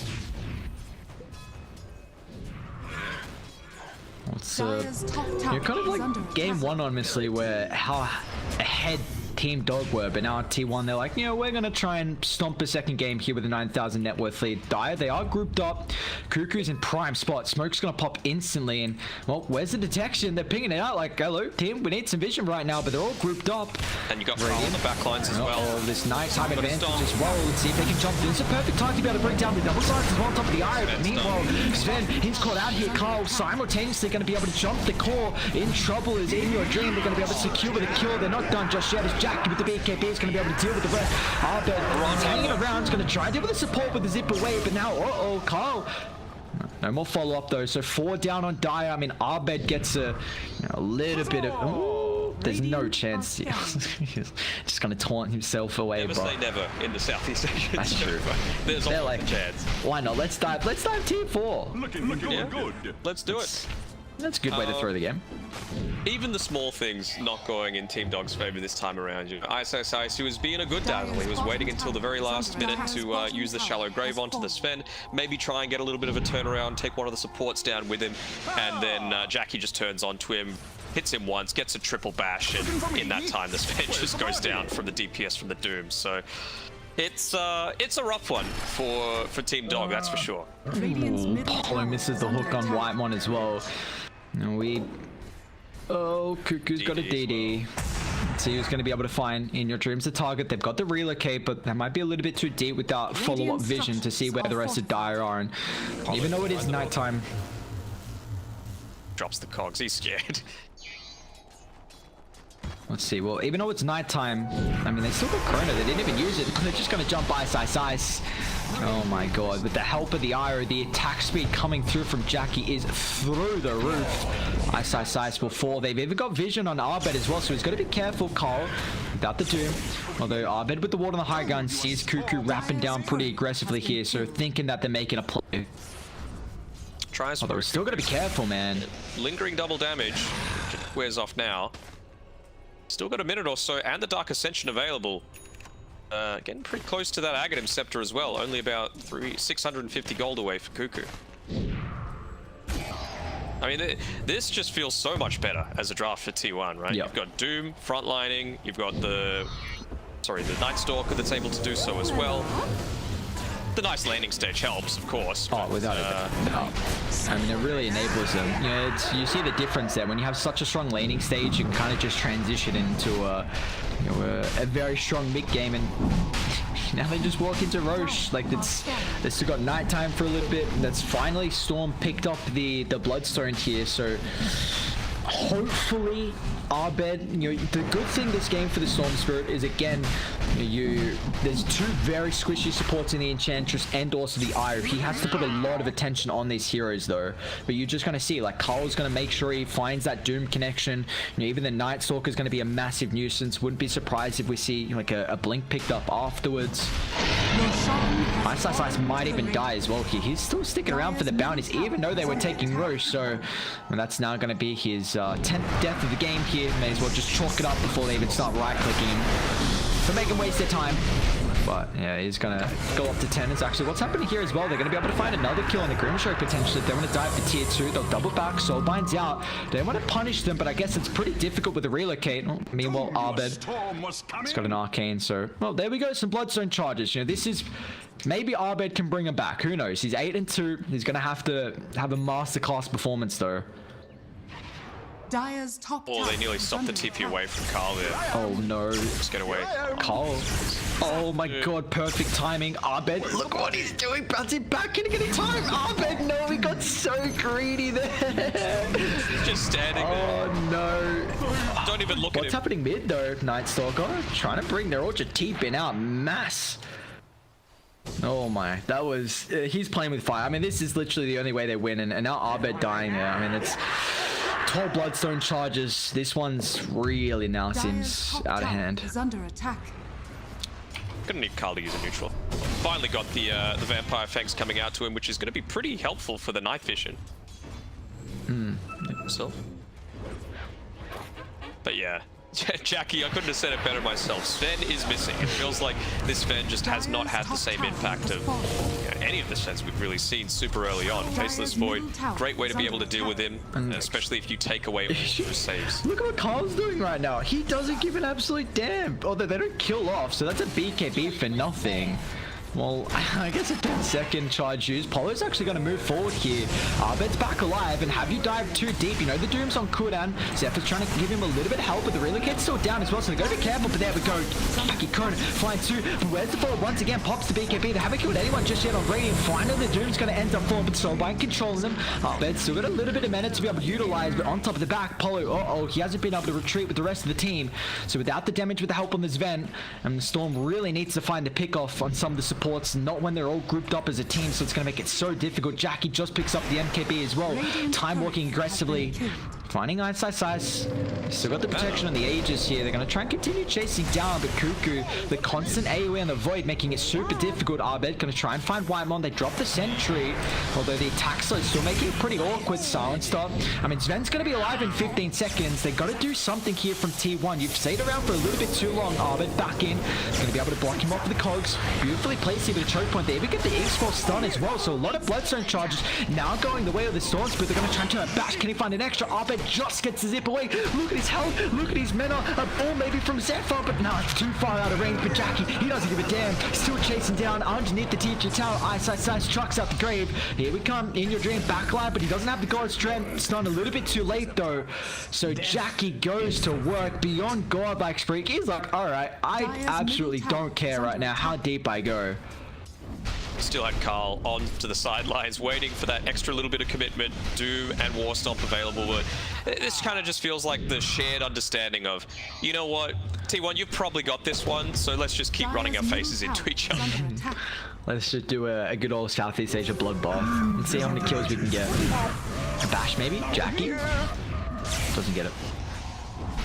No, this is 16,000 net worth lead, and now it's going to even increase as well with the tier 2 tower. So only 3% chance at the moment for the boys over on Team Dog. It's getting pretty grim. You've done it again. I have done it again. I was waiting for you to say something.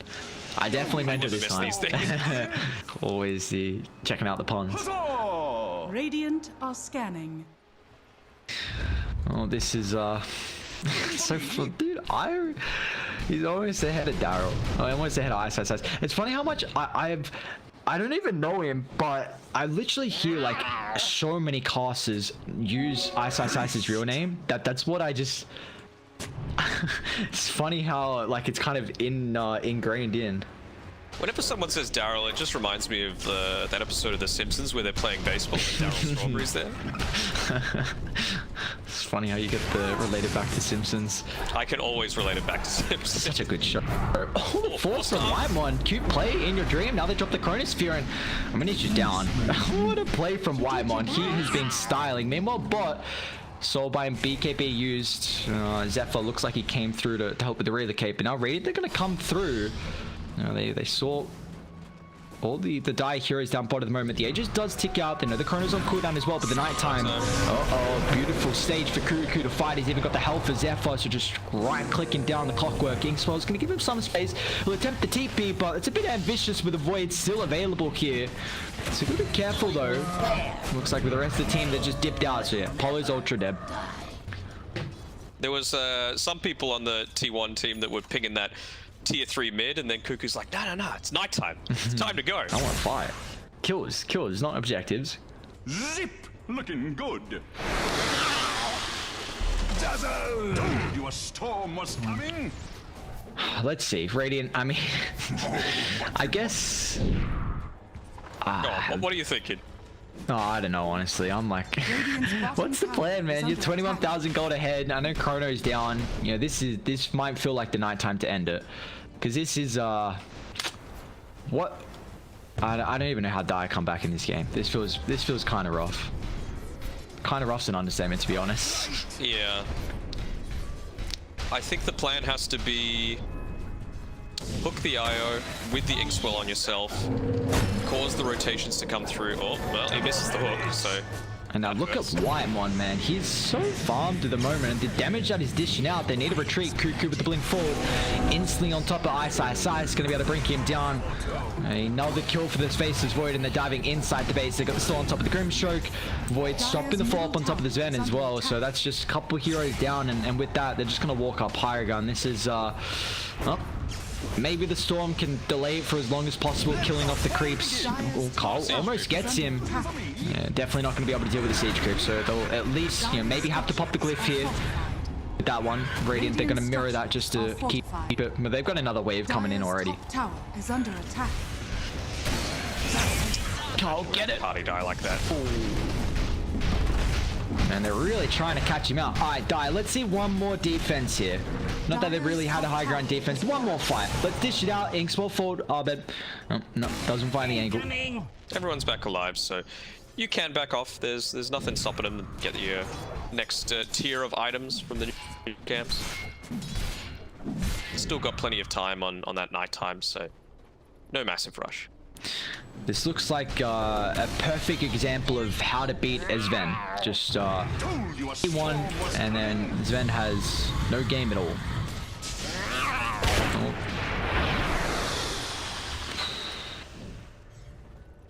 The car will look to take them just for that extra movement speed. He's already moved so goddamn fast, and he's going to be moving near like over 500 now with one of the better neutral items you can pick up. There's the Echo Saber on the Sven. It gives them some sort of fighting potential for now. He is nearly 7 levels behind though, so be a little concerned about that. But again, oh no, they're not finding another pickoff, are they? Oh, it seems like it might be. Reading this ward on the high ground, they see iceiceice and inYourDream. But they're well aware of the positioning right now, and Abed's a little worried that. Oh, there we go. It's actually Radiant scanning up top, so they know someone's trying to push it out because Carl, he's coming over. See if he can find the proper jump. Polo's just going to scout him out now. I don't think Abed wants to go forward because they can always relocate, but he's going to try and turn. Hookshot's going to prevent the doom. There's no extra help coming through. Just never mind. Kuku is there, so I mean, even with an arcane, you kind of wanted to chalk up the ulti, but it's just. Yeah, this is honestly what Abed's doing is the plan. Get as close to your Aghanim Scepter as possible. That's the only way you're going to win. If you get Ag Scepter, pull in. Oh, Jackie, time walk forward. They're going to be careful if they clump up, because there's the Chrono. Kuku on top of the backhand as well. It's going to try and disrupt iceiceice. They just melt through this Sven. They don't have buybacks. Abed can do all he can hope for, but he's done his best to attempt for them to come back into this game, but it looks like that might just be too much for them to handle. This tier 1, 28,000 lead. Another beautiful Chrono from Jackie, and you see the Night Stalker, disrupting the backline as well, making it difficult for the iceiceice Dazzle to be able to control them there. Abed's just zipping out into this neutral camps, trying to get any farm wherever he can. There we go. Finally, going to be able to sell an ult talisman, get a bit closer, but is Courier even close by? It's just sitting in the base, yeah, so he just goes there himself and tries to pick it up. Uh-oh, he's under vision. Gonna blink forward on Carl. There we go. Finds the connection, drops the tomb. Abed instantly with the voice lines, but he is ultra dead. There's no way. Maybe actually he's gonna get back inside the base. Nice coax. Carl gonna retreat away with the relocate, so that his doom now wasted, and they might even get a kill on the IO. So, woo, they'll get something. And yeah, Radiant, they've completely left him. Abed just scouting out. Make sure no one's coming. And he very close to the Aghanims here, so we'll pop the B. Oh god. Did he have a B? Yeah, he just popped the BKB. He just wanted to live, Yeah, he doesn't want to die. Boy, live. Well, Roche is taken. She's just the sacrifice on the ire. Abed, come on, jump, steal it. Just Spidey senses. Yeah, that could be the play. No, it's not happening.